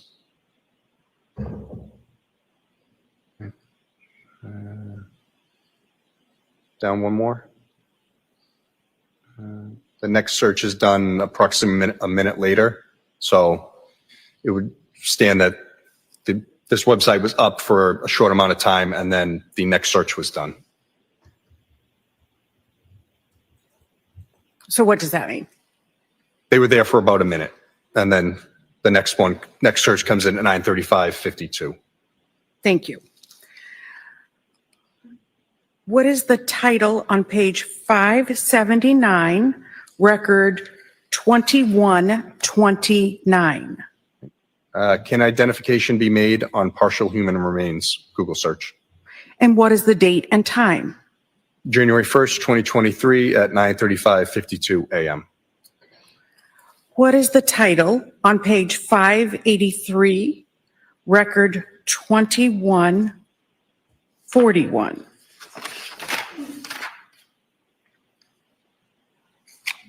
How to dispose of a cell phone? Google search. What time and date? January 1st, 2023 at 9:59:25 a.m. What is the title on page 584, record 2144? How to dispose of a computer? Google search. What is the time and date? January 1st, 2023 at 9:59:55 a.m. What is the title on page 589, record 2159? I am a user on my wife's credit card. She is missing. Can I still use the card? Google search. What is the time and date? January 1st, 2023 at 10:29:16 a.m. What is the title on page 591, record 2166? My wife is missing. What should I do? Google search. What is the time and date? January 1st, 2023 at 10:29:59 a.m. What is the title on page 592 into 593, record 2170? Yeah, title is Your Spouse is Missing and You Want a Divorce / Hello Divorce. What is the time and date? January 1st, 2023 at 10:30:49 a.m. What is the title on page 596, record 2185? It's ways to dispose of body parts after murder. Yahoo search results. What is the time and date? January 1st, 2023, 11:28:43 a.m. What is the title on page 597, record 2189? 6 ways to dispose of a body - murder, murder, murder. And what is the URL? www.murdermurdermurder.com/blog. 2017 522 6 ways to dispose of a body. What is the time and date? January 1st, 2023 at 11:28:47 a.m. What is the title on page 596, record 2193?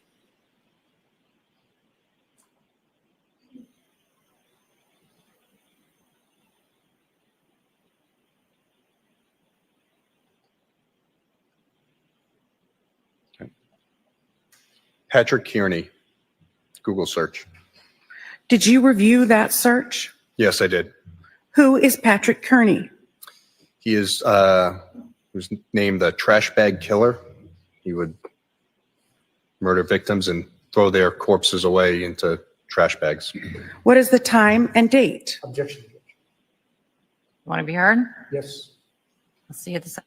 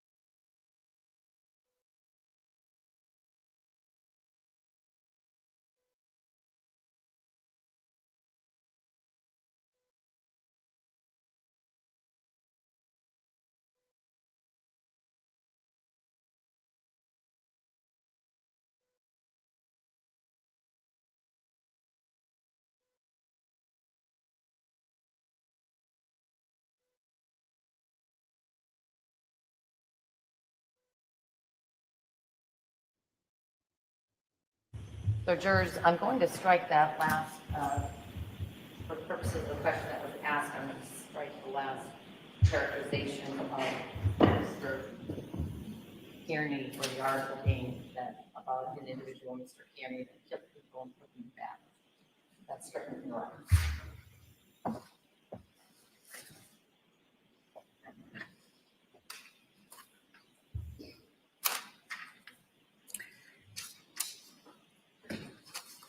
Looking at page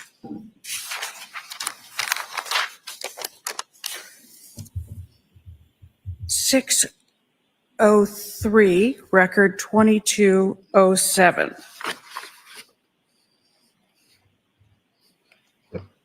Can you tell me what the title is? Cleaning up a dead body / Wired YouTube. So it shows a YouTube video. I was just going to say, what is YouTube? YouTube is a video website where companies can upload whatever videos they want. And what time and date is that? January 1st, 2023 at 11:41:50 a.m. What is the title on page 605, record 2214? How to clean blood from a wood floor, Google search. And what time and date is that? January 1st, 2023 at 11:44:32 a.m. And then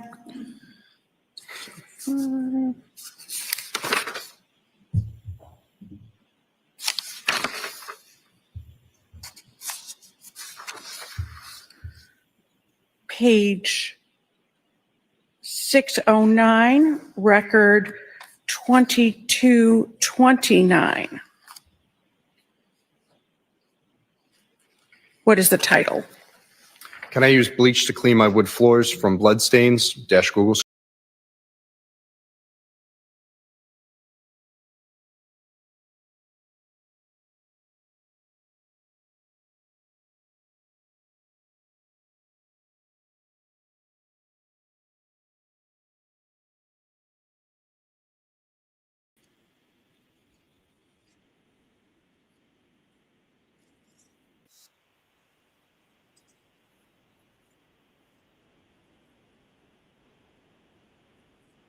Due to dead bodies, Google search. And what is the time and date? January 1st, 2023 at 12:10:07 p.m.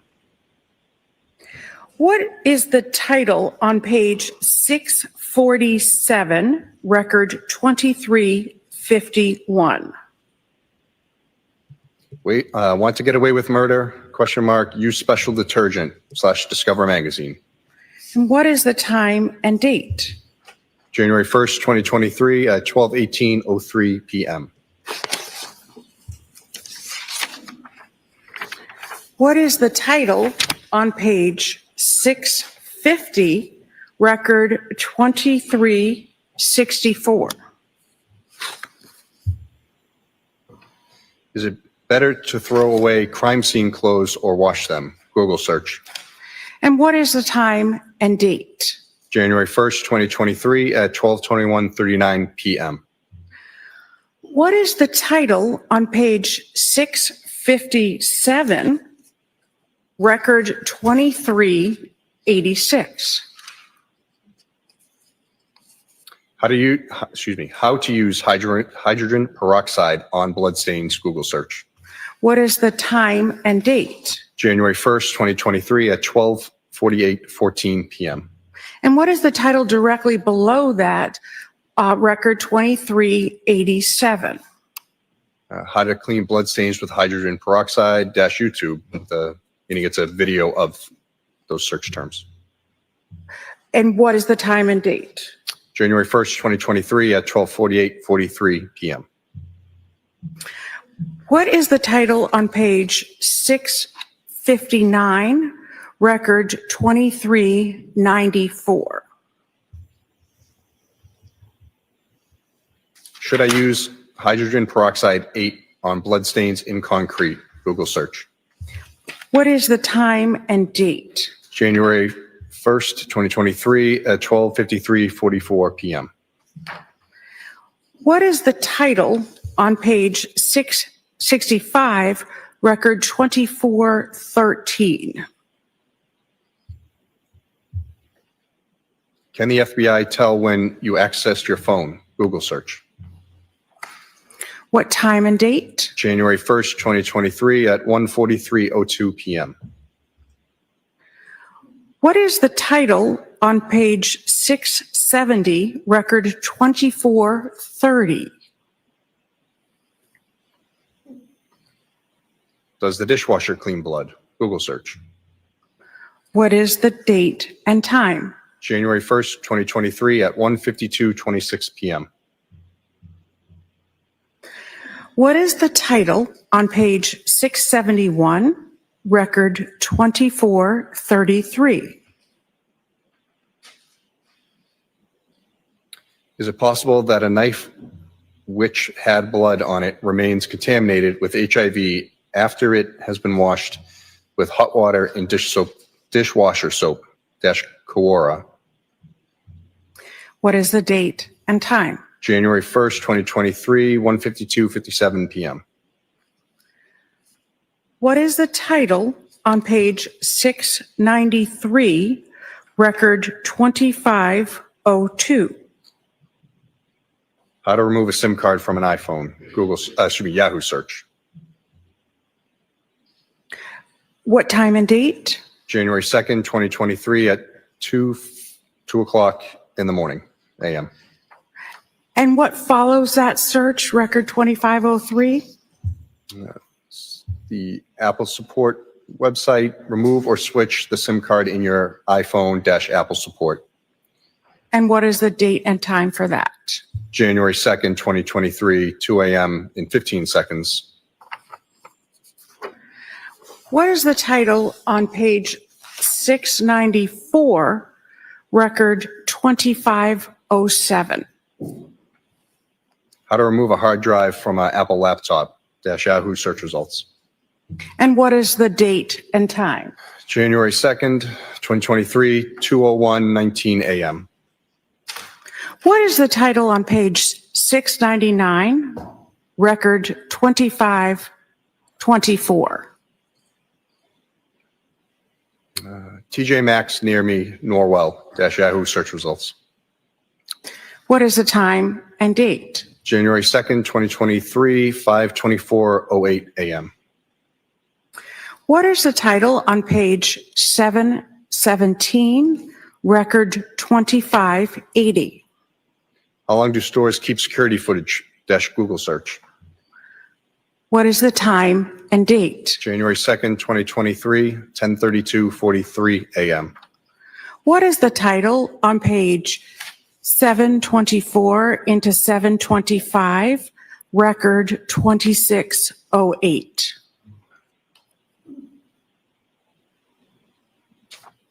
How to saw a body - Google search. What is the date and time? January 2nd, 2023, 12:27:31 p.m. What is the title on page 725, record 2610? How to dismember a body - Google search. What is the date and time? January 2nd, 2023, 12:27:43 p.m.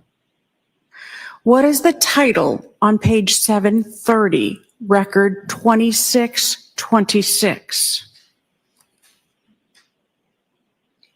Hacksaw, the best tool for dismembering a body - Google search. What is the date and time? January 2nd, 2023, 12:33:48 p.m. What is the title on page 733, record 2633?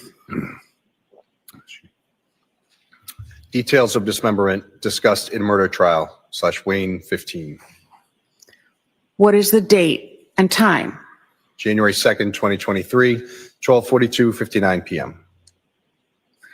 What is the title on page 735, record 2638? Can you be charged with murder without a body - Google search. What is the date and time? January 2nd, 2023, 12:47:01 p.m. What is the title on page 738, record 2647? Murder conviction without a body - Wikipedia. What is the date and time? January 2nd, 2023, 12:47:10 p.m. What is the title on page 738, record 2649? No corpse ? No problem. Notable murder convictions without a body - A&E True Crime. What is the date and time? January 2nd, 2023, 12:51:47 p.m. What is the title on page 745, record 2670?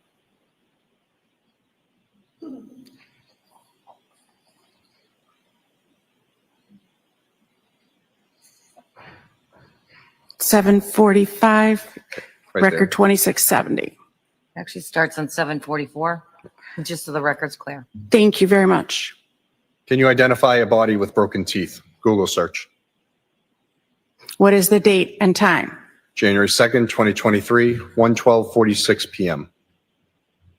What is the title on page 746 into 747, record 2674?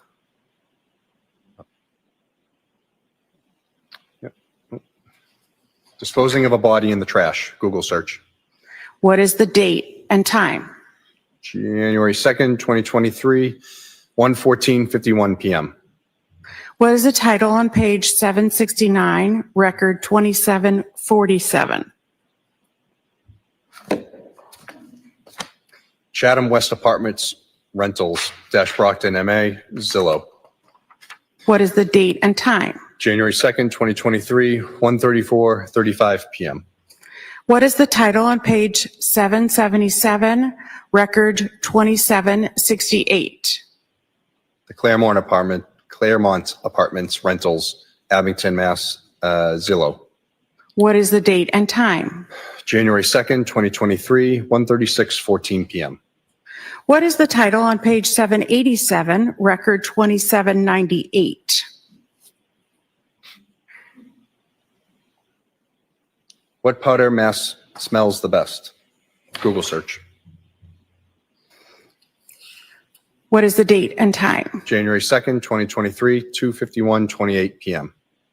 What is the title on page 797, record 2830? Can I mix white vinegar to stop smells? Google search. What is the date and time? January 2nd, 2023, 7:09:03 p.m. What is the title on page 798, record 2832? Can baking soda make a dead body smell good? Google search. What is the date and time? January 3rd, 1:15:55 a.m. What is the title on page 807, record 2856? Cleaning up blood without leaving a trace, 5 tips, aftermath services. What date and time? January 3rd, 2023, 5:03:06 a.m. What is the title on page 819, record 2900? Are footprints easy to wash away? Google search. What date and time? January 3rd, 2023, 6:55:58 a.m. What is the title on page 858, record 3025? How long for a dismembered body to decompose? Yahoo search results. What date and time? January 3rd, 2023, 1:02:23 p.m. What is the title on page 860, record 3033? Body found at trash station. Yahoo search results. What date and time? January 3rd, 2023, 1:05:50 p.m. What is the title on page 866, record 3056? Can a body decompose in a plastic bag? Yahoo search results. What date and time? January 3rd, 2023, 1:12:50 p.m. What is the title of page 888, record 3127? Can police get your search history without your computer? Google search. What date and time? January 3rd, 2023, 7:38 p.m. What is the title on page 904, record 3184? Does a cell phone track your historical location? Yahoo search results. What is the date and time? January 4th, 2023, 8:55:27 a.m. Are there any searches from January 4th at 8:03 p.m. to January 7th at 3:58 p.m.? I don't believe so. From the MacBook on? On the MacBook, from January 4th at 8:03 p.m., January 4th to January 7th at 3:58 p.m. Well, this last search was done at 8:55, so it wasn't going to be 8:03. Okay, so from 8:55 p.m. I don't believe so. I'd have to see. May I approach, Your Honor? You may. You see that there's more pages. I forget the exact dates.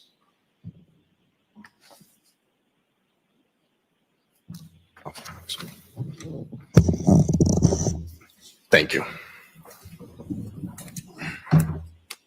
Just want to double check.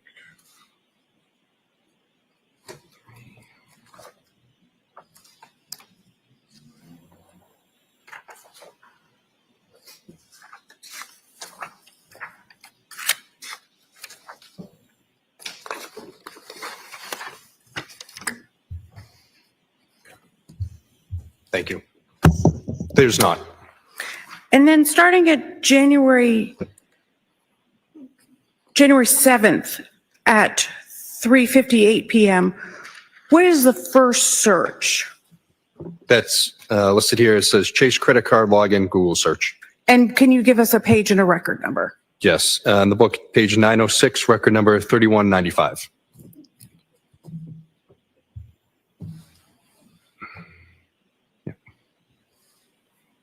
Thank you. So did you look at any searches prior to January 1st? Yes. And I'd like to start with page 521.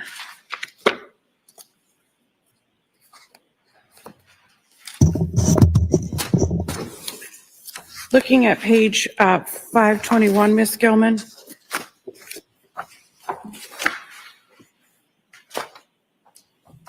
Looking at 521, record 1938.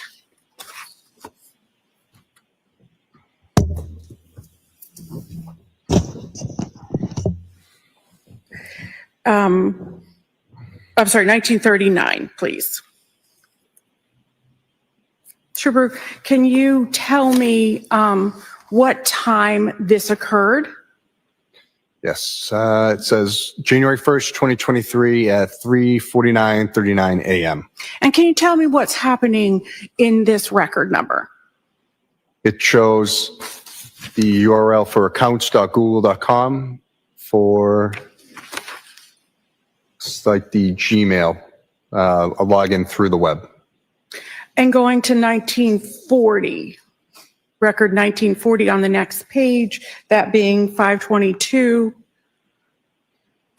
Does that continue? Yes, it does. Okay. And going to page 524, does that continue until record 1947? Yes, it does. And what date and time does that end? The last one shows January 1st, 2023, 3:50:06 a.m. And then the following is about an hour later. Thank you. Now looking at page 225 into 226, record H25.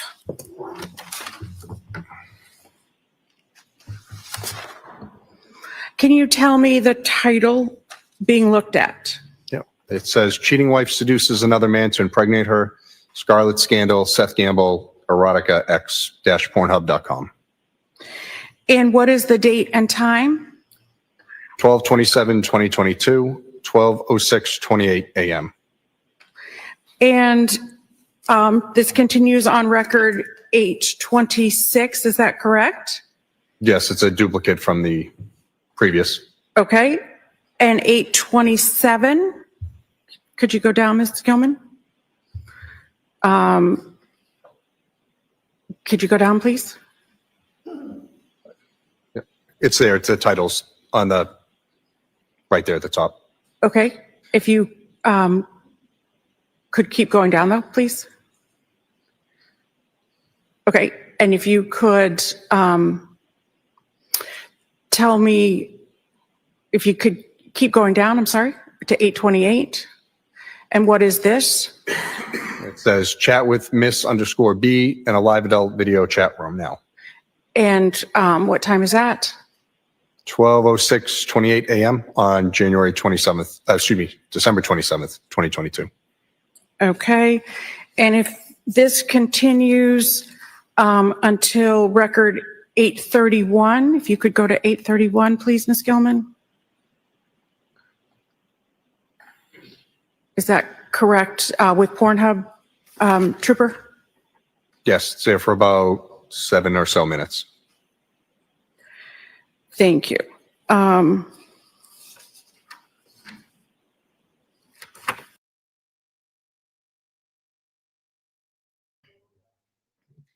Wait a minute. Don't tell me he had to bust one before he went to sleep.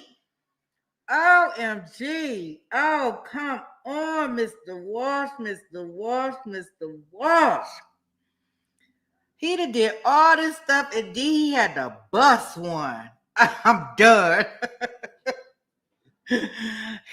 Oh my goodness. Talk about he needed to see how far it shoot across the room. I need him not to be doing this. Like, ew. I cannot believe that it's in his search history after this, all this looking up how to get rid of it, what to get rid of. Yeah, 7 minutes. That's all it took, boy. He was like, he got to bust one before he go to sleep to see how to rub it out, right, as the straight rubbing. He could have did that with his wife instead of redrumming her. Like, what is wrong with him? Oh gosh, that got to be like totally embarrassing. Maybe that's his alibi, y'all. He couldn't have did it because he was rubbing it out. You say it took him 5 minutes to find the right video? Oh gosh. Oh, how many times did we like out of all things to search? Really? Oh, I guess he has no limit. When I heard that, I was like, oh my goodness, almost.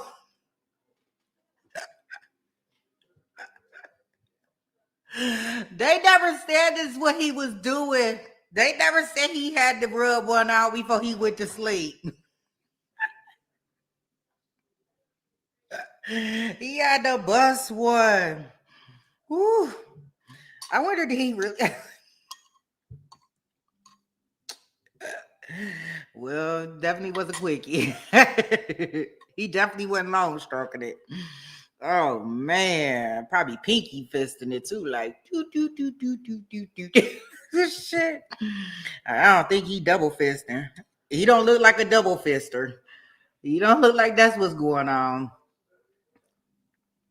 You say is that? I hope not. Yeah, he didn't have that long stroke. 7 minutes is not a long stroke, SD. That's not a long stroke. That's a quickie. That's a quickie. And he doesn't look like a double fisted. That's what I can tell you.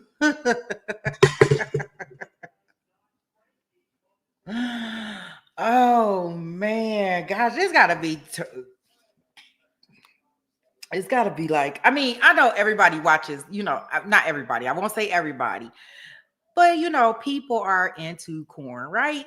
No harm, no foul. I mean, but I mean, it's a time and a place for everything. And I don't know, after your significant other, after you did all these searches on how to get rid of her, what to do with her, how long it take for her to come up stinking, just so you can kind of understand how fast to move,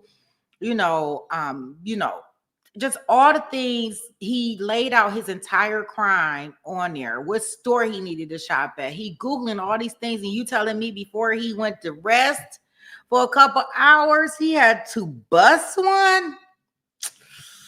Yeah, I got a problem with this. Like, oh God.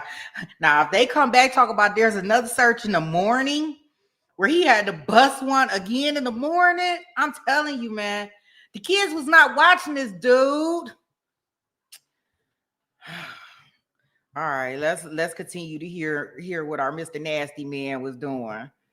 I mean, like, who can even concentrate? Don't it take a level of concentration to bust one? I don't know. Maybe it's just me. Yeah, I don't know. I thought it'd take a level of concentration. Like, okay, whatever. All right. And page 241 to 242, record 891. What is that title, please? Best divorce strategies for men, Yahoo search results. And what is the date? December 27th, 2022, 8:33:53 p.m. And page 253, record 935. What is the title, please? Best date to divorce for a man, Google search. And what is the date and time? December 27th, 2022, 8:51:33 p.m. And page 256, record 934. What is the title? It's 934 or 943? 943, I'm sorry. Five best and 5 worst states to get divorced in the U.S. And what is the date and time? December 27th, 2022, 8:52 p.m. 8:52:39 p.m. Thank you. Page 257, record 945. What is the title? Washington, D.C. divorce laws, Google search. And what is the date and time? December 27th, 2022, 8:54:13 p.m. And you have the binder exhibit in front of you, but if you look between records 891 and 934, what does the Safari history show to you between those record numbers, 891 and 934? What topic articles are being looked at? I'm sorry, what number is this one we're on? The divorce laws, if you scroll up? Yeah, I'm sorry. This is 945. Yes, I'm sorry. Yeah. If we look at record numbers 891 through 934.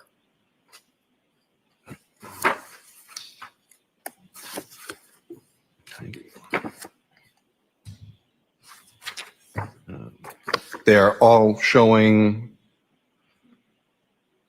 websites regarding divorce advice, mistakes in divorce, using verbal abuse, don't split up like this, the 10 stupidest mistakes men make facing divorce. It's all divorce related. Thank you. So if we look at page 259, record 951.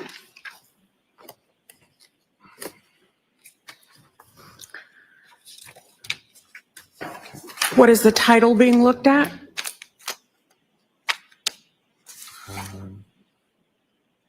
Can you scroll down a little more? There. Oh, if you scroll back up, I'll just read it from the URL. So it's a Google search for Chase login credit card, and then it does a redirect to the Chase that does it again.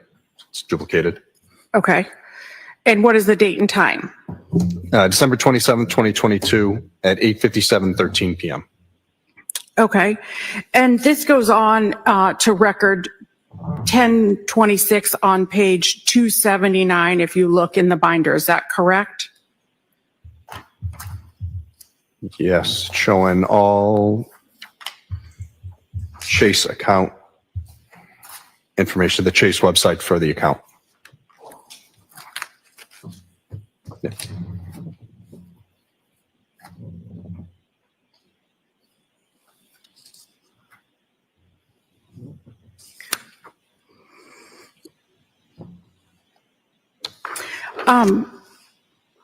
Trooper, if you look at page 508, record 1890.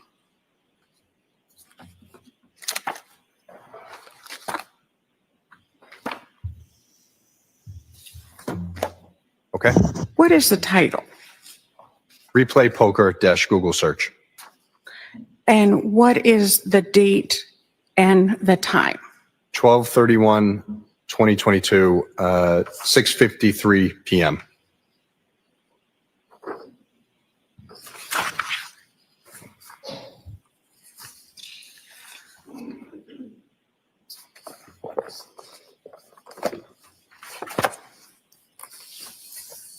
Your Honor, I am about to change topics. Would this be a good time to stop for lunch? Sure. Jurors, can you off lunch? Yeah. All rise to the court, please. Your notebooks. Hold it.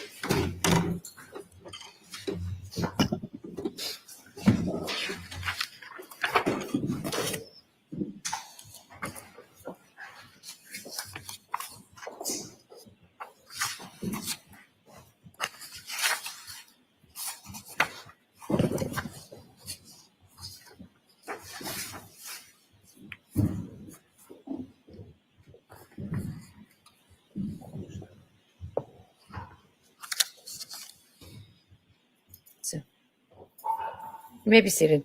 Any updates on the forecast? It's the nothing burger. Can you just take a look?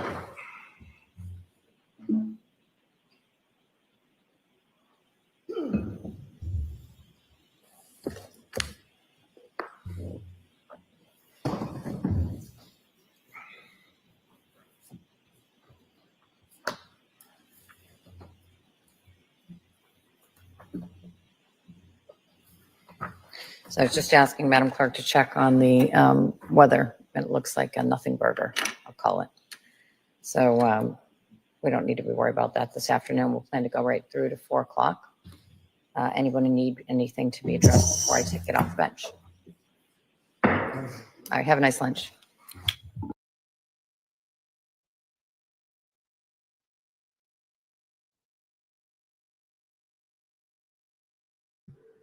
Okay, so it looks like they, I was just I wanted to hear the rest of that because I wanted to kind of see what they were going to do.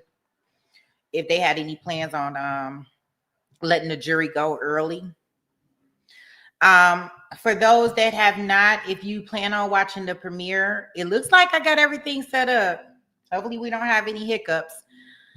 But watching the first one of the Diddy, don't forget to go ahead and join our Discord server. It's free. It don't cost nothing, and it's just a place where we can chat and hang out and stuff. And for my people that like to use, you know, their choice words in the chat, it's a good place for you to use freedom of choice of words, I guess. Is a good way of putting it. I think, yeah, maybe. My little sailors, because I got some little sailors, Barb. Little sailor. So you allowed to go over there.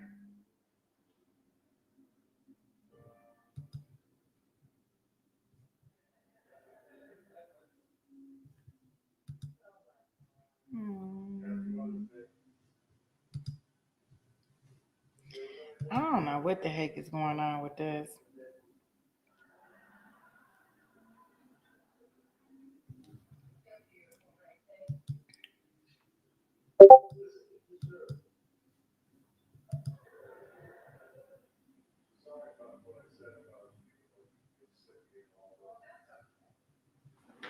You say you sitting there and listening and cleaning. Nothing wrong with that, boo.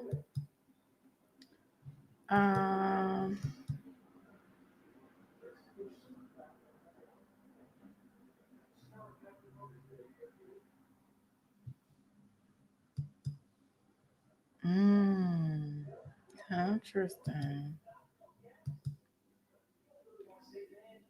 That's interesting.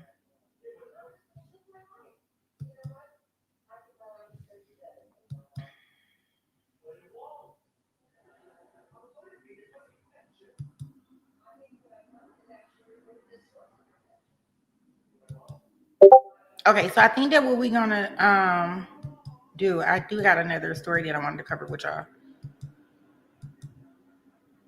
That I tried to do last night that we couldn't get through. I mean, we got through it, but it didn't go off the way I wanted it to go off. So I'm gonna do that really quickly here. Wait a minute.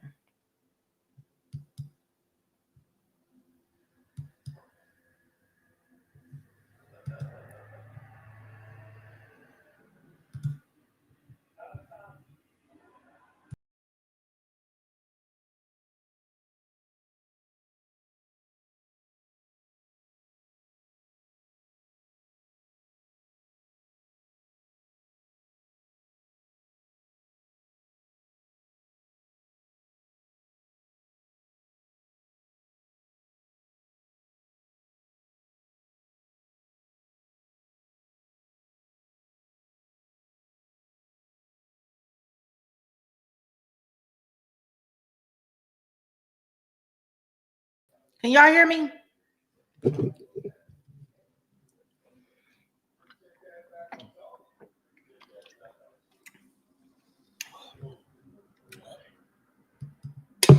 Okay, so this is the other story that I was trying to show last night that we did kind of look at, but just so for the people that were not here last night, we have to figure out in regards to what is going on in regards to this hair stuff. Because I'm telling y'all, people are going lulu over here, either not being the way they want it, not getting paid they want to get the way they want to get paid, any of those things. Like, we are really taking this to the upteenth degree. Now, y'all know, as I told y'all last night, for those that were with me, just bear with me, because I know it was some people that did not come in last night. But I do want to show this viral TikTok that I seen. I won't do a whole thing on it, but I did want to share this little news, this thing with y'all. So let me get it pulled up and get us started. That way we can just kind of like do breaking news. Then after this, I am gonna go and I do want to play the sentencing of I don't know how many of y'all are interested in that one, but they just did the sentencing for I want to say Mississippi. We didn't watch the trial together, but I did watch that trial. So I don't know. Did you guys watch that trial?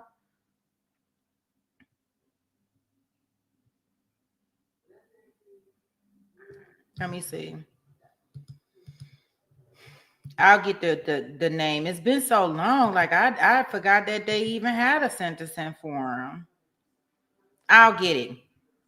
But in the meantime, in between time, let's look at this. So this is a thing on TikTok that has went viral. Let me get my stuff set up. Let me make sure y'all can hear. Okay, y'all can. Actually $250, which, as you saw in the text message, she said 200. I even showed her. And wait a minute. Hey guys, it's story time. So right here, guys, the person's name who had the issue, well, I want to call her, she's a victim, right? She's a victim in this case, as far as I'm concerned. The victim in this case, her name is Jessica Monique Odom. Right here, you can see she is texting with her hair braider. Now, I get braids, right? All the time. And guys, for you guys that don't get braids, this is a normal conversation between you and a hair braider. You text them, because I tell you, I don't care what day I text them on, what time I text them on. These Africans, they always got appointments. I don't care what time I'm doing it. I don't care what day. It could be on a holiday. They like, can you come now? Right now. Like, that's one thing I get them. You can always get you an appointment expeditiously. Okay? So it says, so she's texting, she's in the blue. She says, hey, how much for some medium boho knotless? Now, medium boho knotless is like the braids that I was wearing before, where it's like, it's crinkly like this, and then it has like a little curl coming out in different parts. So those are the bohos. It's like the new thing for everybody. So they say it start at 200 and up. It just depends on your length you want. And so she said, well, what's the price for mid, back, and butt length? So, you know, this is kind of subjective, because what if you got a long back? You know, some women out here that's tall. Like, what if you got a long back? Or what if your butt like way up? I don't know. Whatever. Don't pay me no attention. So then they say it's $200. Okay, when are you available? We have availability right now. Can you come now? And so she say, I get off at 4. and then I can come. And they say, sure, they provide her address. This is just normal, right? Normal stuff here in regards to a conversation. Now, this is where, and I'm going to play it. So yesterday, I stumbled across. So they do ask her to bring cash. I don't know. I guess it just depends on which way they're doing it. Because some of us ask for cash, and then most of them ask for me to cash app them. I never get really the cash thing. So she texts, she 10 minutes away. She found them on TikTok. So this is like exciting to her, right? Because she's about to go get her hair done. Mama's Gifted Hands. I reached out to schedule an appointment. Okay, she got her hair washed. She about to get her hair done. Like she taking her before picture. Cool. They said that I can come the same day, and it was going to be $200 for some medium boho knotless. I jumped on it. So I get there. Hospitality was great. Look at that hospitality, baby. Pour it out. Like, I don't even go to places that do that for me. Like, that's a good thing. I think to have that. I mean, it got to be some great customer service with it, but that's a good customer service perk to be in. I done did that in a nail shop where they'll have like some champagne or something or some wine or something. Now, I have seen that in a nail shop, but I've never seen it in a hair braiding shop. And I think that's pretty nice because you are in there for a very long period of time.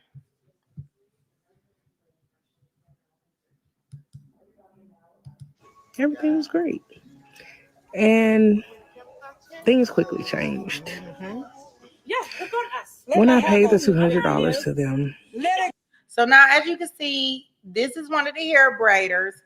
This is the young lady, Jessica, who just got her hair finished. Now, if anybody knows, when you get your hair braided, the last thing, and I do mean the last thing you want is somebody pulling on your hair. Like, you don't even want to put your hair up. At least I don't. Like, it be so tender and my scalp, like, it hurts. So I don't like putting up my braids when I first get it, you know. And I don't think it's so much if they braid tight or don't braid tight. I think it's more or less because of the fact that because they are what can I say? This happened. I got locked. Wait a minute. Let me get this in a different way.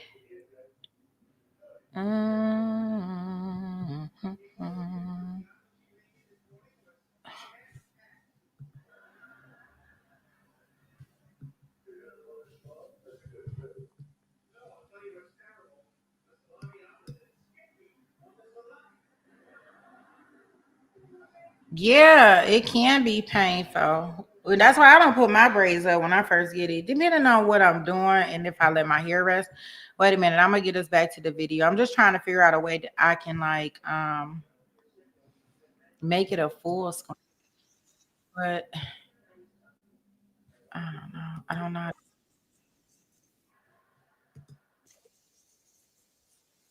Oh, there we go. Okay.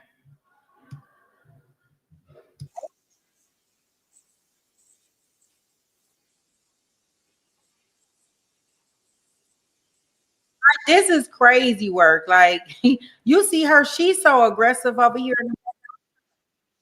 So aggressive. She talking into the camera the same way.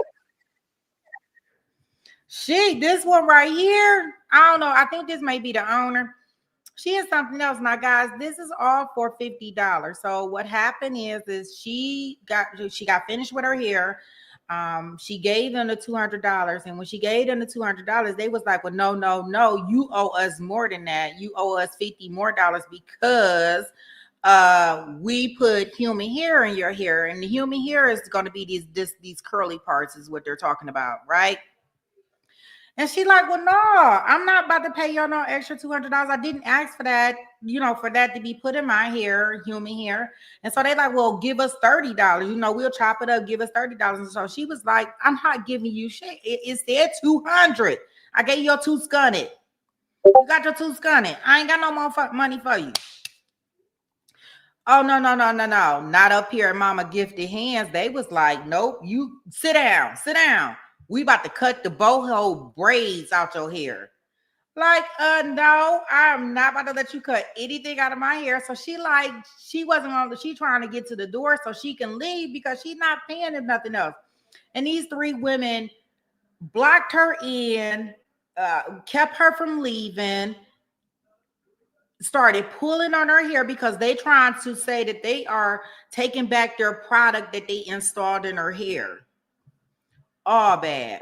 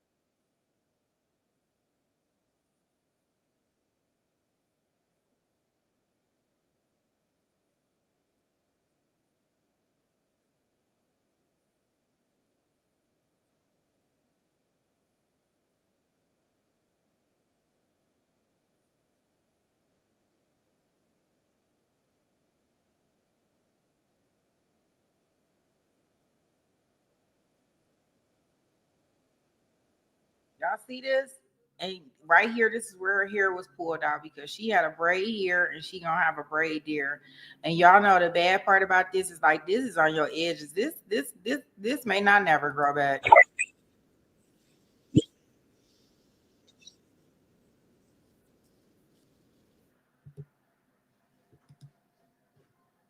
Y'all can't see her. Oh my goodness. I done went through all that stuff and y'all can't see or hear anything. I'm done. I'm just sitting up here talking. I had it on the full screen so I couldn't see it. Oh my gosh. Okay. It's only 2 minutes. I'll let it play here. I'm gonna let it play and y'all don't see me. Oh my goodness. This is stupid.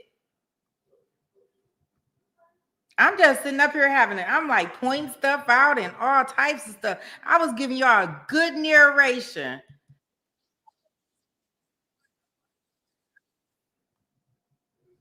I feel so cheated. I cheated y'all out of that good narration. I was narrating the out of that.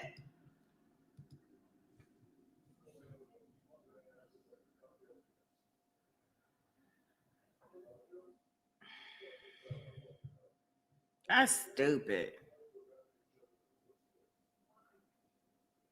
Okay, so now y'all should be able to hear it and see it. Sorry.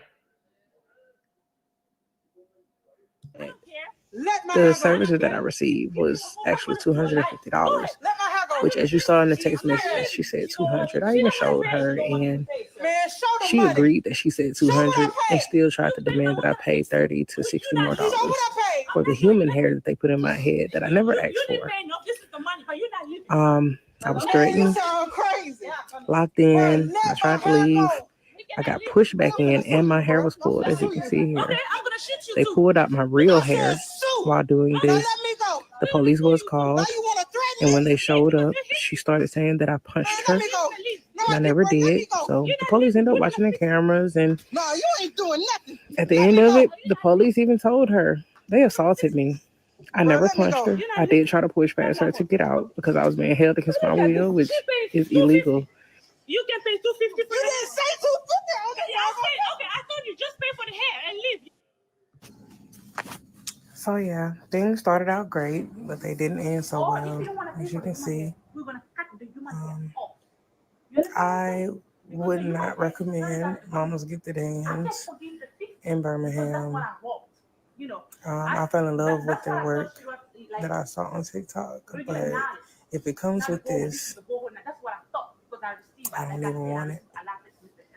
I did leave, and she was still trying to cut the human hair out of my head, but the officer had to tell her repeatedly that she could not touch me, and he stated that he. So I was just saying, like right here, guys, like she had a braid right here, and she also had a braid right there. So you could tell from right here, like this may not ever grow back.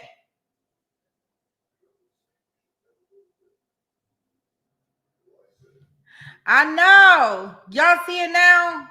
Oh gosh. Hey, Drunky. Thank you, thank you, thank you. Oh yeah, definitely his core, huh? But you see where this then pulled out her hair? This may not ever grow back. Just so y'all know.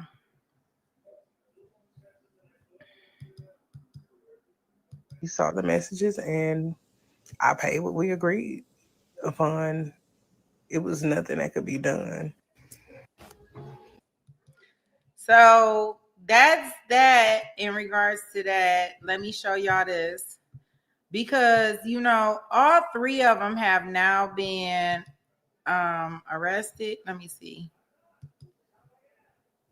It's so funny because when I was looking at this, look, my girl still got in those braids. This happened at Mama's Gifted Hands in Birmingham. And James, why did she say she needed to post that video? Well, Steve, Brittany, she says it was never about going viral. She just wanted to warn others about what she experienced. She says she never expected it to blow up like this. I just wanted to get my hair done, and I wanted to go home. For Jessica Odom, it's not the hairstyle she'll remember. It's what happened after the appointment. I done paid you exactly what you asked for. Let my hair go. I don't care. Let my hair go. I don't care. She says she walked into Mama Gifted Hands expecting a quick appointment and walked out shaken, confused, missing a piece of her hair and holding a video she'd never dreamed she'd need to record. I looked in the mirror. I loved my hair. And I went in my purse. I grabbed the $200 in cash, and I gave it to the braider. She started speaking in their language, which I don't know what ethnicity they are, but she went over to the owner, which they refer to as Mama, and she gave her the money, and then she hopped up and she was like, no, this is $200. Odom says everything started normally. A few texts, a clear plan, and a $200 agreed upon price. Let my hair go. We cannot leave you because I'm finna sue you, bro. I'm finna sue you. Okay, I'm gonna shoot you too. I said sue. But once the stylist was finished, she says the tone shifted. Odom says suddenly, wait a minute. She like, I'm gonna sue you. The African hair braider, the lady, I'm assuming that's Mama. She said, I'm gonna shoot you too. She said, I didn't say I was gonna shoot you. I said, I'm gonna sue you. Oh gosh. I mean, so basically, y'all, what I can tell y'all, I'm trying to see if I can find the actual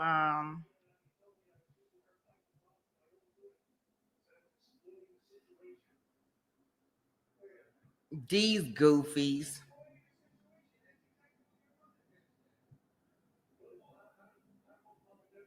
I'm trying to see if I can find their arrest video. And I'm telling you guys, her edges may not ever grow back.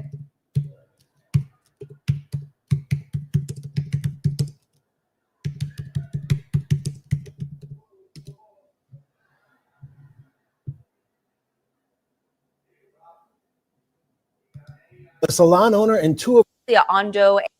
Okay, so here go the arrest video. Suspects have been identified as Asitu Camara, Julia Ondo, and Guad.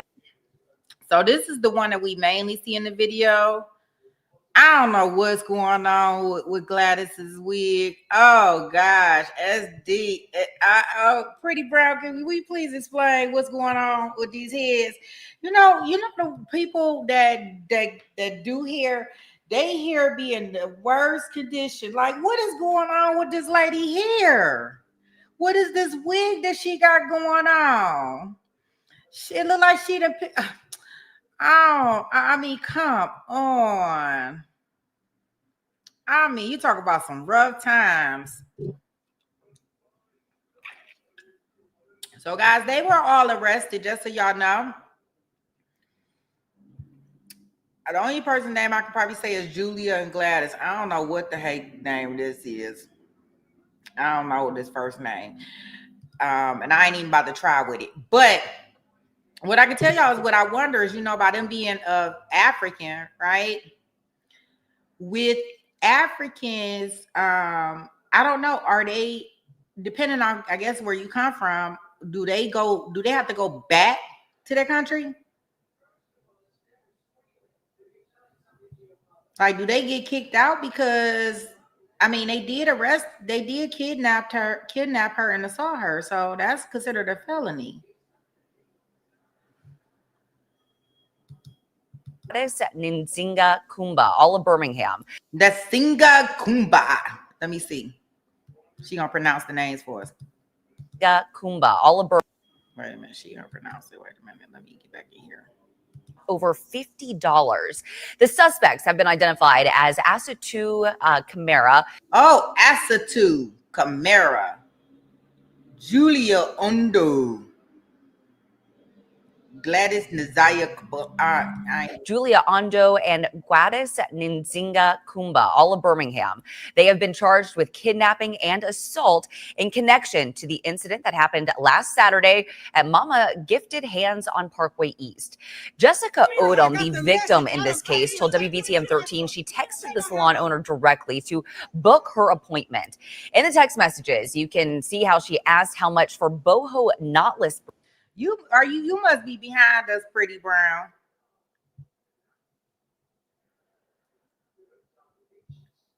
Yeah, so they definitely got arrested, guys. But I mean, tensions are so high that these people are going nuts over $50. Now, I'm not saying that people should go in there and scam people, and people need to just walk away. But what I can say is that you got to learn how to pick and choose your battles. And I don't know if this is really a battle that they should have been trying to fight. Like, she had the lady's phone number, right? Because they had been text messaging. So she could have just did like a silver suit or called the police on the young lady if she had something to say, about it. But, or, from in the future, just learn your lesson and make sure that you get your payment up front, right? Of what you're going to charge. Because it appears to me that, they never asked the young lady if she wanted human hair for her boho braids. That's number one. Number two is you did tell her it was $200 and that's what she paid you. Maybe she didn't have any extra money.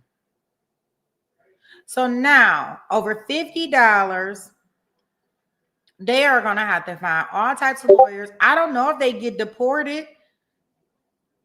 You're going to probably lose business because nobody's going over there to Mama Gifted Hands if they got to deal with that. Like, they're going to have to change their whole name and identity. I mean, because I'm pretty sure but nobody's going to mess with them after this. Like, this video really went viral. So, I just wanted to kind of share that with you guys. I don't know who this is a picture of. That may be the salon owner. I don't know. Yeah, I mean, like, this right here that's the fuck. Like, she had hair right there, guys. Like, this is like crazy work. Yeah, you say grifter hands. Like, look at this. Oh, I would be and if anybody know, like, a lot of women, they get picked on because they don't have their edges. And the reason why a lot of women don't have their edges is because of the braids being too tight on the edges. So then when we started realizing that it takes so much to get these edges back, most people leave it out. So now that's why you see a lot of people with baby hair bangs. So that was another little cool. That was another story that I seen out here that I wanted to share with y'all. Here's another one that I wanted to share with y'all. I be finding all types of mess, all types of silly stuff. Let me see.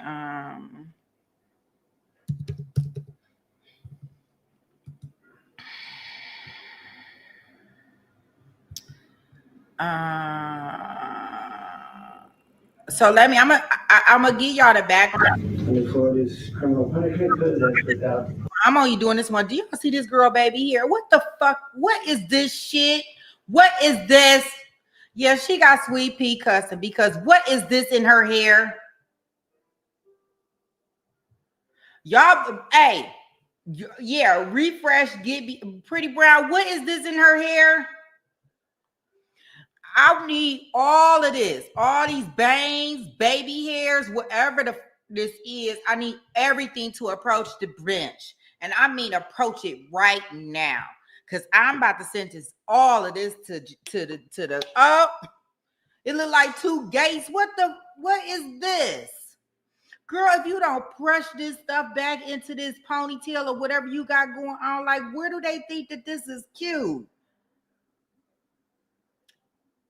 They done took this all into a whole new thing, a whole new level with these baby hairs. Like, I mean, come on. At some point in time, we got to stop. So I don't know if y'all heard about this story. They did not play the story. They did not stream it live, is what I would like to tell you.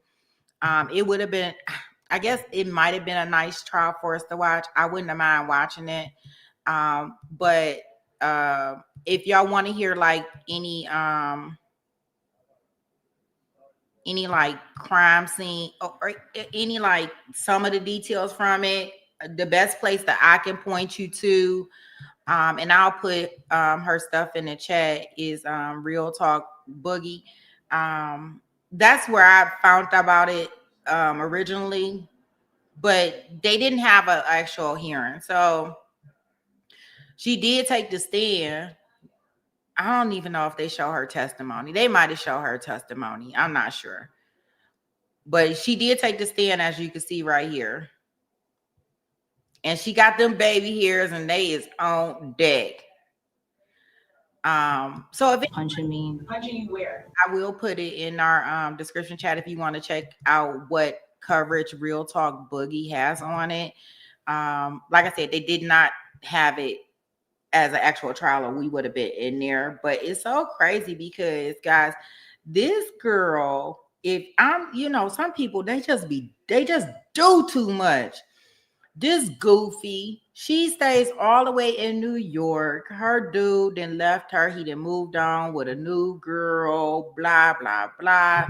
She can't take it. It's just so devastating to her that she has to fly from New York all the way to Florida, spent the whole night knocking on people's doors to figure out where this girl stayed at. Finally figured out where the girl stayed at and went in the house and unalived her.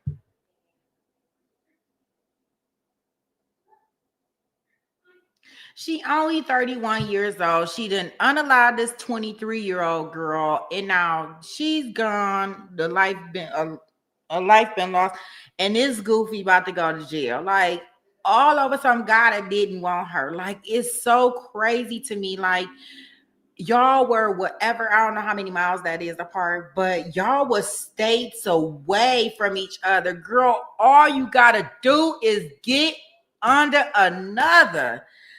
Please, it don't nobody hear nothing from you. Like we do not have to unalive them. We don't have to hurt each other. We don't have to do any of that stuff. What you can do is you can go get you a new one. You can go get you a new one. Like you can just get up under somebody else.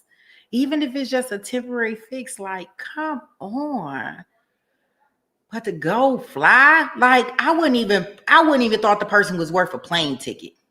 Like I would be like, I'm not paying no money. Like she had to purchase a plane ticket, get in the car, figure out where the girl stayed at, and do all of this. And got caught. Hey, Lynn, I'm glad that you in. I'm glad that you feeling a little better.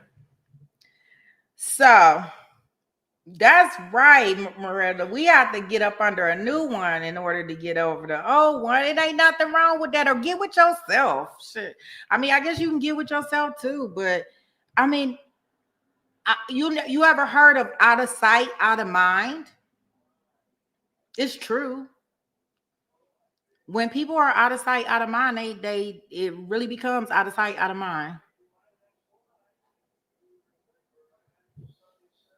But of course, she couldn't take it. She couldn't do it. So yeah, I will put Real Talk Boogie's thing in the chat. I like going over there. She does like different little topics. I think she covers the court cases too. I think it's selective court cases, I think. But she has a lot of the drama stuff, and she does a lot of stuff with our girl at Kathy over there at Gossip Rumor Innuendo. So good. My face. He has some tapes and some video recordings over there. Right? No. Pretty girls. I just don't understand. This is stupid to me. And them baby hairs, that is her signature hairstyle. Boy, put her and the baby hairs into jail, please. So yeah, that's Shakina Johnson. They don't really have a lot of coverage. They did do the sentencing yesterday. So she did get sentenced yesterday. That she did, and they did do the impact statement. So that's an update on that for anybody that was watching that portion. And let me see, who do I want to do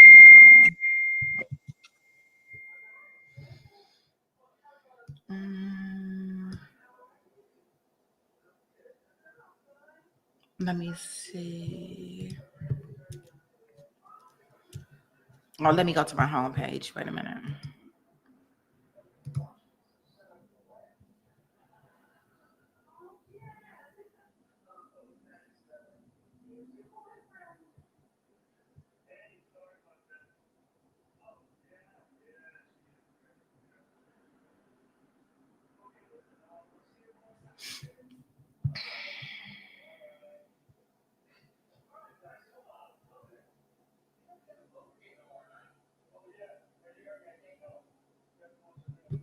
Let me get this one.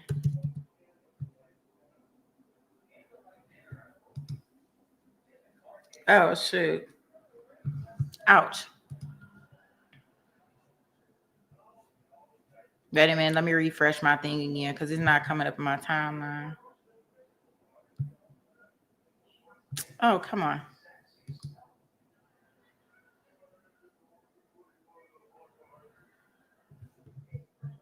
Oh, here we go.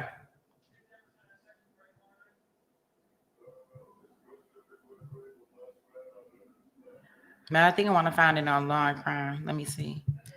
Sentencing.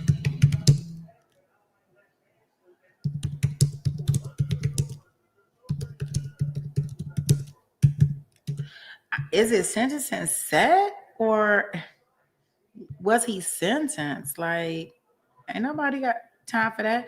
Y'all know we got our Alicia Andrews. She'll be getting sentenced on. She'll be getting sentenced on the 8th. We will go over her motion. They do have a motion that they have requested for appeal for a new trial. Of course, everybody appealing and they want a new trial. We'll look at that early next week before we go into our trial. I mean, before we go into her sentencing. I'm sorry.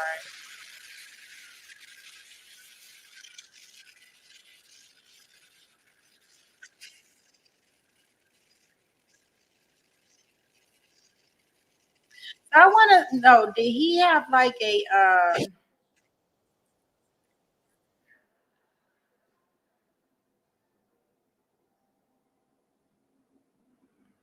I don't know. I can't remember how this one went. Do y'all know what do y'all remember how this one went? Wait a minute.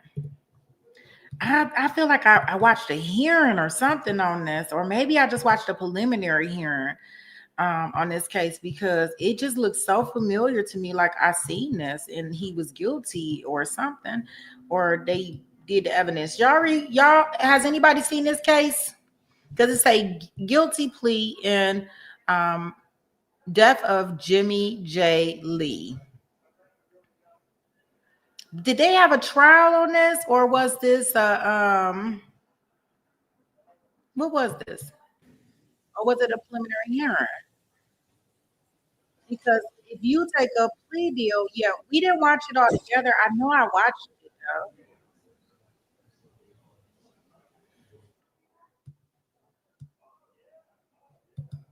Yeah, I just OnlyFans sent this to me earlier. I know I watched it, but I just don't remember what After or he taking a plea. Yeah, I don't know if they actually had a trial. I have to go in back and look. I just know that OnlyFans sent it to me, let me know that he was getting sentenced, and I know I had watched some stuff on it, so that's why I kind of like went ahead and did it. But let's see.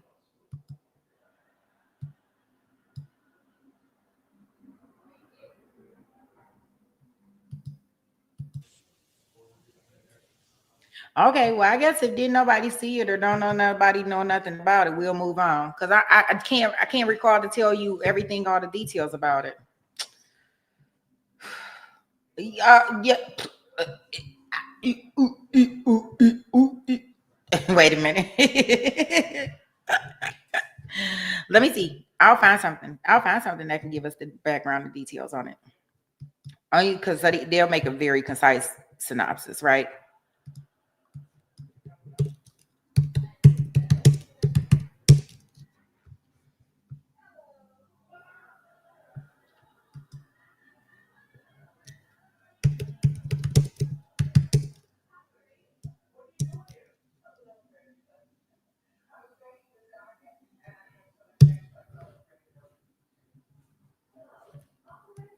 Okay, wait a minute.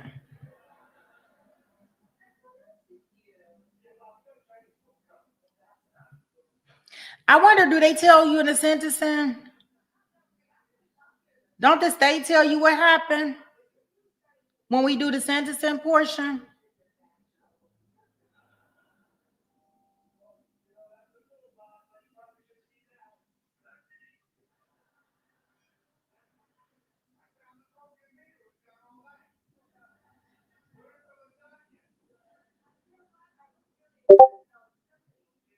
Okay, so it looked like he pleaded guilty. So what I must have saw was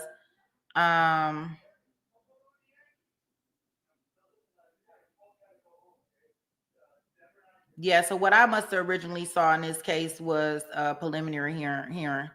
Because it looked like he pled guilty yesterday, and then today is his sentence. Okay, so let's do this.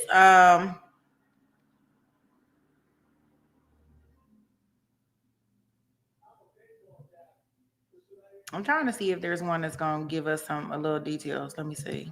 A former Ole Miss student pleads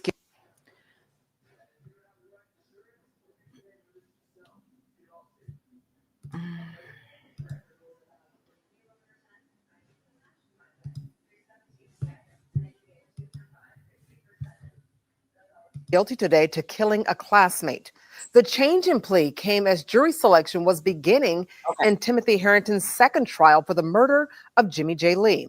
Fox 13's investigative reporter Kayla Solomon joins us. So he must have had a trial. So he did go to trial, and it looks like he must have got granted a new trial, and he decided to take a plea. Almost a year to the day to when Timothy Harrington's first trial started and ended in a hung jury. Okay, so the first trial was ended in a hung jury, guys. I knew I had seen something with this. And I guess he decided that they were about to go into doing jury selection again for a second trial, because the state was like, well, no, we about to do this again. And they were going in for jury selection, and he said, forget it, I'm just going to plead to this. Since then, Lee's body was found in the woods in Carroll County, Mississippi. Oh, so they finally found him in between this time, because he must have not been found Wow. Okay. It's about 20 miles outside of Grenada, where Harrington's family lived. State prosecutors in the first trial said the motive was covering up a sexual relationship between Lee, an openly gay man, and Harrington, who was not openly gay. Since Lee's disappearance in 2022, students at Ole Miss and across Mississippi started an Instagram page called Justice for Jay Lee, giving updates on the case. Fox 13 spoke to one member of the group who described what she wants to see when Harrington is sentenced. We need 40, 50, 60 years to life. That's justice. Again, no amount of money, we can't bring them back. We were very honored to that God allowed us to have a body for the funeral. So that was some closure for sure. But justice is really putting I don't know, something distracted me in the nose area, y'all. I can't tell if that's a booger or a ring, so we cannot do any more of this video of this clip with her. Because I keep looking up her nose. Okay, let me get it somewhere else. Let me go to the actual I'm gonna go to his actual plea. I know, like, dang, it's distracted me. Shoot, y'all know my mind is like really, really corrupt. So yeah, shit. I don't want to look all up in your nose. So let me go back here and let me get to where he pleads. So I guess that when they had the first trial, guys, they did not have Jimmy Lee's body. But since that time, remember, it was a hung jury. Since that time, they have found the body. And so I guess now the body probably presented some more evidence, right, guys? Where he couldn't get past that part, and he knew it, so he took his plea. So let's see. And then we can go on to the sentence. The second trial for the man accused of murdering Ole Miss student Jimmy J. Lee. Lee disappeared more than 3 years ago. His body was found just weeks after the first trial ended in a hung jury. ABC 24's Leah Williams gives us a timeline of key moments in this years-long case. Justice for Jay Lee! Ole Miss student Jimmy J. Lee was last seen leaving his Oxford apartment in the early morning hours of July 8th, 2022. Later that day, I do remember from this case is that, boy, the text message was very salacious. You know, they be getting it in, boy. He was like, you know, you want this stuff. Like, I can remember, you know, they be having some, yeah, very, very detailed sexual text messages. Like, yeah, I remember that from the first trial. Look, gutter brain. That's all I remember from the first trial. I don't know how who, what, when, where, and why. I don't know nothing else, but I know some nasty details from the text messages. Whatever. his mother reported him missing. It was her birthday, and she was worried because she couldn't reach him. It was not a day that would go by that we would not communicate with each other. Friends and family remained hopeful that Lee would return home. It all started with Jay Lee missing. I think that everyone stayed pretty hopeful and optimistic. Until Sheldon Timothy Harrington Jr. was arrested and charged with murder a few weeks later. Investigators believe Harrington and Lee had a sexual relationship. They say Lee went to visit Harrington the night he died. When he's headed over, right before he gets there, just mere minutes, Timothy searches how long does it take to shrink someone. Despite the defense noting that Lee's body still had never been found in the August 2022 preliminary hearing. 0 DNA evidence, blood, urine, trace evidence whatsoever. The case went to trial in December 2024. The trial ended in a hung jury and was declared a mistrial, but the case didn't end there. How many more mornings we have to wake up and Jay's been missing? In February 2025, Lee's remains were found in Carroll County, more than an hour south of Oxford. The timing with the trial, you know, being a mistrial and now Hunter's stumbling upon his remains, it's awful in all regards. Then Harrington was charged again with capital murder. He was also charged with evidence tampering, which was dismissed by a judge in October. The Mississippi State Medical Examiner's Office announced that Lee's cause of death could not be determined. It has literally been a nightmare. In this second trial, jury selection begins today in Canton, Mississippi, just north of Jackson. Once selected, the jury will be transported to Oxford for the remainder of the trial. In Oxford, I'm Leah Williams. Oh, so he did this right before. Want to say good morning. So he decided to do this right before the thing. Let me see. Let me make sure they're not back in court.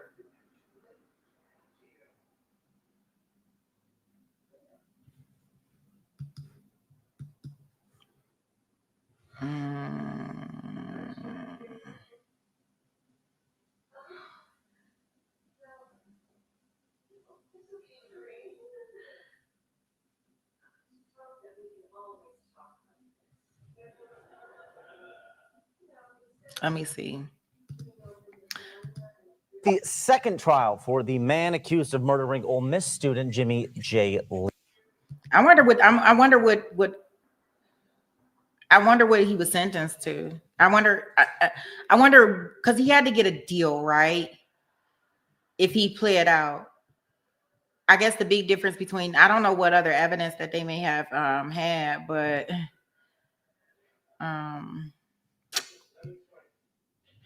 let's see. Let me see if I can find something. Oh, let me make sure our court is not in session. But I wanted to, kind of touch on some of these topics that I be finding out here on these streets that I be wanting to talk with y'all about.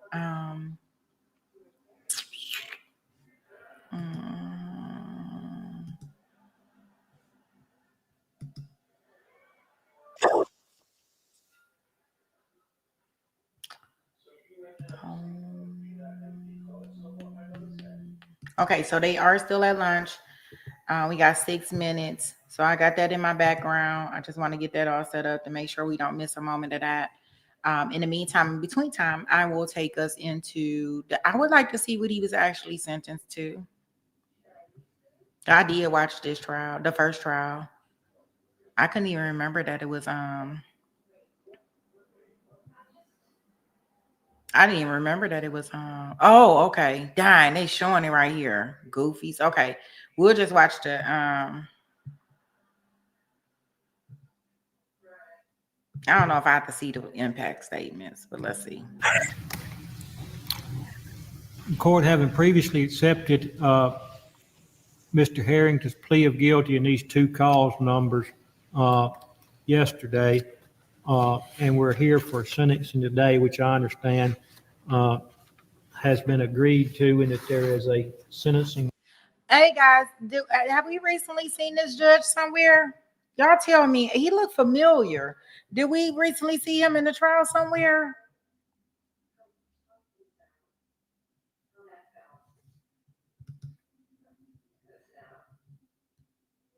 Yeah, Jason, I'm all over the place. Did we see this judge? We seen him in something, right? What trial was we watching?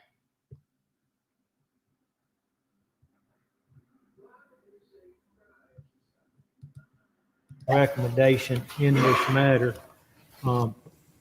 Can the state advise me as what that sentencing recommendation is? Yes, Your Honor. Yes, Your Honor. The state recommends to the charge of second-degree murder that the defendant is sentenced to 40 years in the custody of the Mississippi Department of Corrections, with 10 of those years to be suspended and 30 of those years to serve, and 10 of those years on post-release supervision. To the charge of tampering with evidence, the state would recommend 10 years to serve in the Mississippi Department of Corrections. Both the first degree or the second degree charge and the tampering charge are to run consecutively for a total of 40 years in the custody of the Mississippi Department of Corrections to serve. All right. I'm going to accept that recommendation. Mr. Sheldon Timothy Harrington Jr. and LK 25-147 on the charge of second-degree murder, or commonly known as depraved heart murder, being reduced from that of capital murder. The court is hereby sentencing you to serve a term of 40 years in the custody of the Mississippi Department of Corrections. I'm going to suspend the imposition of 10 of those years, leaving you with 30 years to serve. Upon your release, you'll be placed on 10 years of post-release supervisions. The first 5 of those years will be supervised post-release supervision, followed by 10 years of 5 years of unsupervised post-release supervision. It'll be 5 years being the most years of supervised release that we can have in Mississippi. On the charge of tampering with evidence, the court is hereby sentence you to serve a term of 10 years in the custody of the Mississippi Department of Corrections. These 2 sentences to run consecutively to each other. It being the intention of the court that you that the court impose a total sentence of 40 years in the custody of Mississippi Department, 50 years in the custody of Mississippi Department of Corrections, with 10 of those years being suspended, leaving you 40 years to serve, followed by 5 years of supervised post-release and 5 years of unsupervised post-release. You'll pay all court cost fees and accept assessments in this case. You'll owe nothing on those court cost fees and assessments in this matter for a period of 1 year after your release. After 1 year after your following your release, you'll begin paying those court cost fees and assessments at a rate of $100 per month. The court's acutely aware that the nation has been watching this case from the get-go, the people in Mississippi. The state of Mississippi does not have a good reputation in matters concerning this, quite frankly. I may say more than I should say, but when I heard that we'd been getting national publicity over Mr. Lee's death and the fact that he lived a lifestyle that was different from most people in Mississippi, I assumed that a lot of people in this country thought that there will not be justice in this case. I want the world to know that Mississippi got it right this time. This case was investigated more thoroughly than any case I've ever dealt with in my 35 years in the criminal justice system as a prosecutor or a judge. It was defended by both these attorneys and Mr. Harrington's previous attorney, as well as any case I've dealt with in my 35 years. Everybody did their jobs. And ultimately, the state of Mississippi got it right. And I want to thank everybody for y'all's involvement in it. Mr. Harrington, you still have a chance at life. Mr. Lee did not, but you still have a chance at life. I'll encourage you to take advantage of that opportunity, okay? All right. The defendant will be in custody of the sheriff to transportation to the proper authorities, okay? All right. Thank you. And we'll be dismissed. Thank you.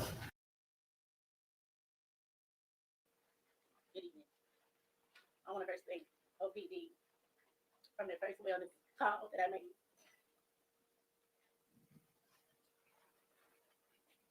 I think I must have called 100 times about that opioid aid constantly. I need you.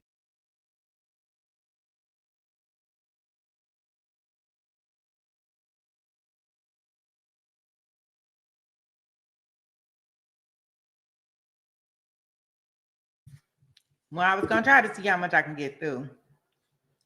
You say, can we slow the mother down? Can we at least do that? Let me see something. Yeah, we can slow her down. I just want to make sure our courtroom feed is not back up. It's not. They're late. We can slow the mama down.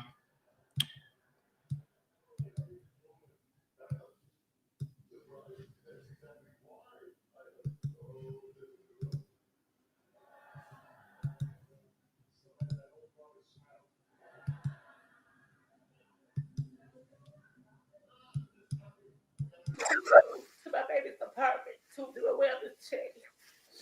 He's not answering the calls. I knew in my heart.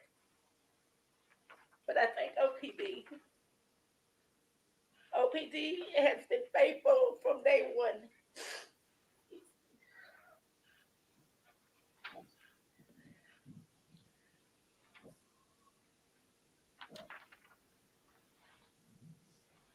I felt the love from day one when I talked to Jeff.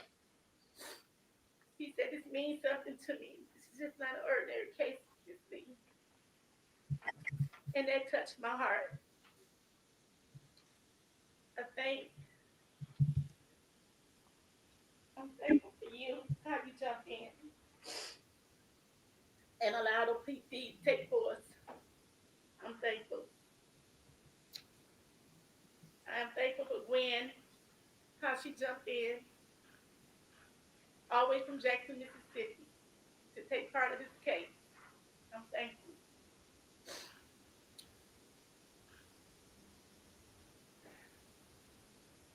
I'm thankful for my husband standing by my side, my daughters, my son-in-law, my mother. I'm thankful because without them, I would have not been here. I turn it to my husband. Good evening.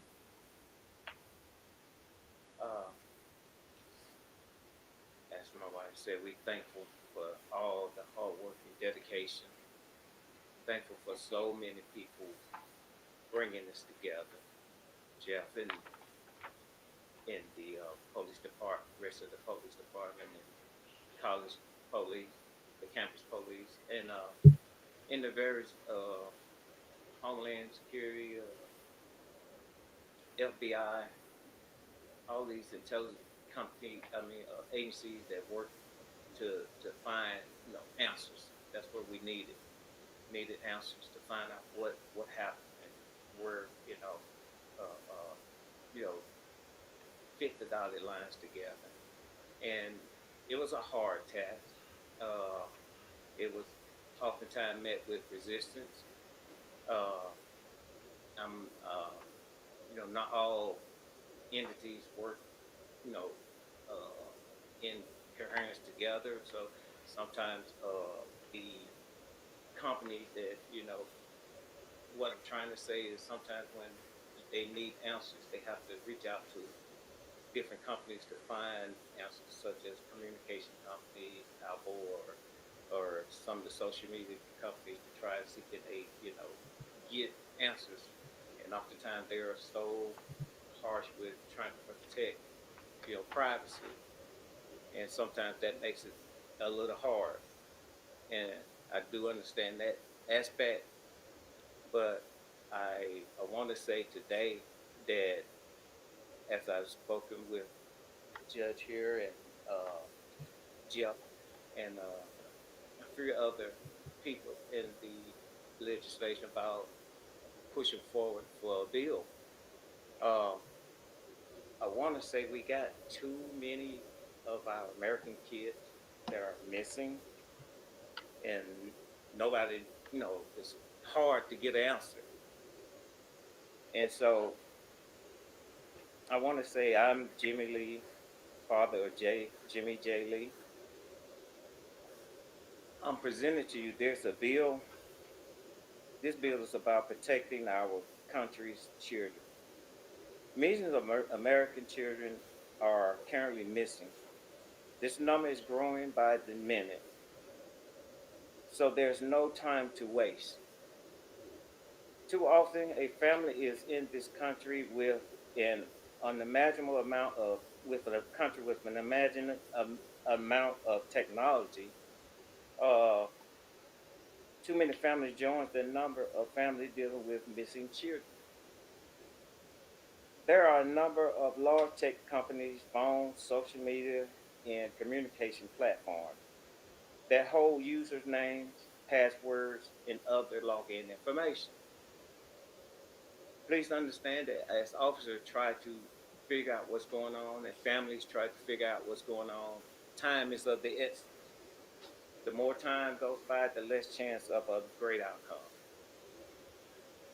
I'm asking for a bipartisan bill that would help to assist in the search of an individual under the age of 21. While the importance of privacy and of security is very important to everyone, however, when it's your child, somehow things seem to fall on the life of that loved one. It said, Uh, this bill makes it illegal for a phone company, social media, and any tech communication company to refuse user names and passwords to law enforcement and parents or guardians of an individual 21 years of age or younger deemed missing. So this is an effort where law enforcement and the family will work together to try to find an individual that has been deemed missing. Uh, you've seen the outlet of news media in whether it comes from your television or your social media sites, where on a day to day there's a new face that's missing. Day to day, a child is being looked for, and it makes no sense that uh, nothing can, the process can't be sped up to help find that individual. In most cases, these individuals will have tablets or phones with logins and information. And to give you a brief story, like my wife and I, when we first came up here looking for Jay, we were on the coast. It was her birthday. We got word that she began to vent to me about how she's feeling about not getting in touch with Jay. Mind you, that process every year was Jay talked to her all day, back and forth, singing to birthday and how you doing, mom, this and that. So at some point, she got concerned, and so we both spoke, and she spoke to me, and we made a decision to come on up here and check on her. And while we were up here, we did get with the campus PD, and they did what they were needing to do. However, there are funds that they normally law enforcement sends to these companies that somehow they oftentimes fight and reject the fund, and that's what we were faced with. Apple, we tried to get login information.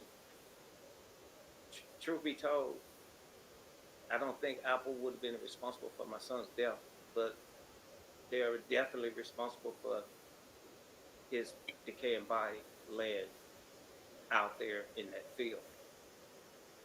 If they had only allowed this login information to be given, where Timothy would have been found much quicker. Timothy would have been on the radar a lot quicker. So he had a lot of time to do things that he needed to do, get rid of a lot of evidence and things of that nature. As Ms. Gwen and Ben said, it was an uphill battle because he had a lot of things he could do to offset an investigation. So, of course, he walked in arrogance because he knew he had got rid of a lot of things that were going to point back to him. But he just didn't know the determination of Jeff and his crew. So I thank God for that. And what I want to say is that this information can only be released when there's a combined effort of both parties, law enforcement and parents or legal guardians working together. Neither of the parties can receive this information or grant this information because we do want privacy, but at the same time, we need a more sufficient manner of finding individuals. America has too much technology to be scratching our heads when a 14, 12-year-old, 18-year-old, 20-year-old is nobody knows where they're at. Nobody has a clue where their last location. With this information, that can be found. And I'm hoping that Congress will hear this and see this. I'm asking that the community and every individual out there with social media sites, pages, what have you, I'm asking you to just throughout this week, put on your notification, JLI, hashtag JLI. We need J. Lee information bill passed. I hope everybody understands where I'm coming from. And I do understand privacy is important, but when a child is missing, that we need something done that, with this technology. And so I'm just saying that we need to do what we can. And as I said, I don't specifically blame Apple for my son's death, but I do have to blame for them for dealing with 2.5 years of not having his body. If they had just done what campus police asked them to do and just let them get this information. And so I'm just, my son is no longer here. This is about every other American child that's out there that seems to come up missing. And it's a sad thing. We have this many. I mean, if you look at social media, to have this many children around here, that nobody has answers. Nobody knows. So go to your social media, call your senator, call them and let them know we need JLI. We need it now. I yield back. We're going to proceed then.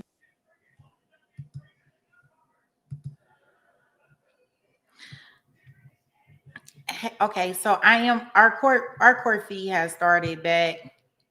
Pretty round. Depending on how it goes tonight, that might be some things that, like, we could put together to watch together. Look at Merelda, like, I didn't watch. I'm on season 2. I don't know what y'all talking about, but I know what I came here to do. I'm on season 2. Y'all better catch up.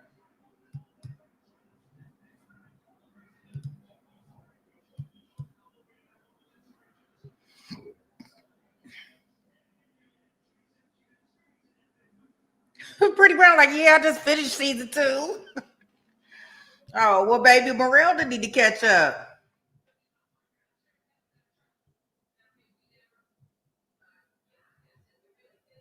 You watch Missing?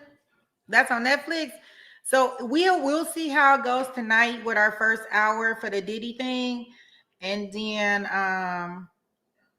yeah, maybe our Friday nights will be movie night or something. Or we can incorporate something like that on Discord, or any like little series or specials that we looking for to watch. But they are back in court, so I do want to take us back in there. Him and his red bracelets.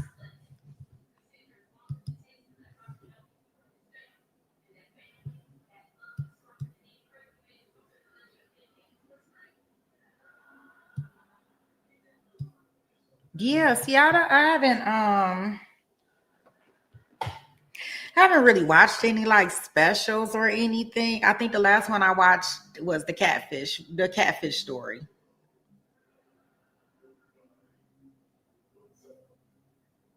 So that's the last one I done watched, but I would love to watch any of these little things together if we can. We're gonna see. We're gonna see how the night go. And see, I don't know. I don't know. I guess we can all chat as I don't know. We're gonna figure it out. I'm gonna see what we can do over there, and then we'll kind of go from there. All right, let's see.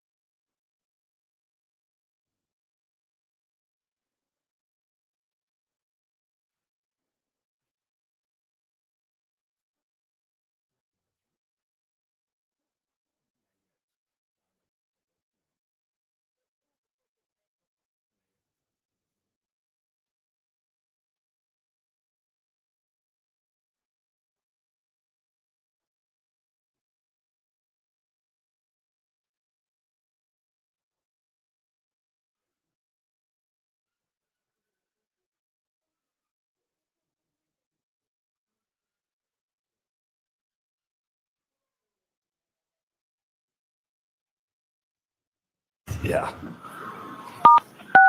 You are unmuted. Thank you. Start with the note. I'm just going to stay here for now. I can see the lawyers at the side of them.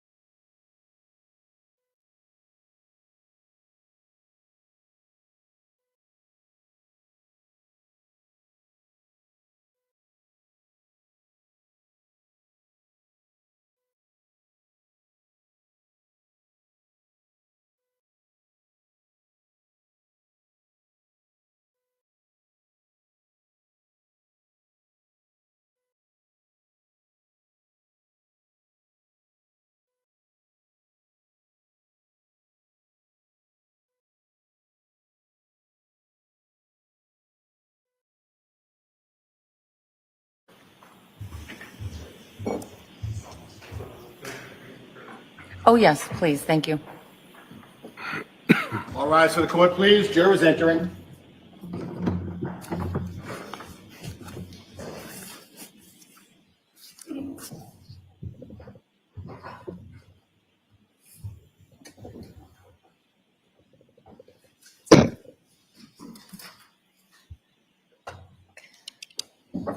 One in my head, one in my hands.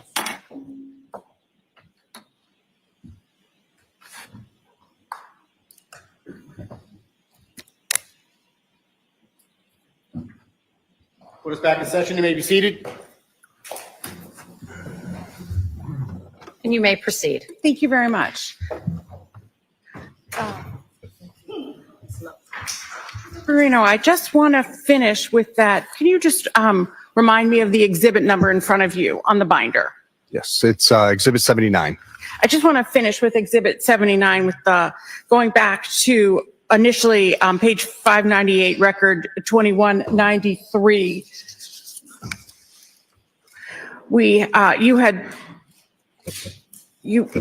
If you could just tell me the title for that. Yes, Patrick Kearney, Google search. Okay. And going then to page 600, record 2198. Yes, this is Patrick Kearney, Wikipedia. And could you please tell me the date and time for that? Yes, January 1st, 2023, 11:30:57 a.m. And in the course of your investigation, did you do anything to determine who Patrick Kearney was? Yes, I did. And what did you do to determine who Patrick Kearney was? I went to the Wikipedia site that the user of the laptop went to. And what did you learn? That Patrick Overruled. Kearney was called the trash bag killer. Thank you. Trooper, I want to ask you if you were able to, I want to ask you about what day you received your search warrants from the court. You had previously told us that it was January 10th of 2023. Is that correct? No, I messed up the days. What date was it? I got the warrants on January 9th. I did the device extractions on the 10th. Thank you. So that's still of 2023? Yes, that's correct. Thank you very much. So, Trooper Carino, you made a forensic copy of the iPad Mini 6. Is that correct? Yes, it is. And that was item number 7 that you gave in the lab. Is that correct? Yes, that's correct. And after getting that search warrant on January 9th, how did you make the forensic copy of the device of the iPad Mini 6? So I used Gray Key, which is specialized hardware and software, to extract the information from the device so we could look at it later. Okay. And what date did you use the Gray Key? That was January 10th of 2023. Okay. And can you just explain the process to the jurors of using the Gray Key? Yes, so we get the device, we plug it into the system. If a passcode is known, you enter the passcode. If not, it has the ability, depending on iOS and Apple product model, to brute force the passcode to guess it. And it can take anywhere from days to years. Okay. And then once the information is extracted or a copy is made, what do you do with the data? So we save it from the Gray Key server to our secure server so we can load that into whatever forensic software we want to use to look at it, whether it be Cellbrite or Axiom. Because it's not in a readable format at that point. Is that correct? That's correct. It's in an encrypted zip file. Okay. And where is the actual device now, that iPad Mini 6? That's at the Norfolk DA's office evidence room. Okay. And after you made the forensic copy, then what did you do? Well, the device would stay in evidence, and then we would load that, like as I said, into our forensic software to start looking at the information. And what software did you use? I use Cellbrite for this one, their Okay. physical analyzer.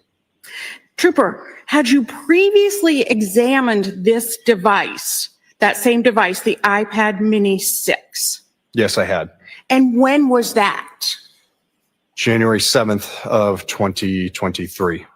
And how did you have possession of the iPad Mini 6? It was given to us by Brian Walshe, the police. And what forensic tool did you use when you first examined the iPad Mini that Brian Walshe gave to you? I used the same products. I used Gray Key for the extraction and then Cellbrite Physical Analyzer to view the data. And at that time, did you have the password? Yes, I did. And what was the password for that device? 121212. And after making a forensic copy of the data, what did you do with the iPad that the police received from Brian Walshe on January 7th? Devices were returned to Brian Walshe. And was that same device in the Walshe residence on January 8th when you executed the search warrant? Yes, it was. And how do you know that it was the same device? So when we plug a system into Gray Key, It creates a progress report showing the date and time that we plugged it in, the process it goes through, and creates a PDF. When we plug that same device in days later, as long as the extraction has been deleted off the server, it rereads and knows this is the same device, same serial number. The hash value for the information may be different because time has changed, so user input and changes to the device will show. So, But the serial number is the same. yeah, serial number is the same. The Apple ID, the model number, all that stays the same. And who assigns the serial number? Apple, when it's manufactured. Okay. So when you examined the device on January 10th, after the search warrant issued, did you determine who the iPad, whose Apple ID, for this iPad, whose Apple ID was associated with it? Yes, I did. And what was the Apple ID? brw@tensaleconsulting.com. And was there a device name? Yes, Brian's iPad. And when you first examined the iPad Mini 6 on January 7th, what was the Apple ID? The same, brw@tensaleconsulting. And what was the device name? Again, the same, Brian's iPad. Were you limited in the dates that the search warrant allowed you to examine? Yes. Sure.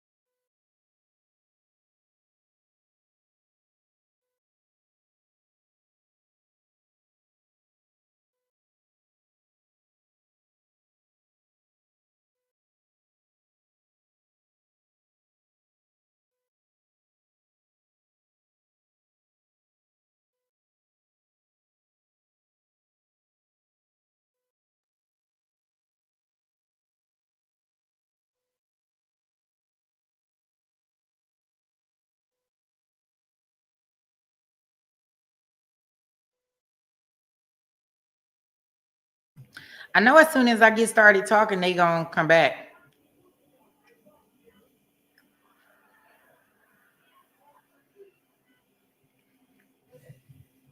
I know it.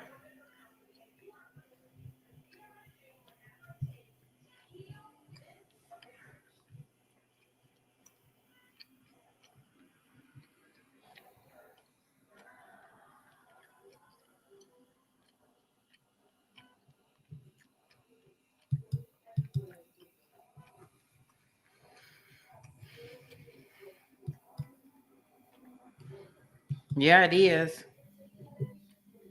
I know, but as soon as I started talking, that's why I unmuted my mic. I said, because typically it's kind of jinxy because as soon as I start talking, here they come. They want to talk too.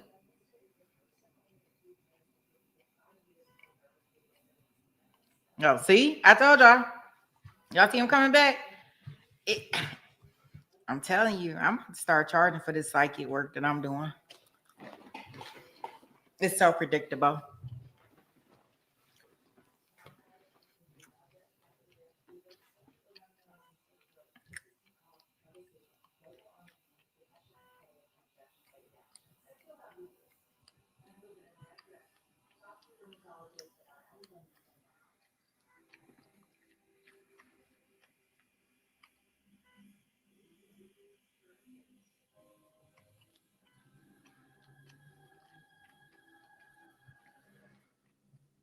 Mm-hmm.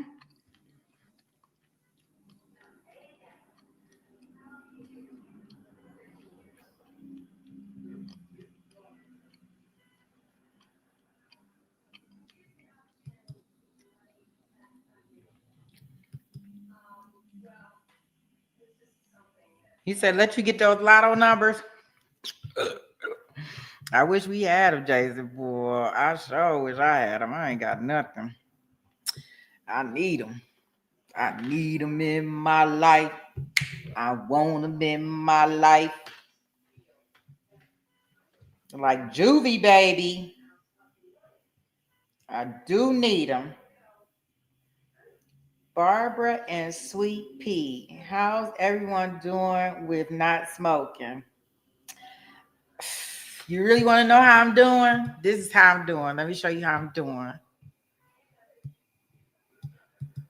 I'm going to show you how I'm doing because you must not have been here earlier when I showed everybody how I'm doing.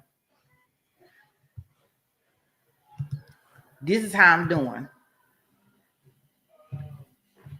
That's how I'm doing, Lynn.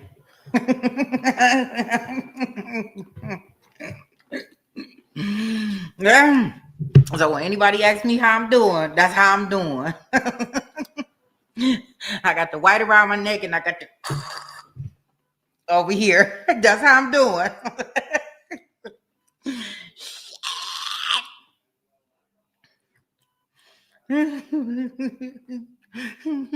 I'm doing just as good as Tyrone up in here.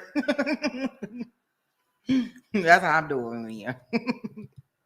I don't know how Barbara doing. I can only speak for myself.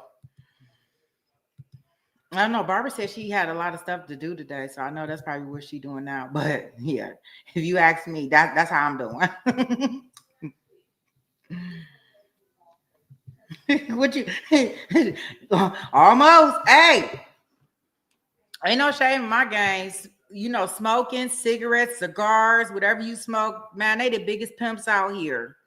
That's, you know, when I used to stay in the Midwest, I said that's the only thing. It's like a pimp because I would do anything to get me a smoke. Like it's almost like a pimp.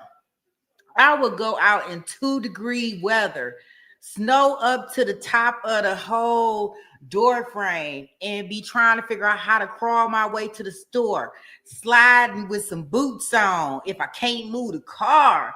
Like that is, they used to pimp the mess out of me.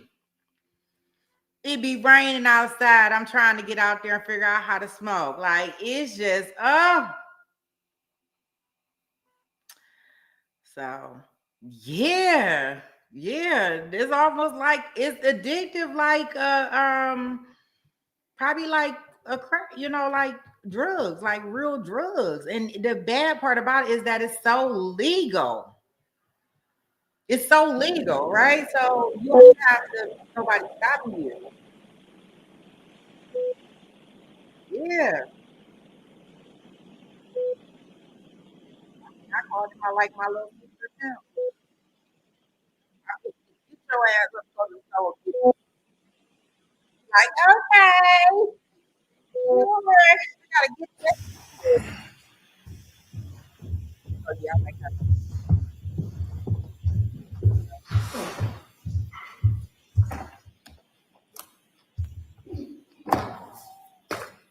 Trooper, the warrant that you wrote, that you sought, you limited the dates to 12/25/22 through January 8th of 2023 for the data that you could look at. Is that correct? Yes, that's correct. And so you followed those dates when you were doing your search? Yes, you're able to edit the information down to that set time frame. And so you did an examination of the web history for the iPad mini, is that right? Yes, that's correct. Okay, so you did it for both initially for when Mr. Walsh had given you the device, and then you did it again when you sought a search warrant. You did 2 extractions of that and analysis, correct? Yes, that's correct. Okay. And Your Honor, that has been marked as exhibit number 8. Previously as exhibit number 8. And noting the prior objections, any new objections? Okay. That's item number 7, is that correct? That is item number 7, the iPad mini. Thank you. Okay. So I now marked and in evidence as exhibit 80 is the extraction for item 7, the Thank you. And my iPad mini 6. May I approach, Your Honor? You may. And Trooper, I'll show you the cover has report 1 and report 2. And there's a yellow piece of paper that divides them. Okay. Can you just tell me the difference, report 1 and report 2, when those were done? Yes. So report 1 was just an extraction of the web history that I created to send out in email format on January 7th. And just go to the next page here. So that was from when Brian Walshe gave police the device. That's correct. And report 2? Yes, just get to it. And report 2 is post that. This has a date of 11/10/2025 using, again, physical analyzer for the web history.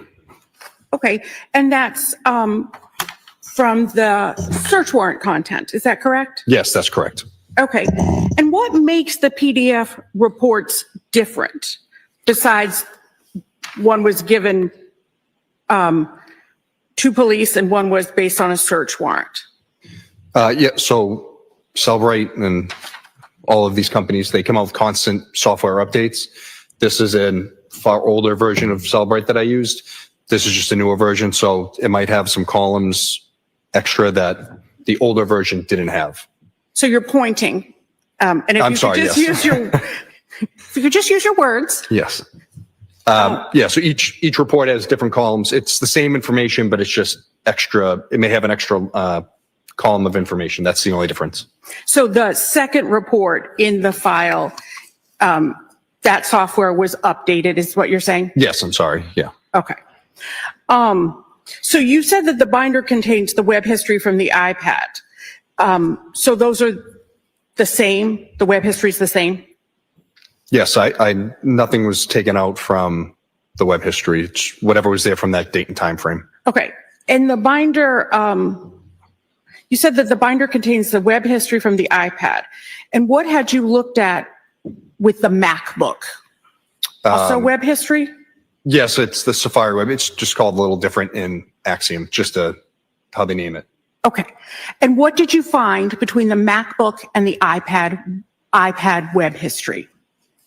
So the web history for the iPad, other than numerous more YouTube videos, had the same searches that we saw that are in the MacBook. Were you able to determine which device, the laptop, meaning the MacBook, or the iPad, the searches originated from? Yes, I was. How? So initially, I had only looked at the iPad first and had believed that they possibly had come from that. By extracting the database from each device and then loading it into a SQLite browser, which is another program to just view the databases, I was able to see that the MacBook had a designation of 0, showing that it originated on the MacBook, whereas the iPad did not have that. It had an unknown source. And what did that indicate to you? That the MacBook, all of these searches that were done on the MacBook were native to that machine, not from another device coming over. So what did that indicate that had happened with the iPad?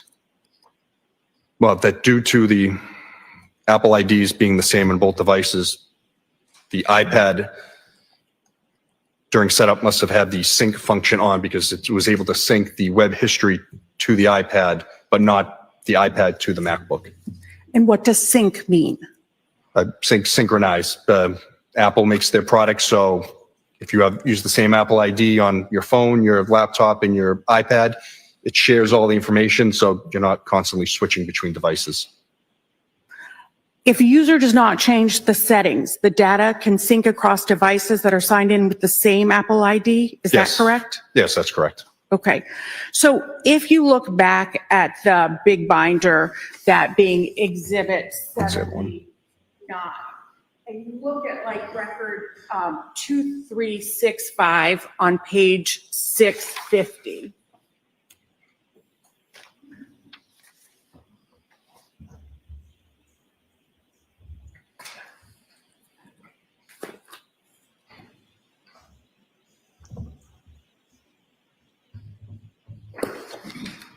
Thank you.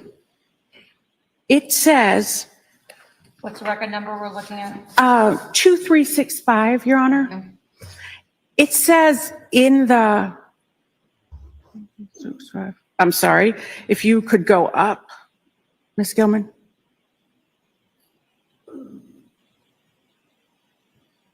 Yeah, 2364, I should have said.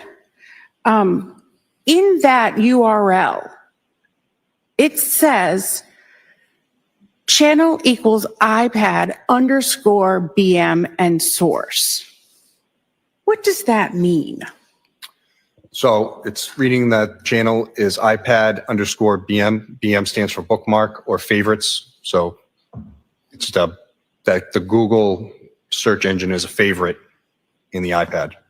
Does that show that the search originated on the iPad then? No. So why is that appearing?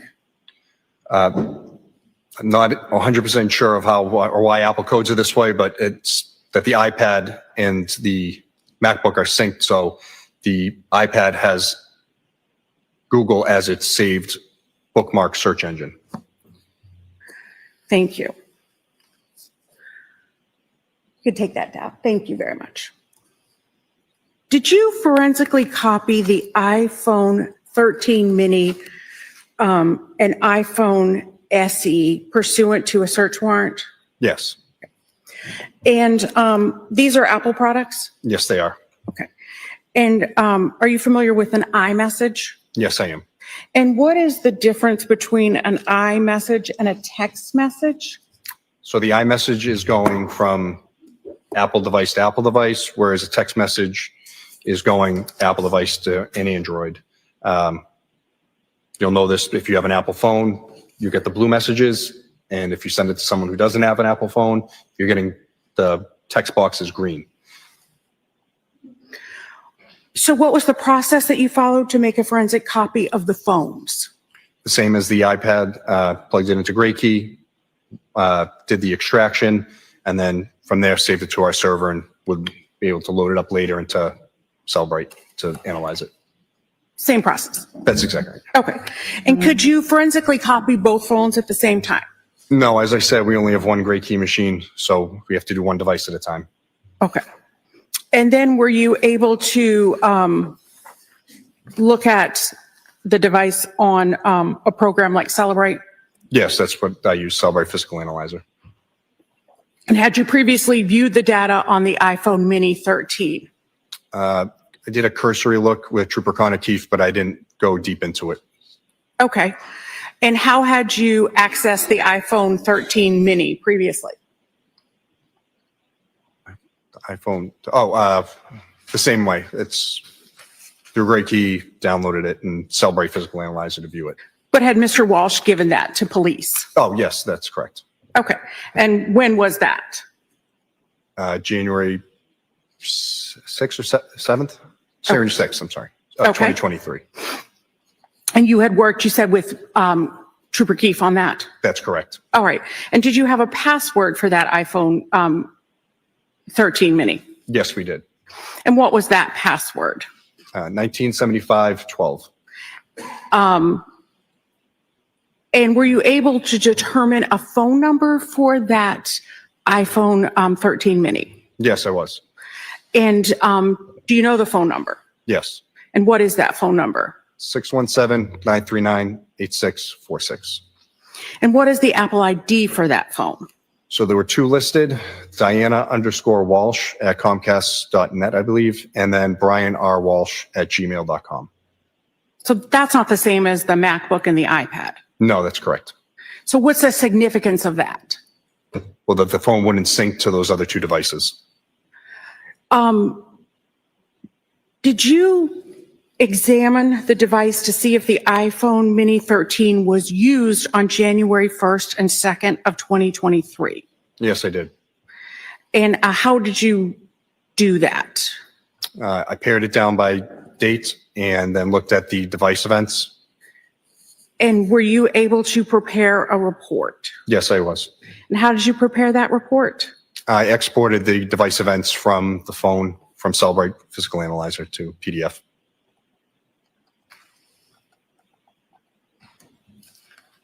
That's previously marked as Exhibit 81. Any new objections? No.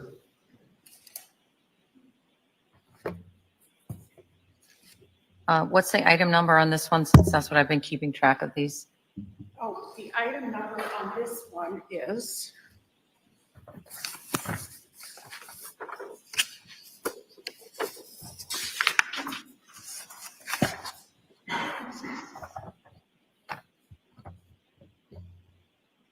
five. Thank you. Thank you. The extraction for item 5, the iPhone 13 Mini, is now in evidence. It's Exhibit 81.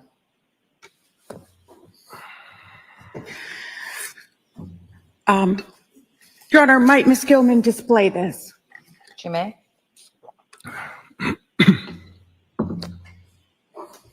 Thank you. If you could just do the top columns. Thank you. Trooper, what is event type? The event type is what the phone records, what it did. So shown here, device lock status. What is value? What happened with the phone. So showing, the first one is showing unlocked. What is additional information? If the phone recorded any additional information, how it was plugged in or anything, it would show in this column here. What is AC charger? If you could go down just a little bit, Ms. Gilman. A little bit more. Keep going to AC charger. Thank you. What is AC charger? So line 5 shows the charging method, and it shows that it was plugged into an AC wall charger. What is that? Like when you plug in at home to your alternating current in the wall. Thank you. Sorry. What is USB port? That's the charging method. It was plugged via USB port to charge the phone. What is source? The source is the location of where the information came from the device, like how it recorded it. So there are two options, I believe. If we could see Knowledge C and Biome. Yes, it's two different locations, how Apple stores data. Knowledge C is the main database. Biome is a secondary repository for the information. And what is deleted? If the event was deleted from the phone. Going through the report, what event was associated with this device on January 1st, 2023 at 7:57 a.m.? And these are all converted UTC times, correct, for Eastern Standard Time? That's correct. If you look, it says UTC -5 in the parentheses. Thank you. So 7:57 Yes. a.m. So that's device number 2? Yes. So it shows 1 and 2 show the same items. 1 just shows the start time, 7:57 a.m. The device lock status, the phone was unlocked. And how long was it unlocked? Approximately 2 minutes. And what time does the device become locked? 7:59:45 a.m. And after the device becomes locked, what happens next to it? 8:09:12 a.m. on January 1st, it is plugged in. And then what happened? It recorded 2 charging things 2 seconds apart. And then after at 11:23 a.m., the device is unlocked again. Okay, and then what happens? It is then locked at 11:24:15. And then what happens? The device is 12:38:40. It's unlocked again on the first. And then what happens? And then it's locked again at 12:39:20 on the first. And then does the phone get unlocked? Yes, 12:45:20 And then what happens? and locked again at 12:46:49. And then what happens? It is unplugged on the first at 1:42:02 p.m. and then unlocked on January 2nd at 2:25 p.m. How can an iPhone be unlocked? There's 2 ways, Face ID or by inputting the passcode. Trooper, in addition to your digital forensics work on this case, did you transport evidence from the Office of the Chief Medical Examiner to the crime lab? Yes, I did. And generally, what did you pick up? I believe there was 7 bags of rug, some metal tissue, and I believe hair. And how large were those bags? The bags of rug were like not as big as a lawn leaf bag, but a large brown bag, and the other ones were smaller. And when was that? January 11th of 2023. And where did you take those? To the Maynard Crime Lab. And what did you do when you arrived at the lab? I turned them over to Crime Lab staff and filled out their intake paperwork. And did you submit those for processing? Yes, that's correct. And you got a receipt for that you Yes. dropped those off? Yes, they gave me a copy of the intake form. I might have one moment, Your Honor. Yes.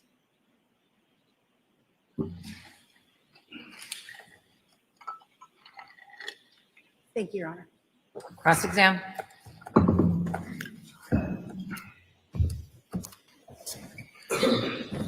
Good afternoon. Good afternoon, sir. I think I'm going to stay here for a while so we get a good recording. I want to talk to you about this timeline, this date that you referred to. You applied for a warrant from 12/25 to January 8th of 2023, correct? That's correct. And when I said 12/25, of course, I meant 12/25/22. Yes, 2022. And when you draft a warrant, you are the one that picks the dates, correct? Depending on the investigation, it can be yes. Okay. And you were asked that question, that you applied for the warrant and those were the dates that you requested. Yes. Now, it's fair to say, isn't it, that once you began an investigation in a case, and if you learn more information, there's nothing stopping you from going back to a court and applying for a further warrant, correct? It would depend because the courts have shown that we need to have a specific time frame. So I would need some information to show why I would need to go back to write for an earlier time. Okay, well, but if you have that further information, nothing stops you from going back to the court and asking for a different warrant that encompasses different time periods. Yeah, I could. Okay, now, one of the things is that you don't have any information to tell this juror about of any of the data on the MacBook that originated before December 25th of 2022. Confused by your question, so sorry. Yeah. The data that you're telling this jury about today, you've said it a couple of times now, it's limited to 12, 25, 22 through January 8th, correct? Yes, that's correct. So that's the data you're talking to them about, correct? Yes, I only viewed that information. You would agree with me, wouldn't you, that you have the entire contents of the MacBook, don't you? I do have the contents. And how far in date does the content go back on the MacBook? I have no idea. I didn't look. Because you limited your warrant to 12, 25, 22. That's correct. So if you thought as an officer involved in an investigation that there might be some important information that predates 12, 25, 22, you have every right, and there's a procedure for you to go back to the court and explain to the court why you think there might be more information back before 12/25 and see if you could get a warrant to cover that earlier information. If I had information showing that there was more, then I could, yes. Oh, and you never did. I don't believe I had any other information showing that I needed to. And you didn't have any information that you thought it would be important to your investigation to go back before December 25th, did you? For my role, that's correct. Okay. So when we heard about, for instance, this Pornhub search that occurred on 12/27, remember that? Yes, sir. And we heard about some other Pornhub reviews, like Chattergate, correct? That's correct. And something about Miss Bell, correct? About what? Miss Bell? I don't remember it off the top of my head. I'm sorry, Miss B. I still don't remember, but okay. Okay. Do you remember seeing record 831? Do you have, I apologize. I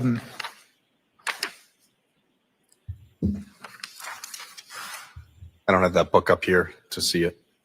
Let me ask you this. Do you remember seeing also a reference in the very same data that you've told this jury about that talked about a movie called, or something called Slade Dominant Scarlet?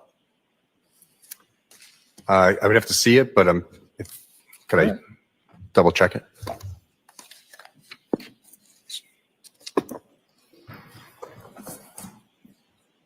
Well, this pedestal doesn't work quite right. I have my copy. If you want to just tell me the page, I can look. If that's I do apologize. I'm going to give you the page in just a second. Okay. I don't know What, why. 8:32? Thank you, Judge. Sure. What was it? I'm sorry. 8:32.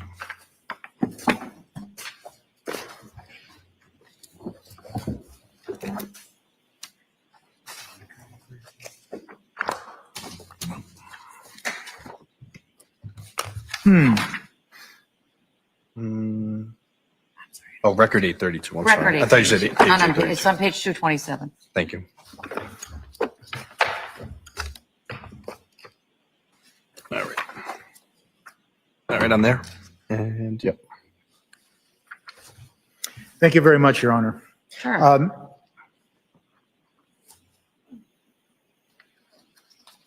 So now I want to focus your attention to record 831 Yes. on page 226.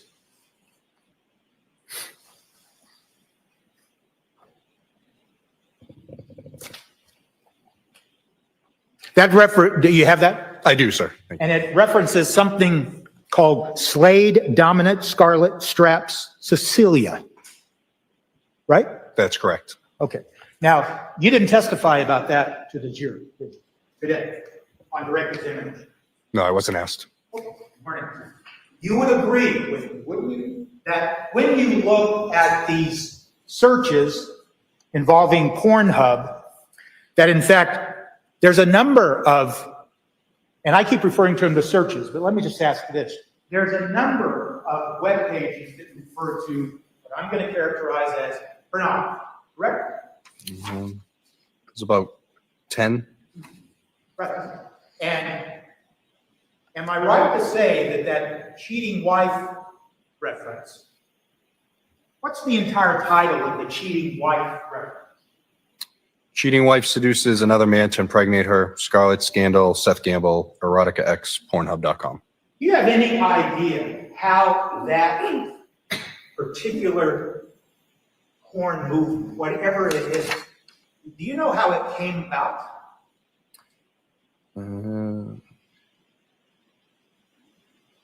The only thing I say is that Pornhub was viewed and that video was selected. Okay. You would agree with me, wouldn't you, that there is no specific search term for cheating wife, is there? Well, it wasn't in a Google search. It was through Pornhub, so it doesn't record that. Okay, so your answer is I agree with you, or yes. That there's no specific terms listed? That is correct. The video was there. Because you've already told this jury, and they saw it in a number of examples, that when the user enters a particular search term, the user, that it's a particular word, and then there's generally a plus sign that attaches it to the next search term, correct? Only in the Google search engine. Okay. And with regard to this movie Cheating Wife, there is no indication that the term cheating or the term wife or anything else was used to get to that movie. As I said, I can't view any terms that were put into Pornhub, so it only shows me that search query in Google. And let me ask you this. In part of your investigation, did you ever go and view some of that movie? No, I did not. Okay.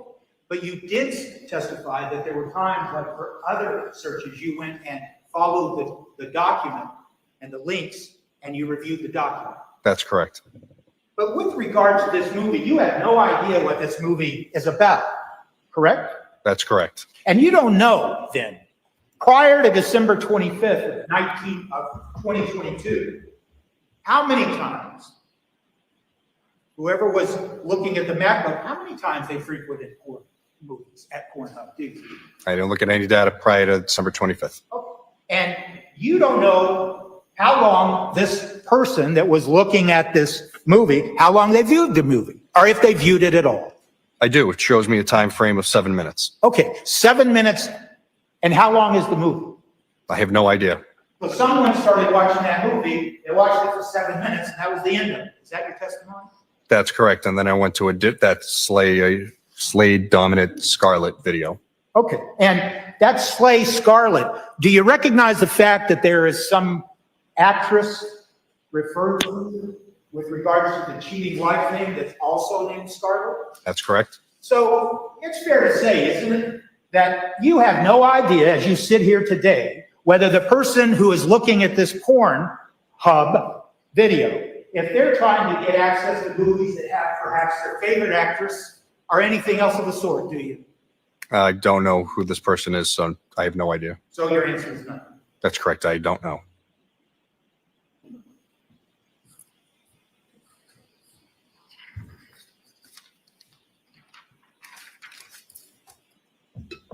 And quite frankly, Trooper, isn't it fair to say that when you open up some website like Pornhub, it comes open and it has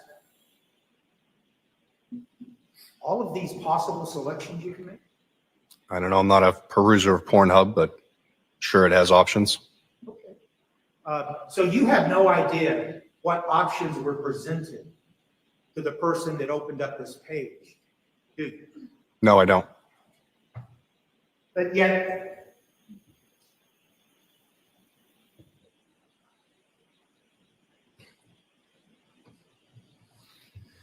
it was important enough to include it in the data that you put into that binder? With the information that we knew, yes. Okay.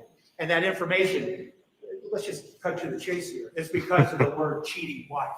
That's correct, sir. Okay, so just the fact that there was a phrase involving cheating wife, that to you was something that, okay, let's just include that in all this data and throw it out, correct? No. So you didn't take the time to look to see what the movie was about. I understand that, correct? That's correct. You didn't take the time to see if the actor in the other movie, Slay, Dominant, whatever, was the same actress in the other movie, right? That's correct. So you really just said, oh, I see the phrase cheating wife, and so I think that's important, so I'll include it in my data. I'm going to object, Your Honor. It's a time. I'll see you at the sidebar, side of the bench.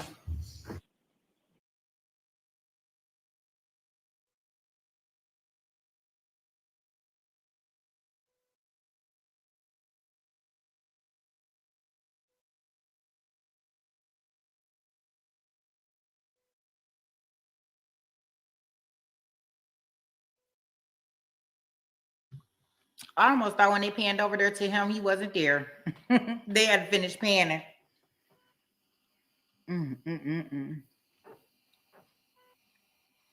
Yeah, so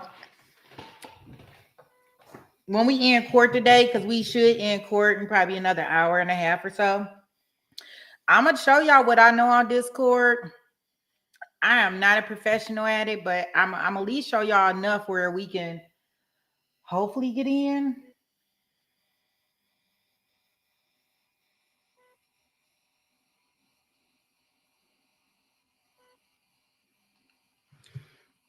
And at least hang out tonight and watch the show.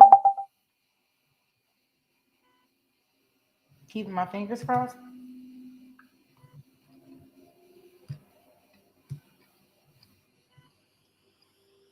I'm hoping I can remember how to get back in there the way I got back in there today to test track. That's what I'm hoping. But if we can get in there and it works, oh, this is going to be fantastic because we could do some Christmas movies through there. I don't know if we always got to do trials, right? I know that we got some rewatches or, whatever the case may be that we want to do. But we can do that. Like, we can do series like what Pretty Brown was putting in there. Those are awesome.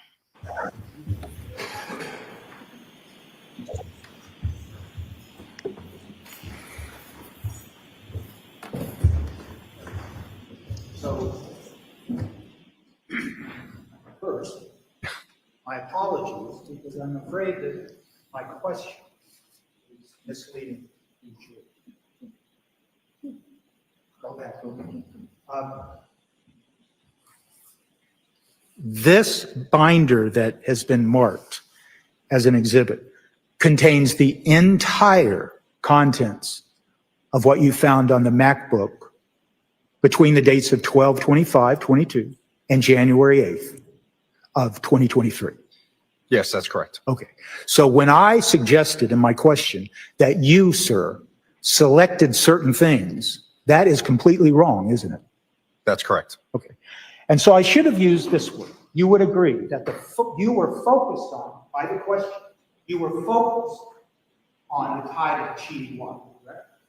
Yes, I was asked that in direct. Okay.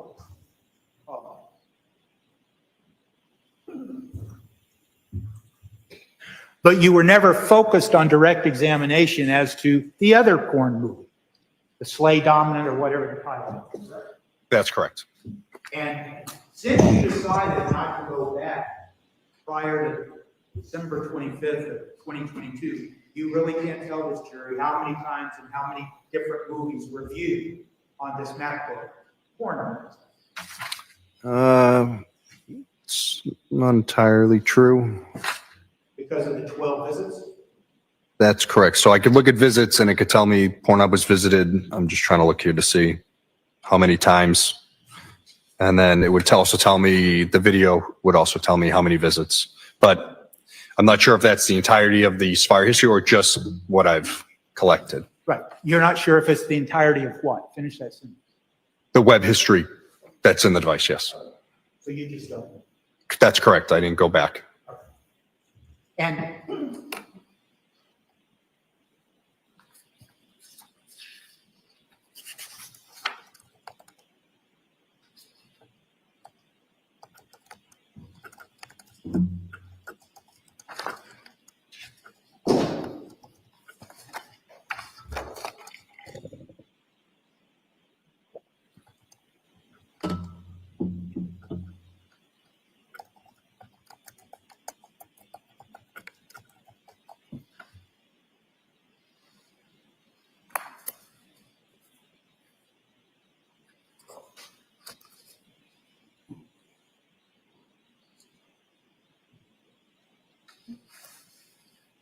can I just have a second, Judge? Sure.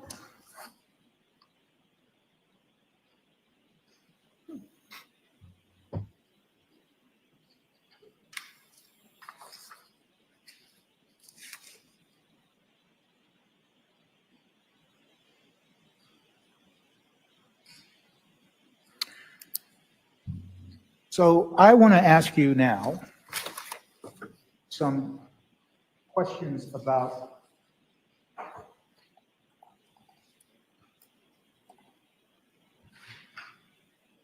what you testified to on direct examination. Okay.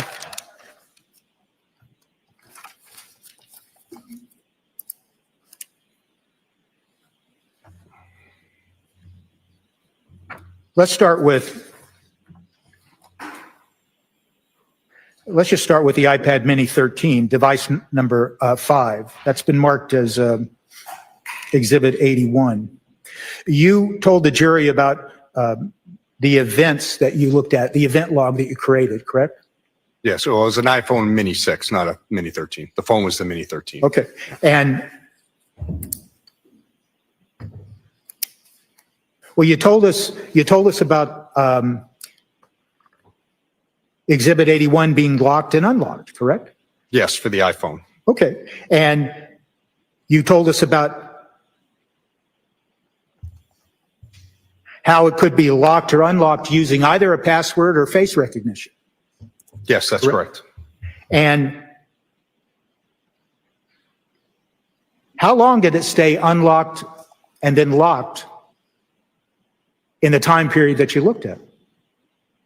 I would have to see the report again, but I believe it's a couple minutes for each. Okay. And did you ever determine what was being done on the phone during the time it was unlocked?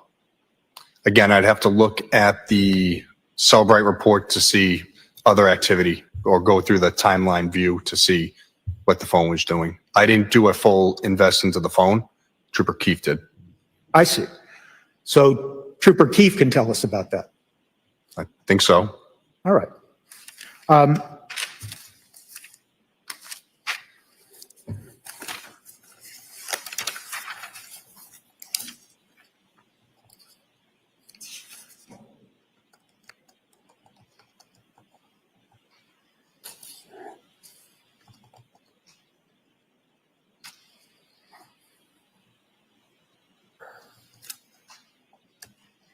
It's fair to say that using Celebrite, the software you told us about, you can create reports that include certain information and exclude other information.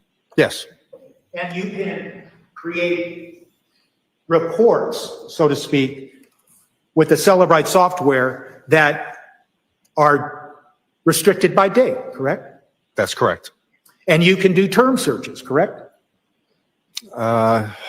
Yes. Well, you can, yeah.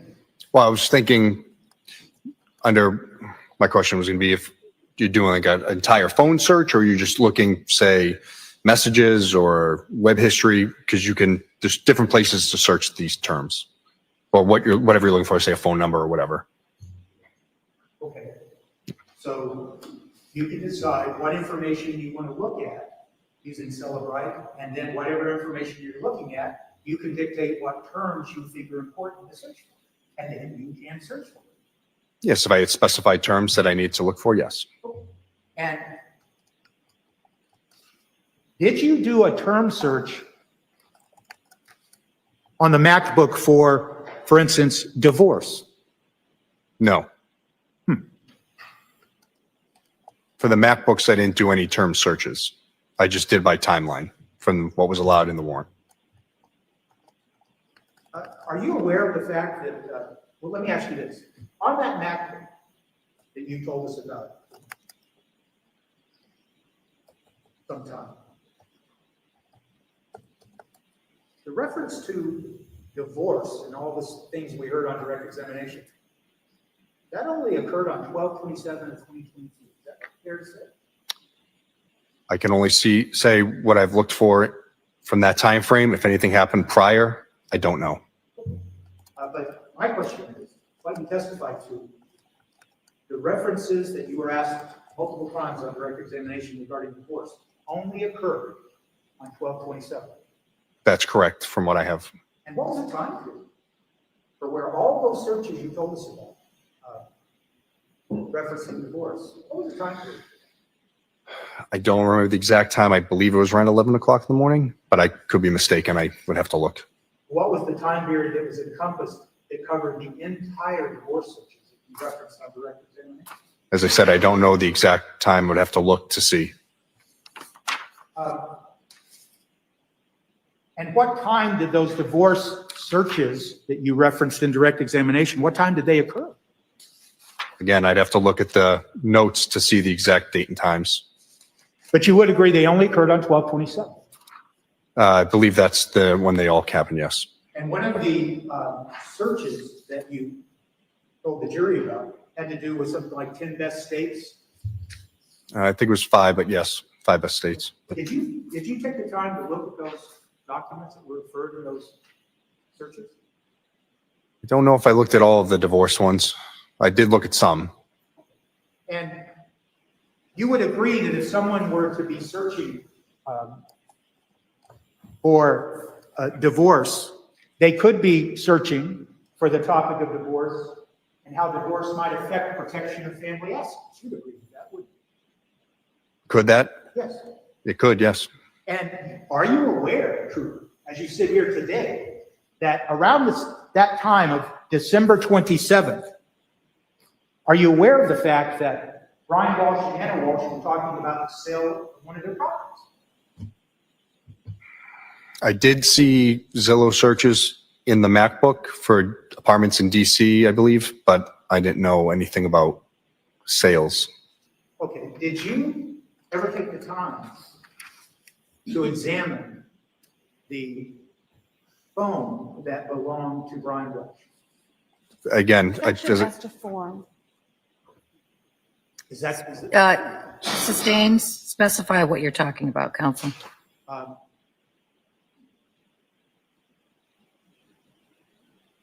What are the phones that you examined that were associated to Brian Walshe? As I said, I only did a cursory look through the iPhone 13 regarding the device events, and that was about it.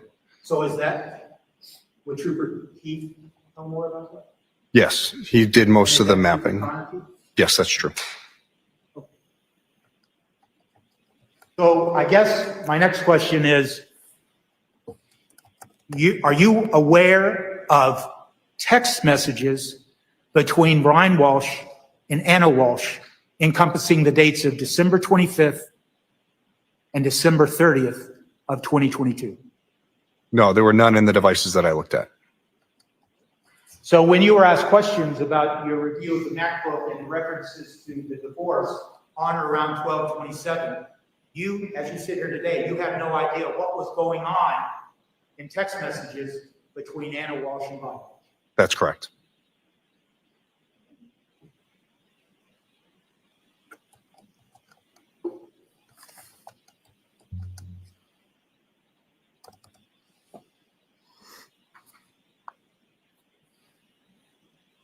And you said you reviewed some of the documents that were associated with the divorce searches. Did you see any documents that was specifically referenced what states were more beneficial when it comes to fees and the timing for judgment nisi and things like that in the context of a divorce? Unless it was listed on the webpage, I didn't see any specific searches for that itself. And did you, as you sit here today, do you recall reading any documents associated with those divorce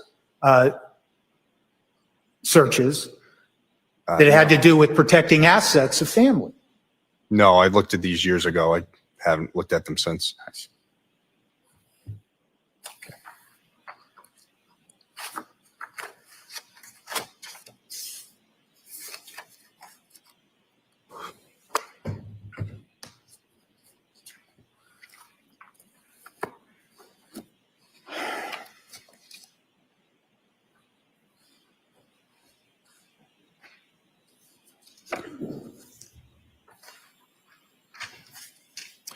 Those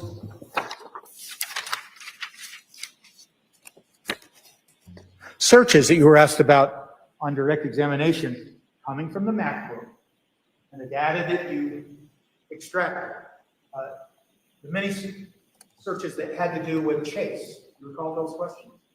The Chase Bank? Yeah, yes. And it's fair to say that by looking at the data you based your direct testimony on, you cannot tell at all what specific data was being reviewed. Again, if I can see the websites listed, sometimes it'll say you're in the accounts dashboard. It could list out, but again, I'd have to see exactly what you're describing. Cooper, I guess the reason I'm asking, let me ask you this way. Okay. You investigate a case, correct? Yes. You're charged with looking at data like this, and you use specialized forensic tools to look at the data, correct? Yes. And you're trained to look at the data and try to interpret what the data is, correct? Yes. And then you share that information, don't you, with the Commonwealth, correct? Correct. And so now you were brought in here as a witness, and you were just asked questions about all of these searches that occurred regarding Chase, correct? Yes.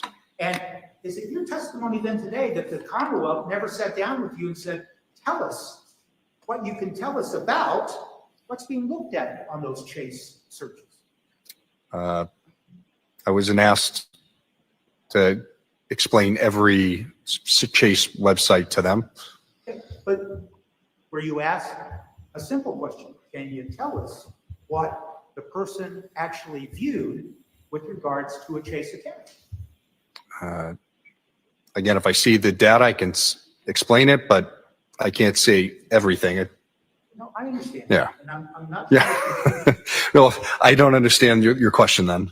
Well, have you sat down with the Commonwealth in the context of this specific case and those Chase searches and tried to explain to them what it is as the digital expert in the case, what was being viewed on the Chase accounts? Just that Chase had been, the website for the Chase account had been visited. And that's it. That's correct.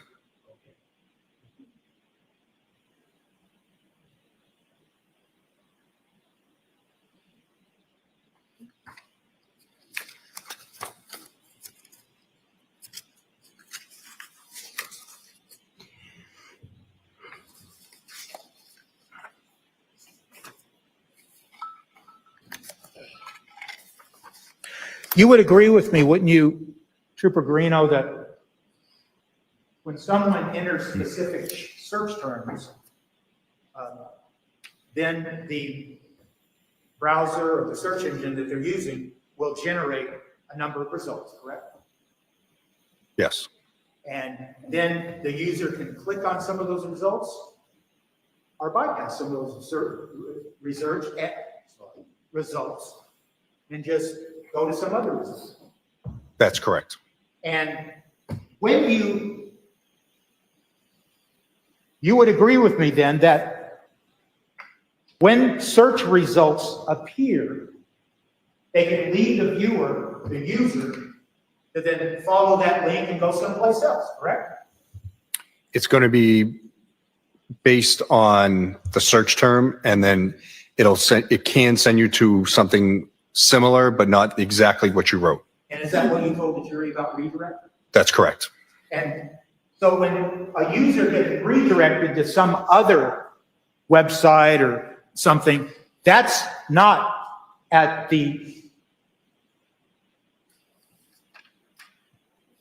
result of the user saying, I want to be redirected. That is the software doing it on its own. Well, the user would have to click on the web page for it to open for them to see it. Right, but to be redirected, it's the algorithm or whatever is going on that directs the user to some other website. Again, but it's going to be similar terms to what that were written. It's not like they type in, basketball and they get sent to, something about space. Oh. Yeah. Maybe it's me. I'm not asking. I'm saying someone types in particular search terms, and then the software, the browser, then generates search results. That's correct. And at times, the browser and the software redirects the user to something that it thinks, hey, maybe this is what is relevant to what you're looking at. Yes, that's correct. And I know that it doesn't talk to the user, but you understand that. Yes. And you saw instances of that in your review of the data in the map. Yes, I don't know the exact number, but there's a handful that I saw.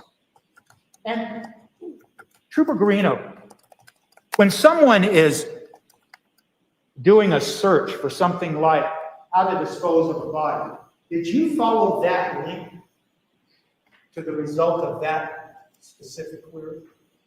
Don't know if that specific one, but I did go to many of the ones that were listed. And so as you sit here today, can you tell the jury then that if you were to put in that particular query, how to dispose of a body, that the results would include things like cemetery names or other things like that? Well, it would constantly change. So if I did it now, the results would be nothing like they were 2 or 3 years ago. Okay, that wasn't my question. Yeah. That's fine. Let me ask it again. That if someone was to enter specific search terms like how to dispose of a body, the results could simply be, here, take the body to a cemetery, something like that. Again, I would have to search it to see. I can't say So you definitively. didn't do that. For that specific one, no.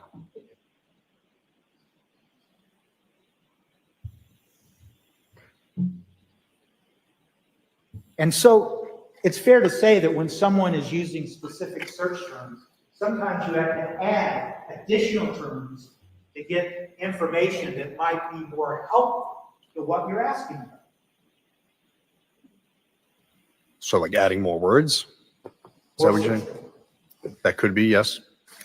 So it could be the fact that to get more specific information about, for instance, how to dispose of a body, you would then have to add another search term like murders to get more specific information that you might be looking for. I can't say. So you didn't try that either. In the context of your investigation in this case. Again, this was years ago that I did this, so I have no recollection of it.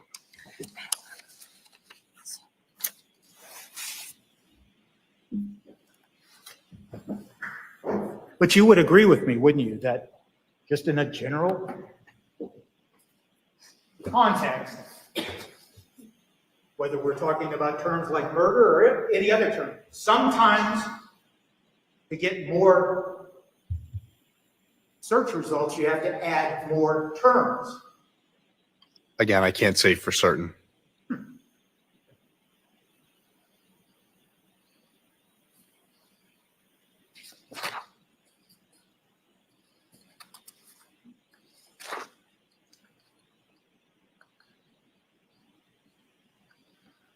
So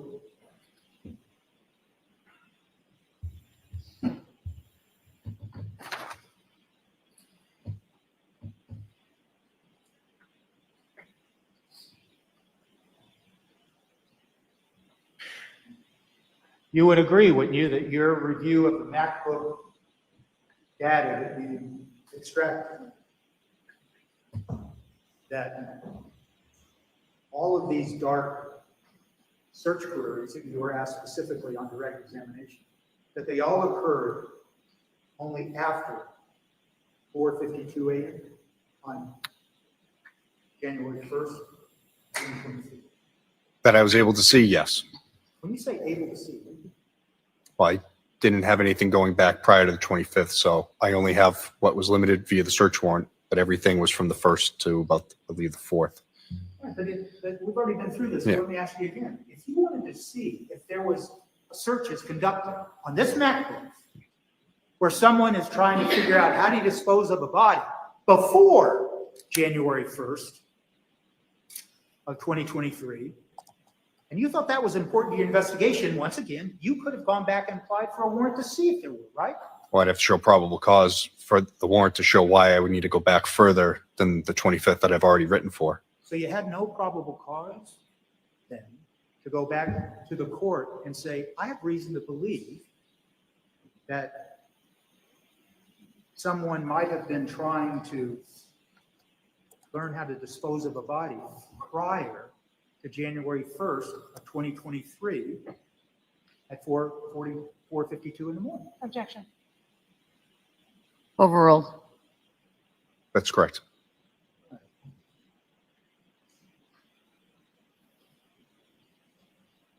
In fact, in all of your examination of the data that you did look at, the data that you chose to limit to 12/25 to January 8th, you saw nothing in the data dating back to 12/25 that indicated any searches that were relevant to how to dispose of a body. That's correct. You saw no searches about anything about DNA or anything of the sort. That's correct. You saw no searches about how to get rid of blood. Yes. You saw no searches about how to use hydrogen peroxide to clean up. Yes. Yes, meaning you didn't see any. Yes, that's correct. I didn't see any.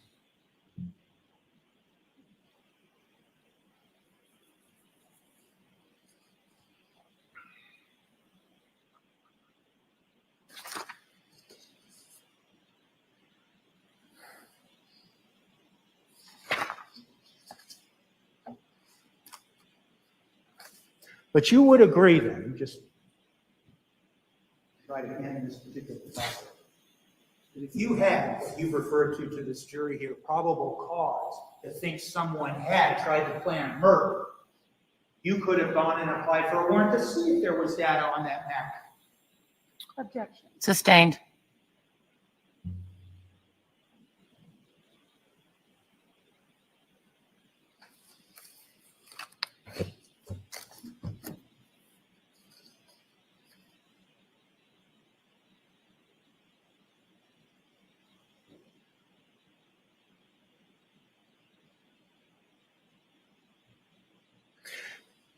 In your review of the MacBook digital data, did you see anything indicating a search for a man named William Festa?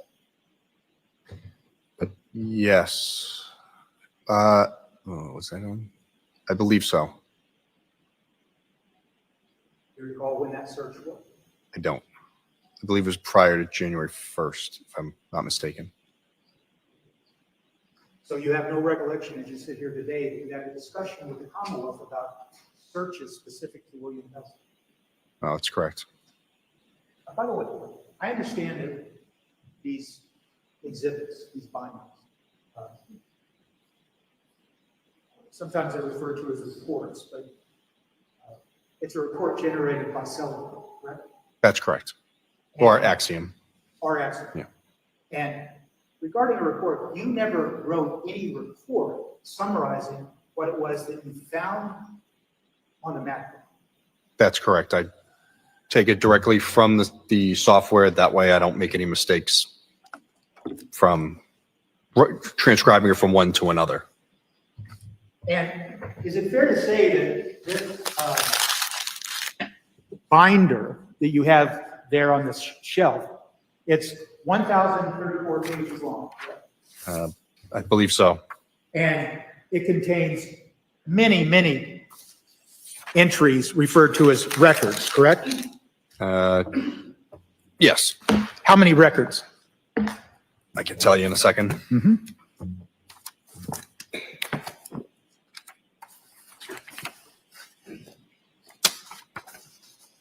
$3,677. Out of those 3,677 records created in the Celebrate report, can you tell the jury how many of those records are relevant to your investigation specific to this? The exact number of the records? No, I couldn't. Can you give us an estimate? No.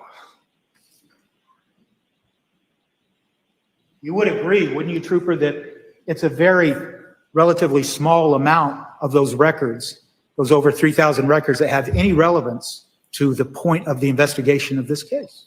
No. Well, then how many records do apply to the investigation of this case? Well, again, I'd just be guessing, but I think a good portion. And what's a good portion? I don't know. I don't have a specific number.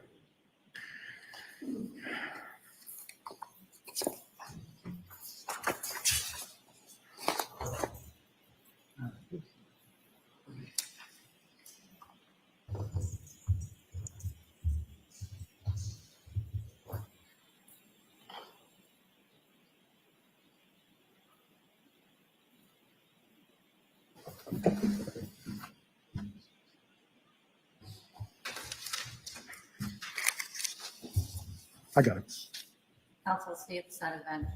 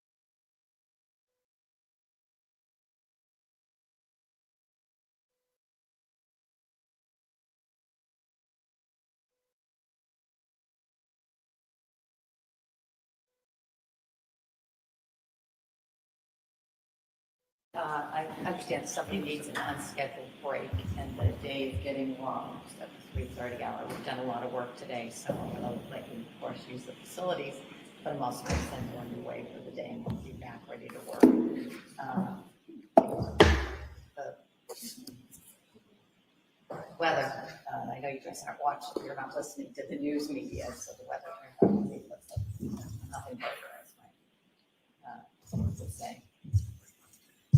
Safe travels home. Before I leave you, I want to remind you, jurors, don't do any research about this case. Continue to be vigilant about not listening to any news media, any social media. Talk to anyone, don't do any research about the case. Continue to have open minds. With those mornings, you're ready to come home for the night. Appreciate your work. We'll see you back. You're ready to work in the morning. All rise for the Pledge, please. Jurors, close your notebooks.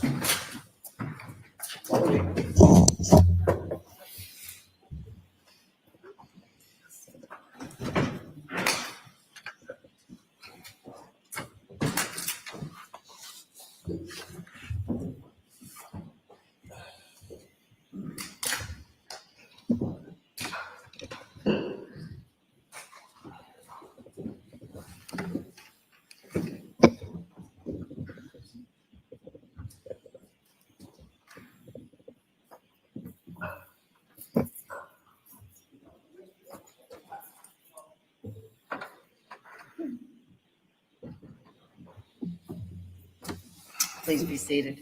To shut off their water consumption at about 1:45 to make sure we make it through the 2-hour afternoon. I'm joking. List. Does anyone need to raise anything with me this afternoon before we suspend?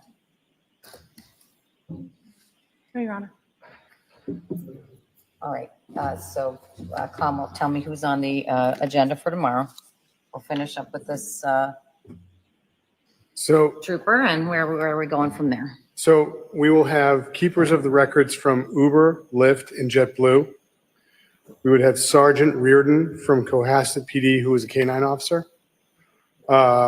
William Foley from U.S. Customs and Border Protection. Michael Kenyon from Swampscott PD. Maybe A.B. Waterman from the Massachusetts State Police. And then I'm trying to determine if we're going to have, based on witnesses' availability, is it going to be Connor Keefe, Davis Gould, and Heather Sullivan? I've been calling her Sutherland for about 2 months now. I apologize. So my hope is that in the next 20 minutes, I'll be able to email counsel and let them know what that lineup will be. All right. But I think that would take us easily over a day to accomplish Sullivan, Gould, and Keefe. The others, I think, are very quick, and we can get through pretty easily. So it is actually more important that you're talking to each other than you're telling me what's going on. And I appreciate your continuing efforts to do that and to. We can look at the clerk, too. Oh, I know. She just saved me from some of the messages. Anyway, it's more important that you're talking to each other. Yes, Your Honor. Keeping me informed as I need to be. Anyway, everybody else set? Yes, Your Honor. Good night, everyone. All rise.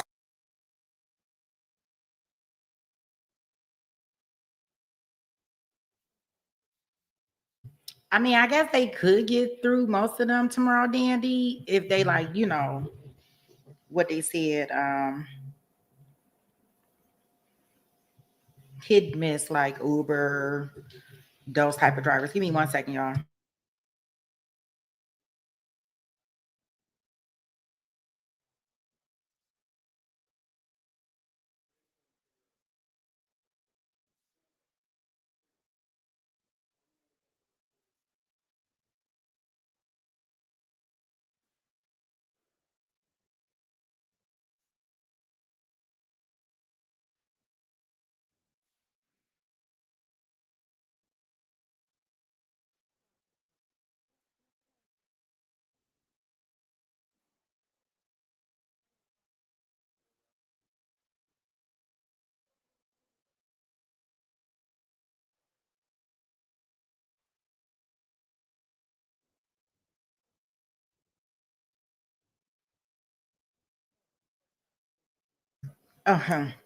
Okay, so for everybody for our I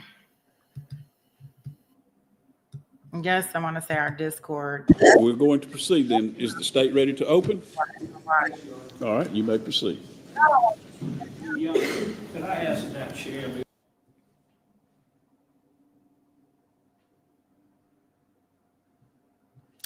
Man, I want to hear this trial too. if we I'm gonna premiere it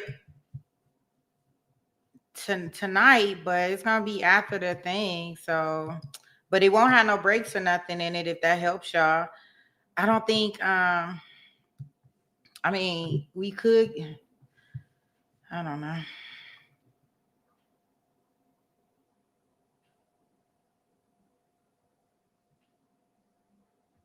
You say you just got back for court to be over?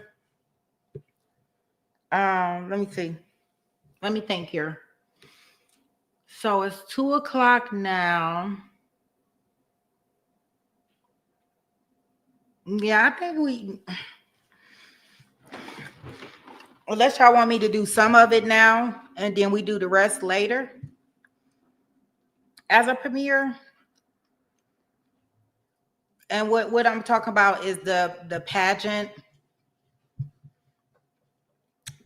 pageant queen redrum trial.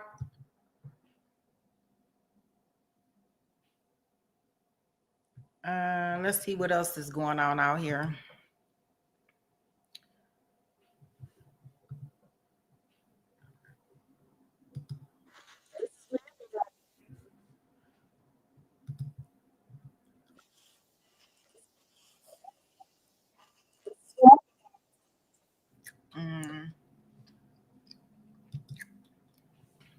I don't know. You saying yes to what? Now I gotta ask you, what you saying yes to? I see, I be saying many and plenty of things. Oh, and then I'm supposed to go over the Discord thing. So let me do that. Let me do that. And then you tell me what you want me to do, Marilda. Because I know it's gonna be time for you to go to sleep. So you let me know. Do you want me to do opening statements so we can see what we should expect? And at least try to get through those and see what it is, and then premiere the rest of it later on. Okay, let me show y'all this while we are making a decision on our next move. Ooh.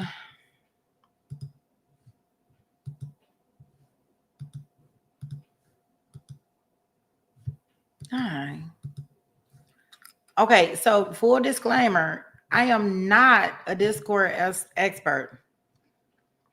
I just wanted to really desperately try to figure out how to watch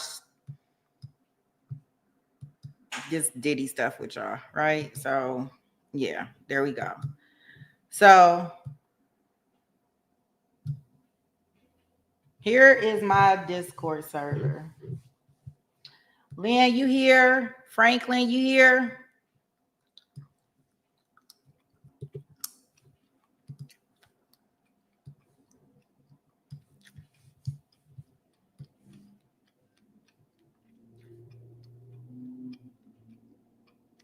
Okay.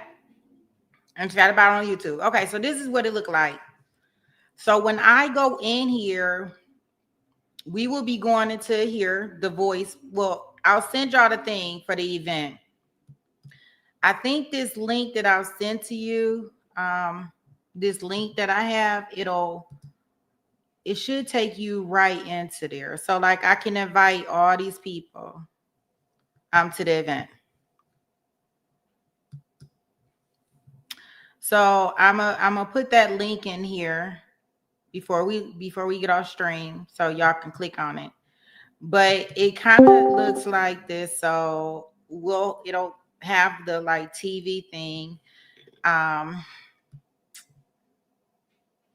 Okay, and you said you got messages, Lynn, and you trying to figure out where to get your messages.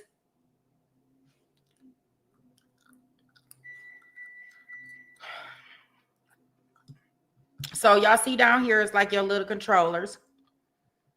Because you can, I think we can all have our cameras on the screen. And it also lets you do your voice. You can talk through it, of course. Let me see. And other than that, I don't know. All I can tell you is how to get in there. I'm so silly.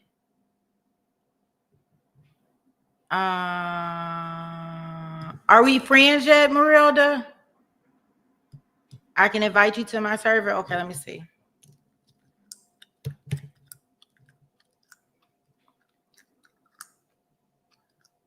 Okay.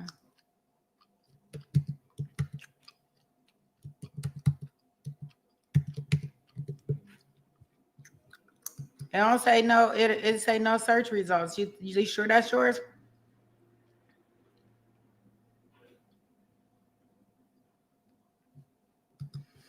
Leanne, the camera part right here. You see that?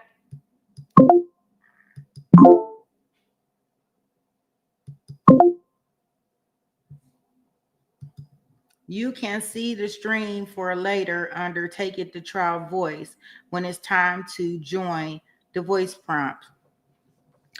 Yeah, maybe Dandelions, you know how to work this, don't you?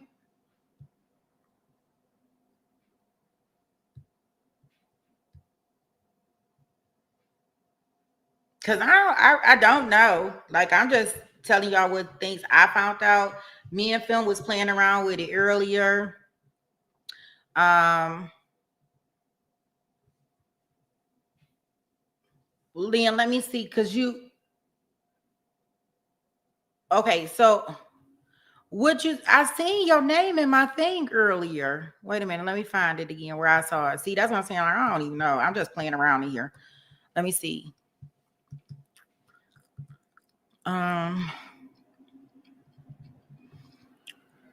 So this is our lounge. Cancel.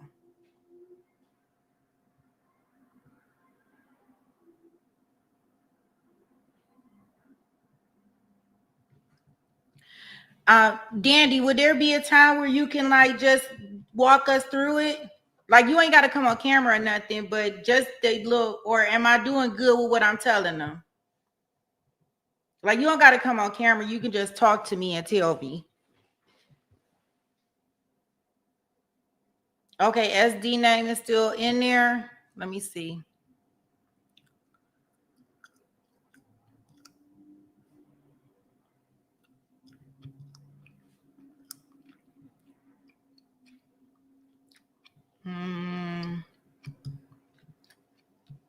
Okay, when will be a good time? You want to do it now or you want to do it later? I don't know what the hell we doing. All I see is a whole bunch of colors and a whole bunch of stuff that don't make sense to me. And then I just try to, okay, here, I'm going to drop the link in the thing, and it should give you the option just to call in. Or you can click on the link and it'll allow you to come up here. You just don't have to come on your camera. Just you can talk to me. Talk to me, baby. I surely appreciate it. SD, you gonna have to rewind the video. You got to rewind the video, SD, when you get back. You on here, SD. I seen you on here. Yeah, I don't even know what to do. Like, I was just playing around with it earlier, and it's always dinging.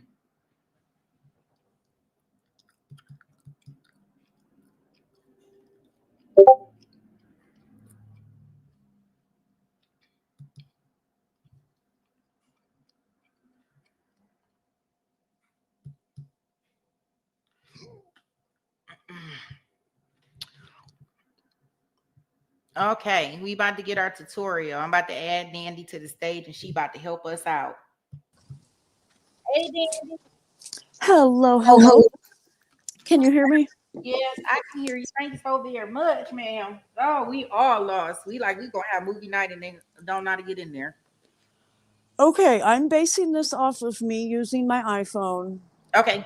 But it should be very, very similar, even if you're on a iPad, computer, whatever you're on. Okay. But we should get a notification that it's getting ready to go live, kind of similar to like what it happens on YouTube. You can join. You just go to that tab. It shows underneath that Take It to Trial Voice tab in Discord. Okay, so they would go here. Can you see where I'm at? Yes, I think so. Yes. So they will see this part, this voice part, when it comes time for the alert. When I look at my Discord, there is your stream for later is up. Okay. So you can click on that. And then once you do that, it gives you the option to join voice. Okay, and this is only after they have joined the server. Anybody could join any of those voice or chat channels on Discord at any time. Okay. But once you join, it will give you the option, say like, and only once somebody starts streaming will it give you an option to, there'll be a little box with everybody's little personal icon, picture, whatever in it. You click on to the watch video, there will be a little box screen that comes up that says watch video. Okay. Once you click on that, on our end, it will pull up whatever it is that whoever is running that at the moment, because any one of us can stream from there. But so I don't even have to necessarily be the host of streaming. Anybody can show anything. Right. But server. since you're hosting the stream tonight, but yes, it will give that little box will pop up. You can join. And then on my phone. Okay, somebody joined us. Who is this? Who just joined us? MAMMB. Oh, that's Lynn. That's you, Lynn. Look at her. You see? There she goes. Okay, so there you go, Lynn. Yes, and I can hear you. Yeah. So yeah, it's really, really simple. Once you get ready to stream, like I said, that little box will pop up. You just click on it, join or watch the stream or watch whatever. That's me. And it's Lynn. It's Lynn. Yep. Yep. That's you, Lynn. Yep, I got it. It's giving me feedback because I'm in two different windows. So I hear you in one window, and then I hear you in the other window. Can I change my picture? She's wanting to change her picture. I was get ready to stream. Like I said, that little box will pop up. You just click or watch whatever. We got a lot of stuff talking. Yep. Yep, I got it. Leanne don't care, but she like, I got it. she wants y'all to know. Here comes film. Hey, there's film. Here comes film.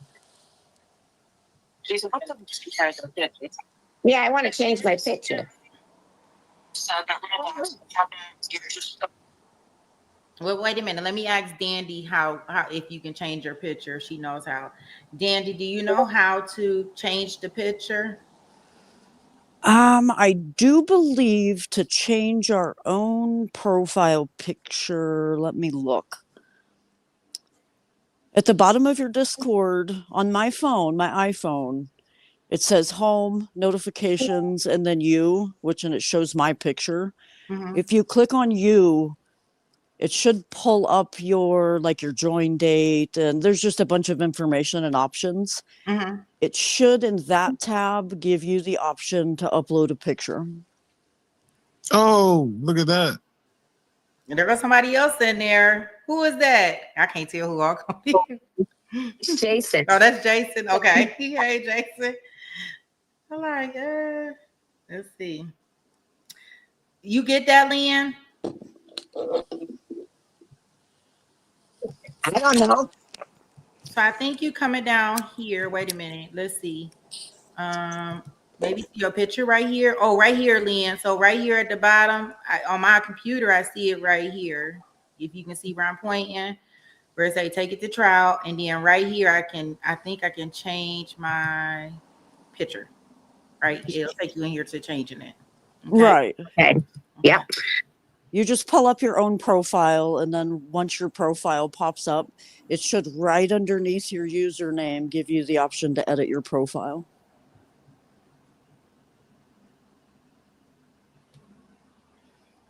So this, and then I did do it earlier to make sure that we were going to be able to see the special. So I did do the screen share and everything. So we should be good there. So hopefully we should be good tonight to actually watch the first series, the first movie, the first whatever. I don't know. What do y'all want to call that? First documentary? I don't know.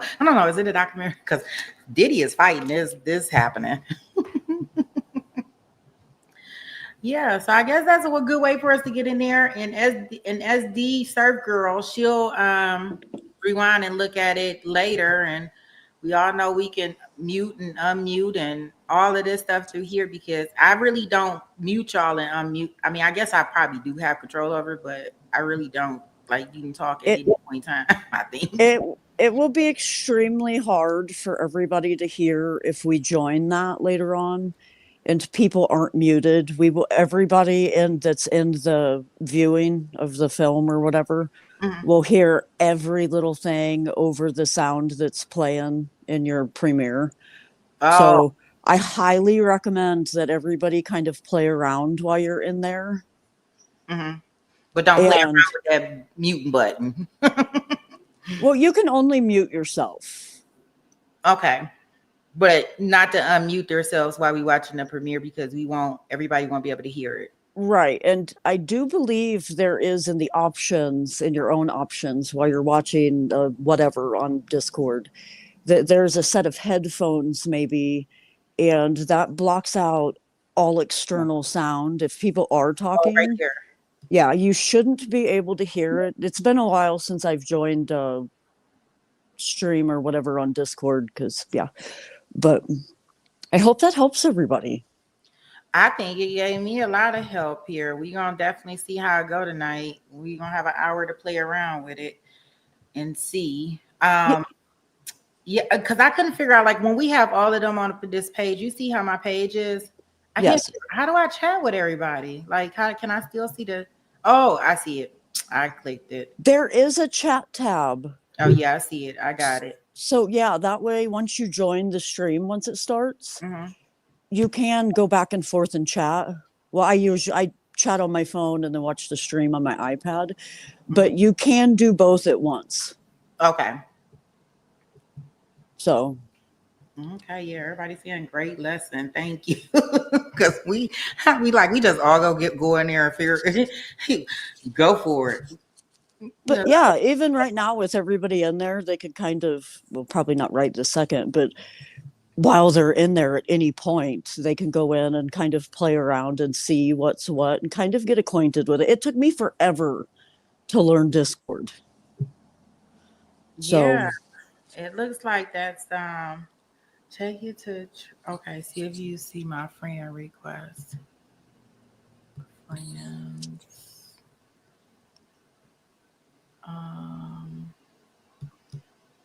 Yes, I got it. I'm accepting it now. There you go, Marilda. I don't know why I had to accept it. Everybody else was just allowed to come. So I don't know.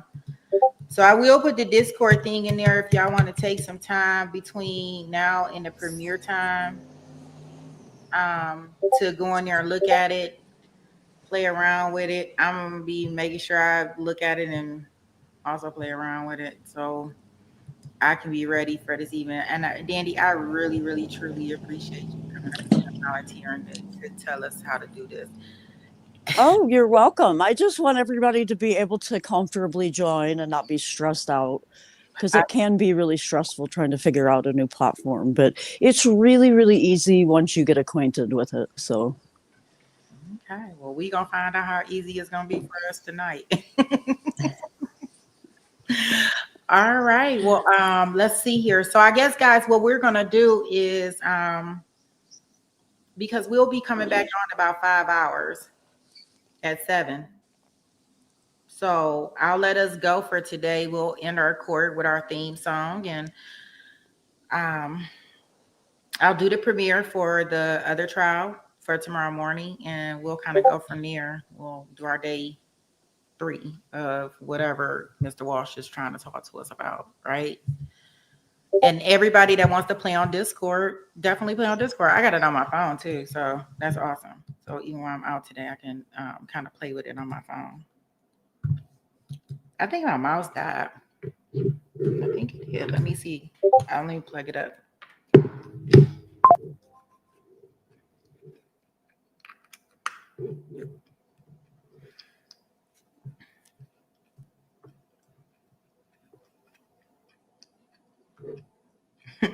Just Shamrock said we can find each other on private chat.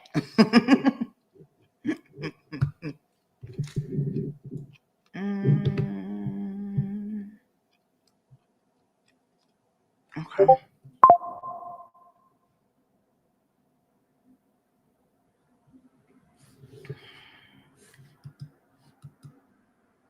I'm trying to figure out what the heck happened to my mouse. Is my mouse that dead? It didn't tell me it was that dead. Wait a minute.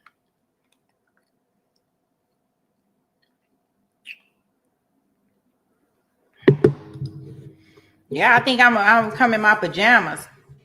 No, Jason, I don't wear lacy pajamas before you even start thinking. We going to the steam room. I wear my baggy pajamas. I'm gonna go get me some Christmas pajamas. With my popcorn. I already ordered my popcorn, so I got my popcorn.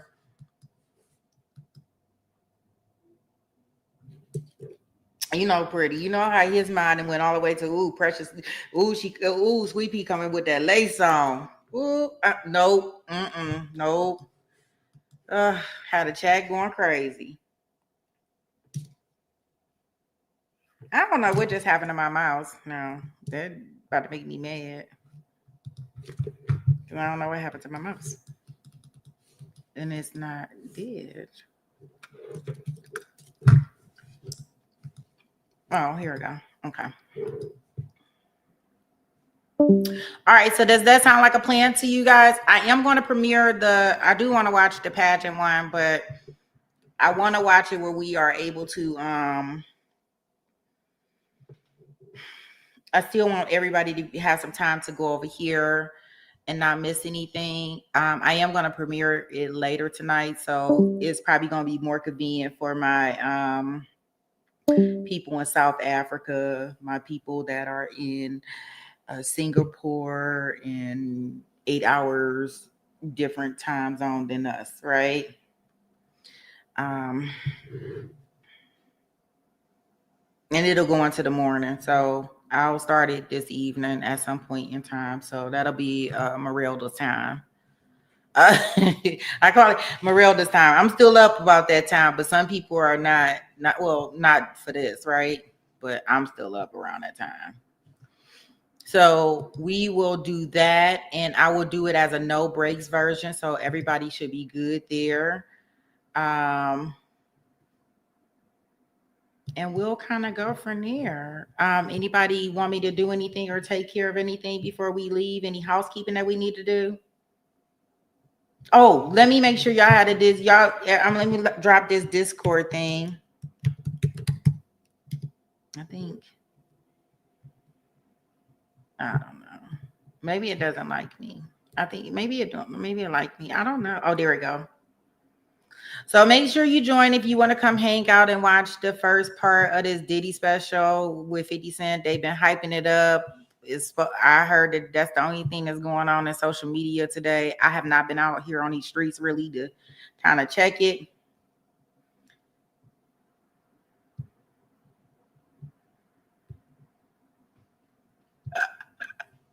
What I do, what I'm judging. Oh gosh, what I do. Uh-oh. And we will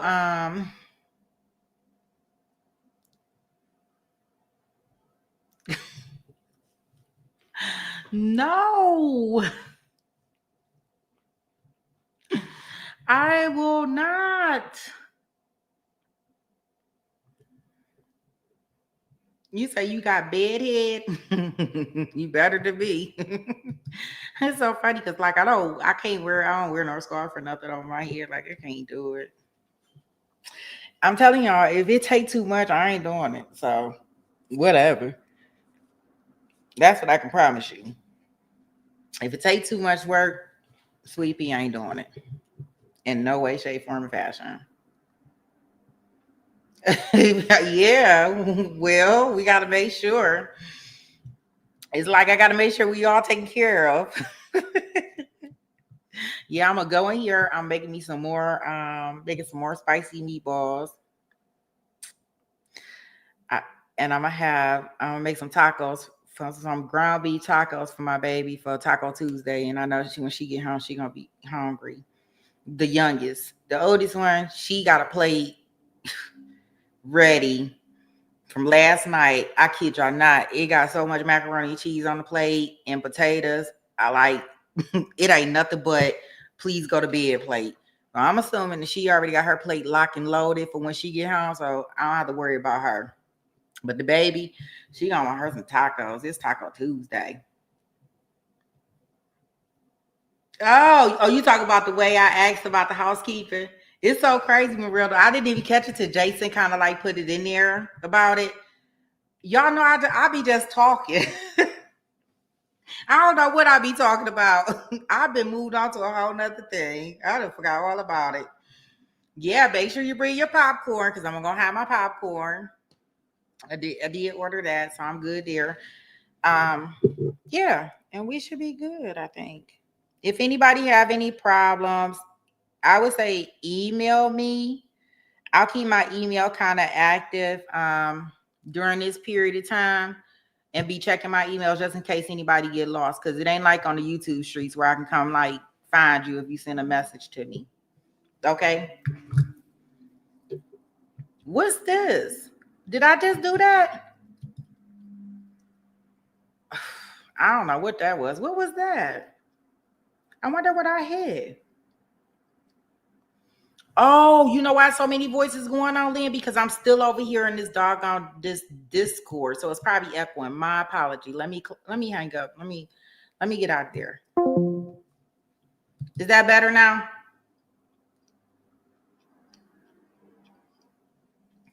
And Dandy offered her services, so she said y'all can also ask her if y'all need anything. I'm out of there. The only person on there is you now, Lynn. Yeah. That's the only person on there is you now. Yeah, I was echoing because it's live streaming over there and then I'm over here, so it's kind of like pulling the feed from both. Y'all want to see something funny? I will show y'all, like, this is what I be back here doing, y'all. Let me show y'all something real funny before we leave. I mean, I want to find a life, but I don't want to find a life, but I probably need to find better things to commentate on. Wait a minute. Let me show y'all this because I'm funny. I think I'm funny sometimes. Wait a minute. Let me show y'all.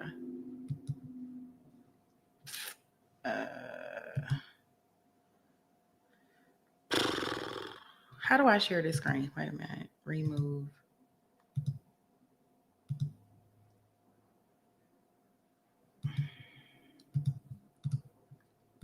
Let me share this with y'all because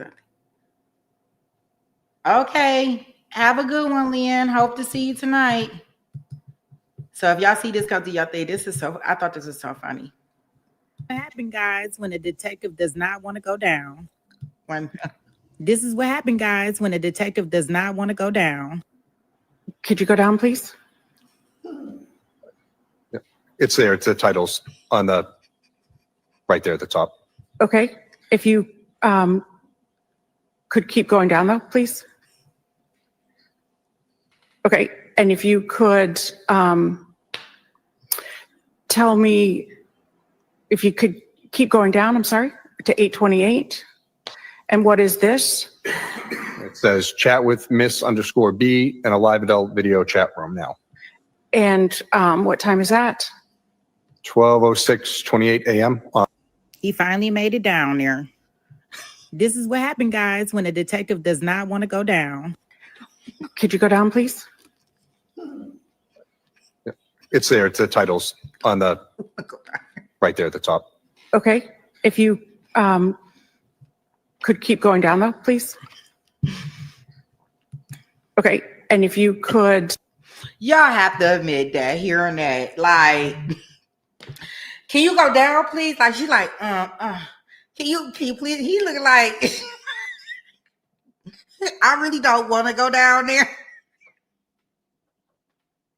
Just like a man. Like, how many times I gotta tell you, go down there? Could you please? I mean, no, you not far down enough. Can you please go further down, sir? I was like, if you were just listening to that, you would definitely think that. I'm like, she like, like you almost was there, but I just need you to go a little bit further down, please. Get down there. What is you doing, sir? And his facial expressions, because he did not want to read about that corn hub. He didn't want to read the salacious, because this was right before he reads out the titles of the corn hub that our guy was looking at. So he did not. He felt very uncomfortable. Like, it's right here on the title, man. Like, I do.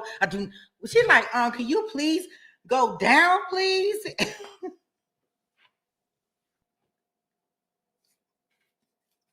I don't think you are, just. And she do it when she talking to him a lot throughout this trial. You say, please put the link. I thought this was funny. I didn't know how fast it would come through y'all thing. So I said, let me share it with y'all because I thought it was funny. I said, I'm back here. My mind is such a gutter brain. Yeah, well, apparently I ain't the only person that be in the gutter, because she definitely sound like it. Like, can you please?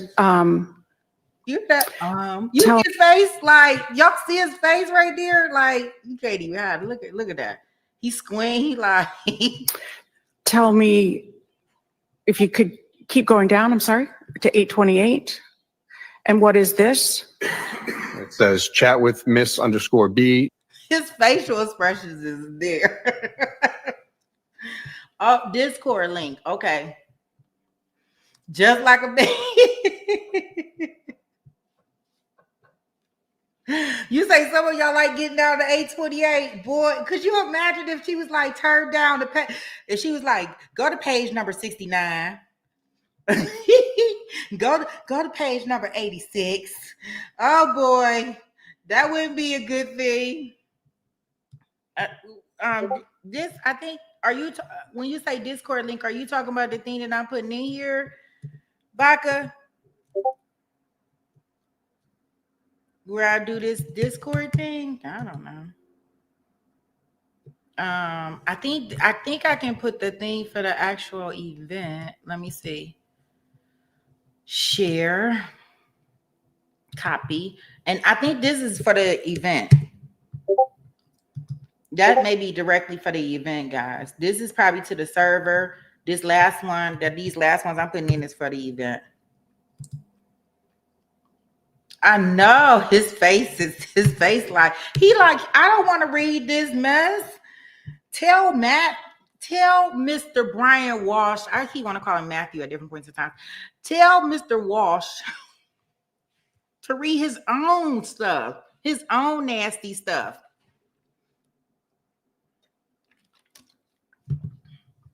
Oh, it look like I can invite my friends. So I'm going to invite all my friends. I got all these friends. I ain't got no friends. I only got like 4 friends on Discord.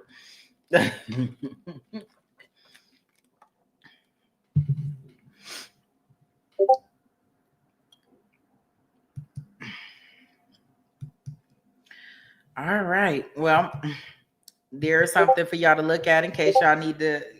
I guess it'll come through y'all thing soon. When it get out into these YouTube short world, because I already published it, but that was too funny to me. It tickled me. And that's what it counts. That's what matters. All right. Well, I want to thank the mods. I want to thank you all in the chat. This doesn't work without you guys. And we will be back in the morning time. If you don't catch us tonight for our premiere of Is Diddy is Diddy. Premier, then we'll see you in the morning for court. All right, guys. Let me go. Let me get over here and do our little thing. I'm trying to figure out good ways to do this, but whatever. I'm getting it together.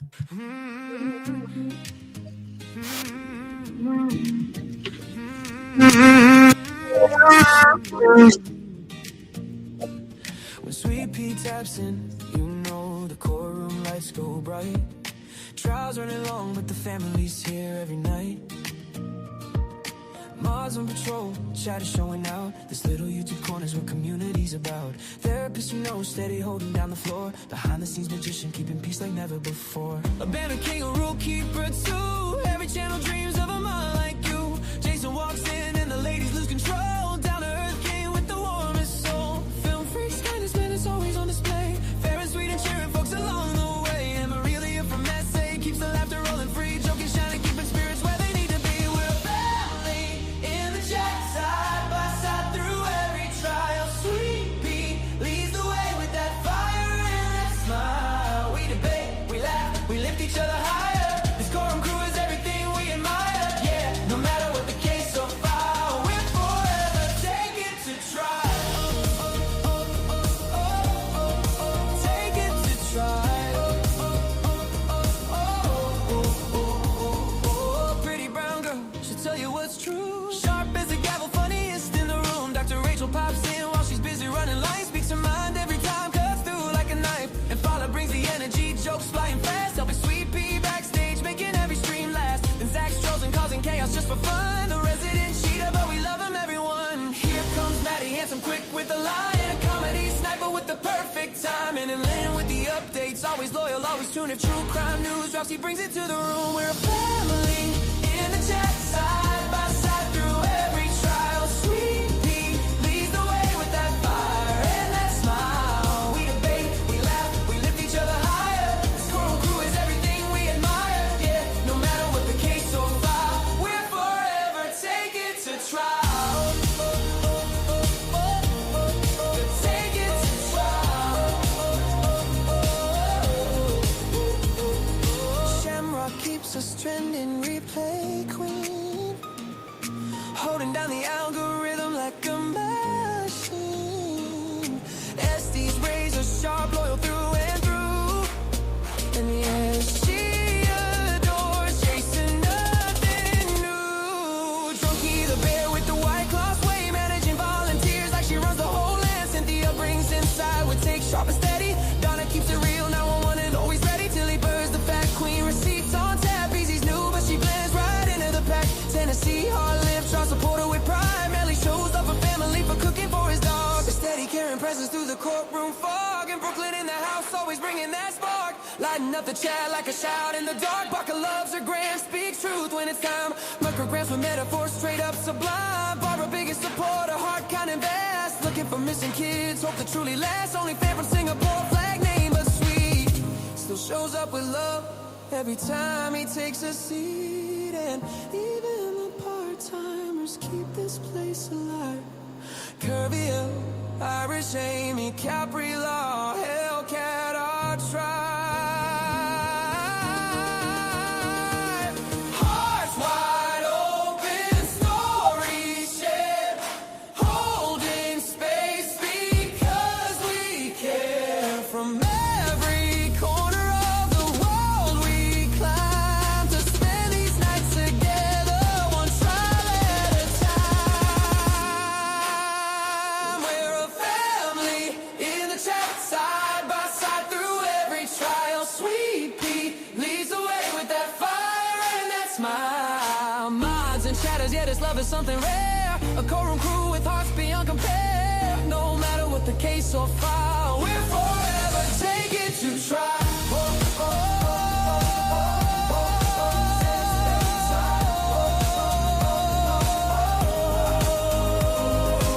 To Sweet Pea and the moms in the chat we adore.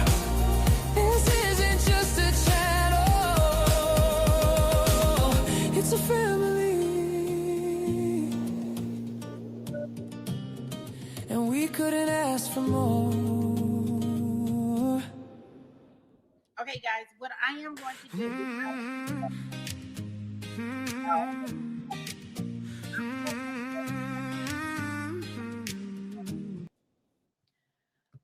Marilda, I'm pretty sure you still in here. I am going to redirect our chat. I'm going to try to redirect y'all over here to, give me a second. I'm about to redirect us over to Catch Stream. For those, you know, she was covering our, what is that? I can't even think of his name. Our Zachary case. So I am going to try. Therapist not here. I got to learn how to do it. But I'm about to go over here and try to do it. I don't know. I don't know what I'm doing.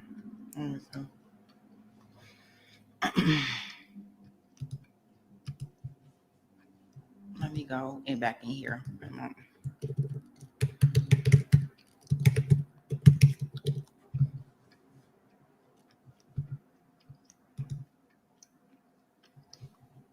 Like I got to give me some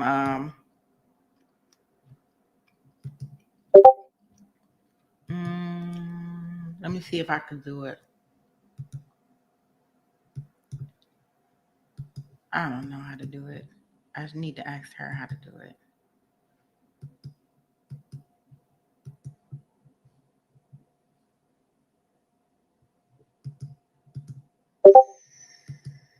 Let me see if I can get her.